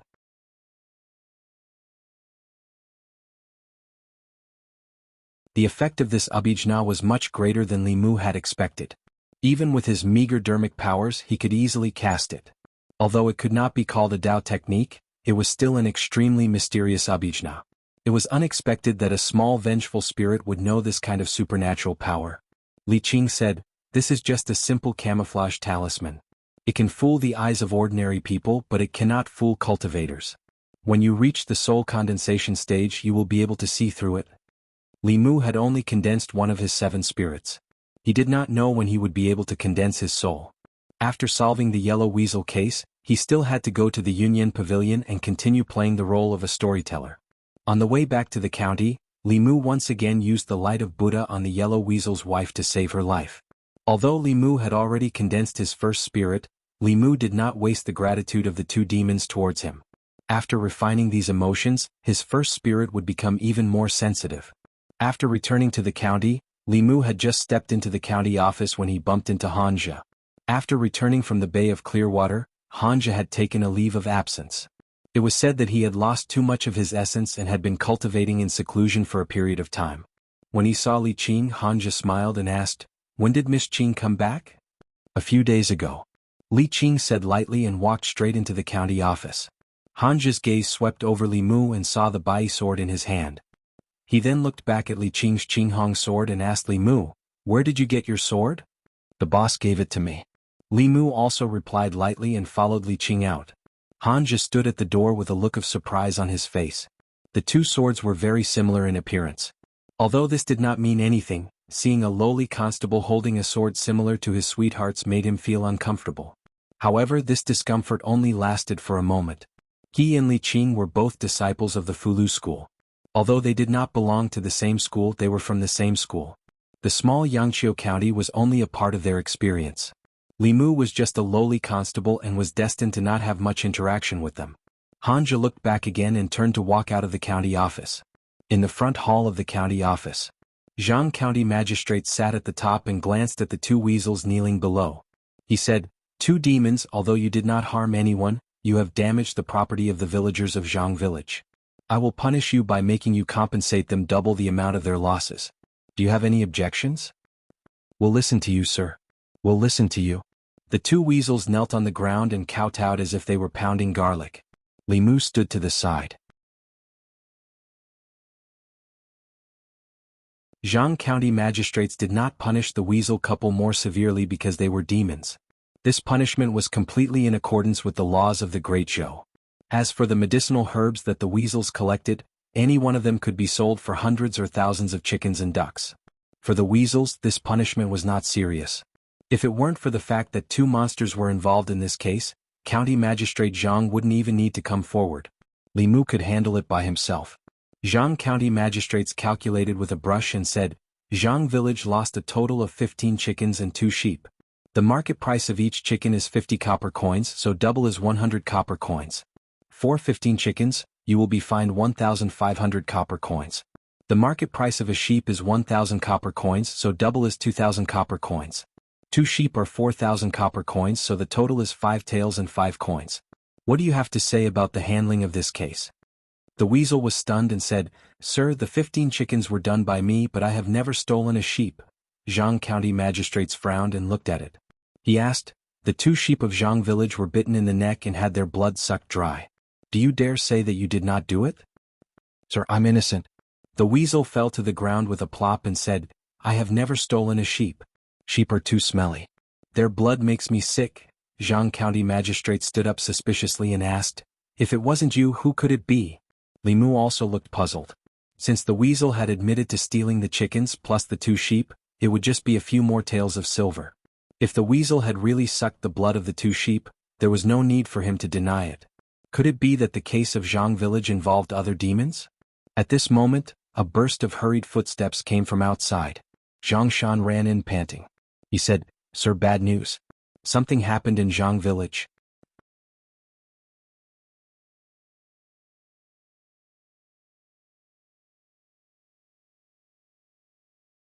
Chapter 50.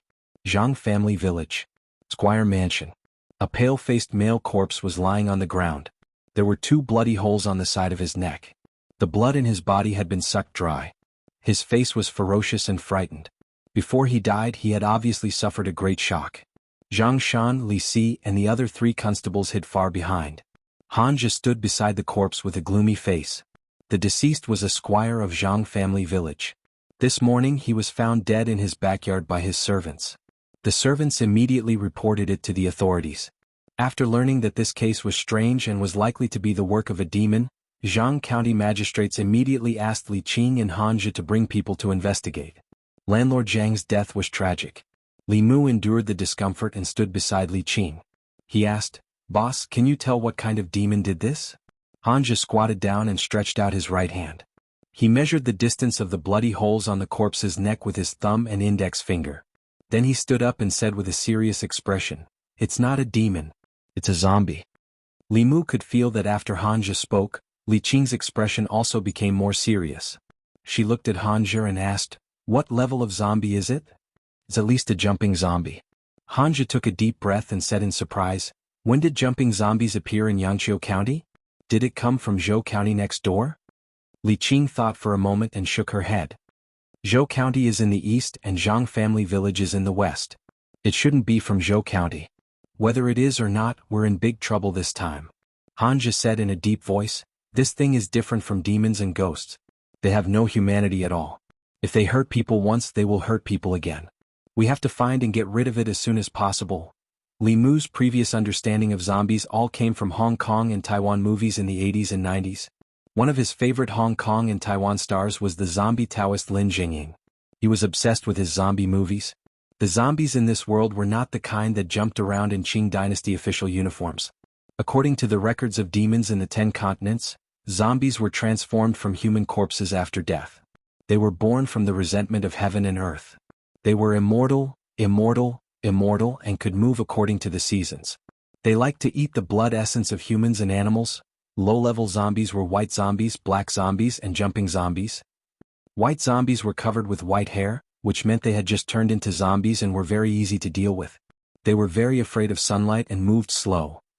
White zombies ate the blood essence of cows and sheep. After a few years, they shed their white hair and were replaced by black hair that was a few inches long. They were called black zombies. Black zombies were still afraid of sunlight and fire. They were still slow and could not catch up with normal humans. Black zombies absorbed EN and sucked blood for a few more decades. Black zombies shed their black hair and became jumping zombies. They moved mainly by jumping. They jumped faster and farther. Although they were still afraid of light, their bodies were made of copper and iron. Ordinary weapons and even magic weapons could not hurt them. According to this classification, most of the zombies in the zombie movies Li Mu watched belonged to the jumping zombies. Zombies were not human, ghost, or demon. They did not have intelligence and moved purely by instinct. Because of this, they were much more dangerous than demons and ghosts. Any demon and ghost with a little brain knew that they should not harm people easily. Otherwise, they would become the target of the imperial court. But zombies were different. They were transformed from human corpses. Their intelligence had disappeared along with the dissipation of the three souls. Their only instinct was to evolve by sucking blood. Before they evolved into flying stiff, all zombies only had instinct and no intelligence. This made them much more dangerous. Almost every time there were traces of zombies, the government would eliminate them immediately to avoid causing more harm. Hanja left the minister's mansion and said to the people of Zhang family village outside, "Arrange a few people to burn landlord Zhang's body immediately." An old man walked out with a cane and said with difficulty, "Official, this is not good.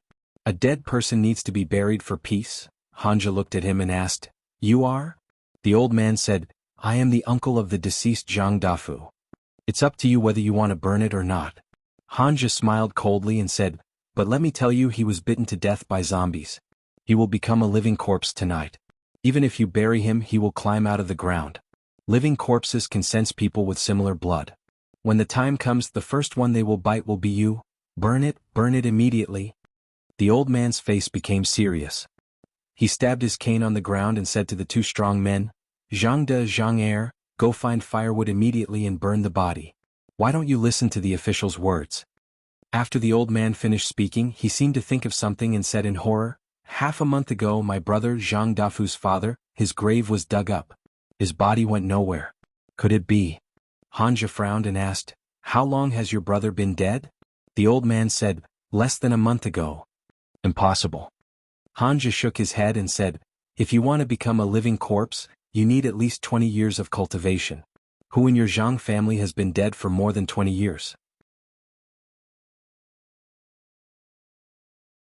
Go and see if there are any abnormalities in their graves." The old man pointed at several people and said, "You guys go and see." Li Mu heard some knowledge he was familiar with from Hanja's mouth. He asked Li Qing curiously, "Boss, will zombies really kill their relatives first?" Li Qing nodded and explained, "In addition to absorbing yin qi and moonlight, zombies also need to rely on human blood essence to cultivate. The blood of their relatives is of the same origin as them. For them it is a fatal attraction. Li Mu murmured, Uncle Ing really didn't deceive me? Li Qing asked. What? Nothing. Li Mu shook his head and asked again, then do we need to prepare paper, brush, ink, swords? Zhang Shan came up and asked doubtfully, what paper, brush, ink, swords? Yellow paper, red brush, black ink, kitchen knife, wooden sword. Hanja came over and looked at Li Mu in surprise. I didn't expect you to know these. Li Mu recalled a figure in a Taoist robe and said, I learned from a Taoist priest before. Hanja didn't say anything more. He just asked the villagers of Zhang family village to find a chicken. After killing the chicken, he used the chicken blood, ink and a red brush to draw a fulu. He lit the fulu and mixed the ash with the chicken blood. He said to Zhang Shan and the other constables, you guys, smear it on the blade and then take some villagers to the nearby mountains to search. Pay attention to the graveyard and mass graves. If you find anything, come back immediately. A constable trembled and came up. Boss, what should we do if we encounter that thing?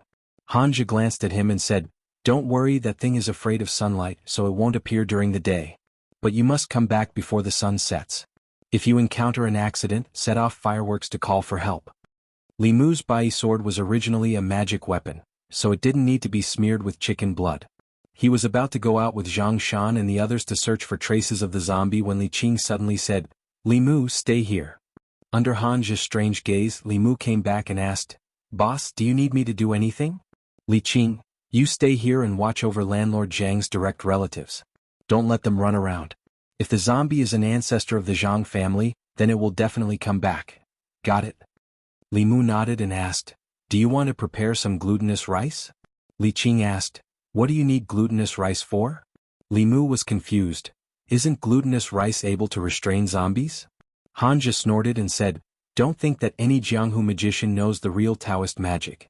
I've never heard of glutinous rice restraining zombies. It's so easy to believe such nonsense. Miss Qing, I have to discipline this subordinate for you. If this goes on, not only will he get himself killed, but he will also drag his colleagues down. He's my man. You don't have to discipline him. Li Qing said coldly.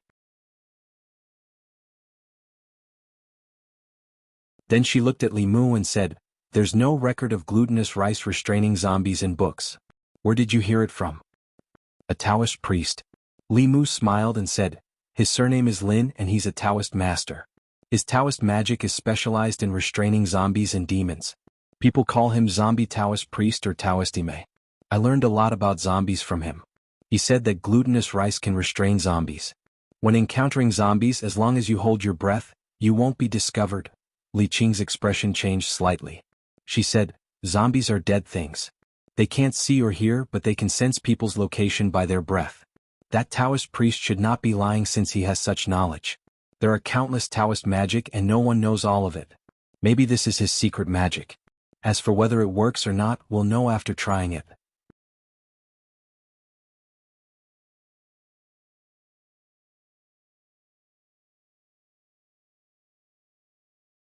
Chapter 51. Li Qing didn't directly deny the use of the glutinous rice. Li Mu borrowed some glutinous rice from the villagers of Zhang village and sprinkled it around the ancestral hall of the Zhang family. Regardless of whether the glutinous rice had a restraining effect on zombies, there was no harm in making an extra layer of preparation. The villagers of Zhang village dispersed, and landlord Zhang's direct blood relatives were arranged to stay in the ancestral hall. Although zombies didn't have intelligence and didn't pick humans or animals for blood, the blood essence of direct blood relatives could accelerate their evolution. If the one who killed landlord Zhang was the ancestor of the Zhang family, as long as the bloodline of the Zhang family still existed, it would definitely come back. This was their instinct, so Li Mu and the others only needed to wait in Zhang village. However, after the villagers of Zhang village who went to check on the Zhang family's graveyard returned, Hanja began to doubt his earlier speculation. According to the villagers, there was nothing unusual in the graveyard of the Zhang family's ancestor, which meant that none of them had become zombies. Landlord Zhang's death might just be a coincidence. If that was the case, it wouldn't be so easy to find traces of the zombie. Li Mu thought of the disappearance of landlord Zhang's father's body and asked doubtfully, could it really be the older landlord Zhang? Under normal circumstances, this is impossible. Li Qing denied Li Mu's guess and said, a corpse needs a certain opportunity to become a zombie. First of all, landlord Zhang's father's graveyard must be a place to raise corpses. Only then could it be possible for him to become a zombie. Secondly, even if he became a zombie, it would be the lowest level of white zombie. It would take at least 20 years to evolve into a jumping zombie, and the one who killed Landlord Zhang was obviously a jumping zombie. Li Mu thought for a moment and asked, under normal circumstances this is the case. What about abnormal circumstances? Li Qing said, corpses that have just died not long ago can absorb a large amount of yin energy in a very short period of time and accelerate the evolution process. Perhaps someone has refined the corpses and forcibly helped them evolve. Or perhaps Landlord Zhang's father was bitten to death by the flying stiff, but according to the Yaman's investigation he died of illness. Obviously, if he wanted to know the origin of the zombie that killed Landlord Zhang, he just had to see if it would come here tonight. If nothing unexpected happened, Li Mu wouldn't be able to go home tonight. For the past 2 days he didn't have time to go back and tell Wan. Li Mu felt guilty for taking Lu Hanyan's monthly food allowance. Zhang Shan, Li Si, and the others returned to Zhang village before dark.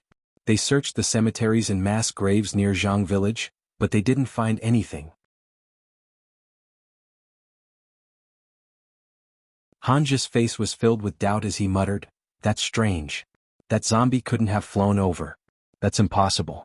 If it was a flying zombie, the North County would have already been in chaos. Li Mu learned from the Encyclopedia of Monsters in the 10 Continents that the strength of a jumping stiff was about the same as a cultivator in the assembled spirit realm. Because they were like ghosts but not ghosts, and like demons but not demons, many spells that targeted demons and ghosts were ineffective against them. This made the jumping stiff more difficult to deal with than evil ghosts and shape-shifting demons. However, no matter how difficult it was to deal with, no matter how strong the jumping stiff was, it didn't have any intelligence. Some relied on their instincts and their bodies were stiff. They could only jump and walk. However, a flying stiff was different. Once a zombie evolved into a flying stiff, it could pose a threat to cultivators in the middle realm. Not only would it have basic intelligence, but it could also jump and move like a normal person. It could also suck a person's blood essence and soul without leaving any external injuries. It was said that a flying stiff appeared in the neighboring Zhou County a few days ago. Even the county governor was alarmed. The chaos it caused had yet to subside. That flying stiff had countless eyes on it. It couldn't have run from Zhou County to here. Below the flying stiff, Li Qing and Hanja were here, so it couldn't cause too much trouble. The sky gradually darkened. Zhang Shan, Li Si, and the other 4 constables held weapons smeared with rune blood and stood guard around the ancestral hall. Li Mu sat in the ancestral hall with Bai in his arms, looking at the few direct descendants of the Zhang clan. Li Qing wasn't here. Although the zombie didn't have the 7 spirits, its body was extremely strong and its senses were even sharper. Li Qing was already in the assembled spirit realm. If she stayed here, the zombie might not dare to appear out of fear. Li Mu didn't know if the zombie would come. As he waited, he silently recited the Heart Sutra to cultivate. Unknowingly, it was already past the 4th hour. The Chou hour had passed. In other words, it was already past 3 in the morning. In the ancestral hall, the few direct descendants of the Zhang clan had already fallen asleep. Only 2 people were still awake. They leaned against the pillars of the ancestral hall, drowsy. Bang, bang, bang. Just as Li Mu was about to fall asleep, there was suddenly a hurried knock on the door of the ancestral hall. Li Mu was jolted awake. He pulled out the Bai sword and walked to the courtyard outside the ancestral hall. He asked loudly, "Who is it?" "It's me. Open the door." Zhang Shan's voice came from outside the door. Li Mu heaved a sigh of relief. He walked over and opened the door. Looking at Zhang Shan outside, he asked, "What's wrong? Did you find anything?"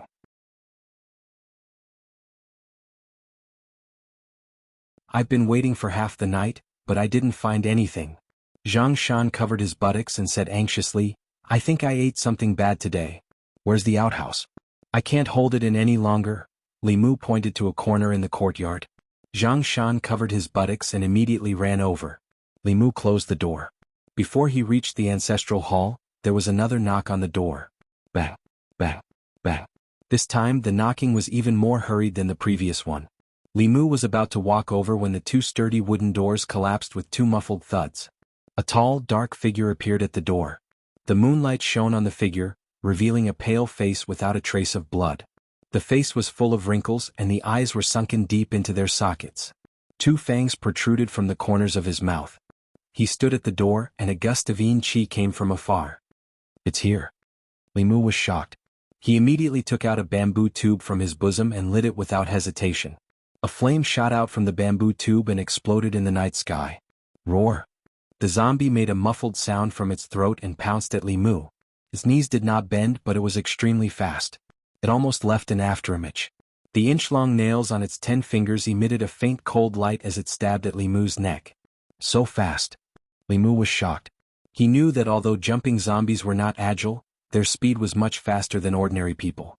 However, he did not expect them to be so fast. Fortunately, he was prepared. He immediately used the leaping rock technique and jumped back several feet, dodging the zombie's attack. Sizzle. The zombie jumped to the ground, but a burst of black smoke suddenly rose from its feet. Its face revealed a hideous and painful expression. It instantly jumped back and did not dare to take another step forward. Li Mu looked at the layer of glutinous rice on the ground and discovered that there was a charred footprint on it. He heaved a sigh of relief and said in his heart, "Praise Uncle Ing." Zhang Shan came out of the outhouse in the corner of the ancestral hall and asked in confusion, "Li Mu, what's burnt? Oh my God, what is that?" Seeing the black figure at the door, Zhang Shan's body trembled. He was so scared that his legs went soft and he fell to the ground. Sensing Zhang Shan's aura, the black figure turned around and pounced on Zhang Shan. There was no glutinous rice scattered around the outhouse. Li Mu looked at Zhang Shan and shouted from afar, "Hold your breath." Zhang Shan suddenly pinched his nose. The zombie's figure paused and stood in place. Its movements immediately slowed down. Seeing this scene, Li Mu secretly heaved a sigh of relief. The zombie could not see Zhang Shan in front of it, which meant that it could not see anything. At most, it was just a powerful jumping zombie. Li Qing and Hanja could easily deal with it. He reached into the cloth bag in his arms and took out a handful of glutinous rice. He sprinkled it on the zombie's body. Although the zombie couldn't see, it instinctively sensed danger and jumped away. The moment it landed on the ground, a talisman shot from the front and stuck to its forehead. His body froze on the spot, unable to move at all. Hanja's figure walked out from the darkness. He looked at the zombie with disdain and said, "It's just a jumping zombie. It's neither a demon nor a ghost. What can it do? Be careful." Li Mu pushed his spiritual power to the extreme and almost instantly appeared beside Hanja. He kicked him away, making the 10 sharp nails that stabbed at Hanja's neck miss. The fulu on the zombie's forehead spontaneously combusted and turned into ashes. After the attack aimed at Hanja missed, it changed the direction of its 10 fingers and stabbed at Li Mu's chest. Bang! His attack still didn't hit. Not only that, but after his attack missed, his entire body was sent flying. Li Qing pushed the zombie back with a palm. She stood in front of Li Mu and said, "Leave it to me. You go and protect the Zhang family. Boss, be careful." Li Mu warned her and quickly retreated to the ancestral hall's door in case the zombie suddenly attacked. After being knocked down by Li Qing, the zombie stood up in the air again. However, this time, it just stood there in the distance and was not in a hurry to attack. Although it did not have intelligence, it could feel that the woman who had just pushed it back was very powerful. Suddenly, the zombie's body rose into the air again. However, it did not attack Li Qing. Instead, it quickly retreated. After a few leaps, it disappeared into the boundless night.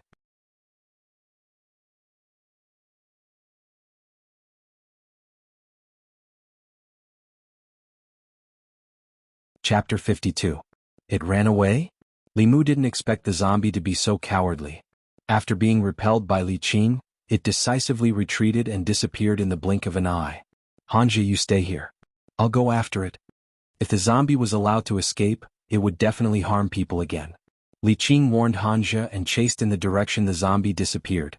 Hanja had just been kicked away by Li Mu. At this moment, he crawled up from the ground with a complicated expression. He glanced at Li Mu and said, "Glutinous rice really does have a restraining effect on zombies. I was ignorant and inexperienced in the past and my skills were not good enough." Li Mu put away his sword and said, "I'll go see if anyone is injured." Li Mu walked out of the ancestral hall and found that Li Si and the other constables were still in their original positions. It seemed that the zombie was very persistent in its target and was bent on sucking the blood essence of its own people. He gathered everyone and went back to the ancestral hall's courtyard. He used glutinous rice to form a circle outside. Hanja looked at Li Mu again and said, "Thank you for what you did just now." "You're welcome." Li Mu didn't care and said, "If it was someone else, I would have saved them too." Hanja didn't say anything else, but a young man ran out of the ancestral hall and said in horror, it's Grandpa. The zombie just now was Grandpa. Hanja frowned and asked, that zombie was the older landlord Zhang. Are you sure you didn't get it wrong? The young man trembled and said, I can't be wrong. It's really Grandpa. How is this possible? Hanja looked doubtful and muttered, older landlord Zhang died not long ago. How could he become a jumping corpse? There must be a problem. Before he finished speaking, he suddenly felt a sense of danger and looked at the door. Almost at the same time, Li Mu also looked in the same direction. He saw a black shadow appear in front of the ancestral hall's courtyard again. The old landlord Zhang turned into a zombie and returned, but Li Qing didn't follow him. One of the constables panicked and shouted, it's back. That thing is back. Hanja didn't expect the zombie to know how to lure the tiger away from the mountain. His face became even gloomier. He quickly said to the constables, go back to the ancestral hall and close the door. Don't come out if you hear anything. Several bailiffs dragged the young man back to the ancestral hall. Only Li Mu, Hanja, and the zombie were left in the courtyard. After being burned by the glutinous rice, the zombie didn't immediately charge forward. It let out a low growl and suddenly spat out a cloud of black fog. The black fog spread in the direction of Hanja and Li Mu. The two of them didn't dare to delay and jumped back to the entrance of the ancestral hall. The black fog didn't spread over. It only swept across the ground of the courtyard.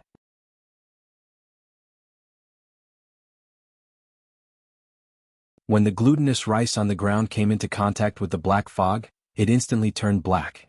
Not good. Just as Hanja spoke, the zombie roared again and pounced. Without the restraint of the glutinous rice, he could set foot in any place in the courtyard. His first target was Li Mu. His 10 fingers carried a cold light as he stabbed at Li Mu.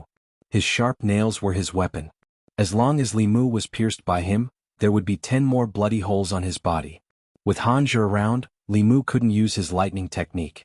Of course, the zombie was extremely fast. Even if Li Mu used his lightning technique, he might not be able to hit it. Instead, he would be able to close in on him due to the pause in his casting. Fortunately, Li Mu was already very proficient in the light body movement technique. Although the zombie was fast, its agility was lacking. Li Mu dodged left and right with ease. What made him depressed was that he and Hanja were the only two people in the courtyard. However, even when the zombie passed by Hanja, it was indifferent. It was determined to attack him as if it had identified Li Mu as its target. Suddenly, Li Mu thought of a possibility. Li Qing said that he had a pure yang body. His soul and blood essence were great nourishment for evil spirits. Could it be that the zombie could sense the difference in his body? Li Mu, get out of the way. Hanja's voice sounded in his ears. Li Mu rolled on the ground and circled behind a pillar in the corridor. Hanja held the wooden sword in one hand and stabbed it into the zombie's body from the front. Peachwood was the essence of the 5 wood. It had the effect of warding off evil spirits and disaster relief. The peachwood sword in Hanja's hand was a magic tool that had been refined. The zombie had a head of copper and arms of iron. Its body was hard to be injured by blades and swords, but it was still pierced by the wooden sword. It let out a painful roar. With this roar, more black chi gushed out of its mouth and wrapped around the peachwood sword in its chest. He held the sword with both hands and actually pulled it out directly. With a kacha sound, it broke into 2 pieces. Bang! The zombie swept its arms. Hanja raised his arms to block, but his body was sent flying. Brr. After being injured, the zombie seemed to be even more ferocious. It roared a few times at the sky. Several rays of white moonlight were sucked into its mouth. Its body swelled up and its fangs protruded from the corners of its mouth. Its fingernails turned purple and grew an inch longer than before.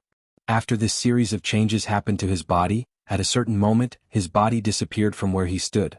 Li Mu's heart beat wildly. A strong sense of danger rose in his heart. He subconsciously used the light body technique and moved 3 feet to the side. He felt a sharp pain in his shoulder. Blood seeped out from under his uniform. At the same time, the zombie appeared where he had been standing. Drops of blood slowly dripped from its purple fingernails. Li Mu clutched his shoulder. He felt dizzy. In the next moment, the zombie disappeared from Li Mu's sight again. Bang! A figure was sent flying. The zombie was stopped by Hanja for a moment, and its figure reappeared. Hanja crawled up from the ground, holding a broken sword in his hand. He then took out an 8 trigrams mirror from his bosom and aimed it at the zombie. A beam of light shot out from the mirror, forcing the zombie to retreat temporarily. He wiped the blood from the corner of his mouth and looked back at Li Mu. He asked, "Are you okay?" Li Mu mobilized the Buddhist mana in his body and channeled it to the wound on his shoulder. The originally greenish-black wound emitted wisps of black gas and stopped bleeding. Li Mu's dizziness also gradually disappeared. He held Bai and shook his head. "I'm fine." Hanja forced himself to stand up. He said, "This bastard's cultivation is higher than I thought. Get out of the way." Li Mu looked at him. Obviously he was an arrow at the end of its flight. He asked, "Can you do it?" Hanja twitched the corner of his mouth. He did not speak again. He threw down the broken sword and slowly walked to the corridor. The zombie was obviously afraid of the 8 trigrams mirror in Hanja's hand. It took 2 steps back and did not attack immediately. Hanja stood in the courtyard. He crossed his fingers and suddenly made a gesture. Taoist hand seal. Li Mu was shocked. At the same time he sensed that the power of heaven and earth around him suddenly changed. The zombie seemed to have sensed that something was wrong. It roared and pounced at Hanja. However, when his body was in midair he was sent flying back. A faint shadow appeared in front of Hanja. It was the shadow of an old man. He had white hair and a white beard. He wore a loose Taoist robe. He looked at the zombie indifferently. He stretched out a hand. His index finger and middle finger were straightened. His thumb pressed against the ring finger and little finger. He made a sword gesture. He waved his hand gently and the shadow gradually disappeared. Everything happened in a short period of time. From the appearance of the old man to his disappearance, there seemed to be no change. However, the zombie stood in the same place, motionless. Puff. After a soft sound, its body split into 2 halves and fell to the ground. Hanja's face was pale. He took out 2 pieces of fulu and threw them at the 2 halves of the corpse. The fulu spontaneously combusted in the air. When it came into contact with the corpse, it burned fiercely. Soon, the 2 halves of the corpse on the ground were burned to ashes. Li Mu breathed a sigh of relief. The dizziness hit him again. His body swayed and fell to the ground. A figure came from afar. Li Mu did not fall to the ground. Instead, he fell into Li Qing's arms. "Boss." Li Mu struggled to get up. Li Qing frowned and said, "Don't move. You've been poisoned. I'll help you heal first." She held Li Mu's hand and continuously transferred her magic power to him. Hanja stood there. He lowered his head and looked at his arm that was accidentally scratched. He walked to the side and silently circulated his magic power to heal it. You're tuning in to the Han Li's Wuxia Chronicles YouTube channel. We're so grateful for your support and don't forget to subscribe to join us on this incredible journey through captivating stories. Your generosity through donations truly makes a world of difference, as it's the primary source of revenue that allows me to expand and enhance this channel for you. Thank you from the bottom of my heart for being a part of this adventure.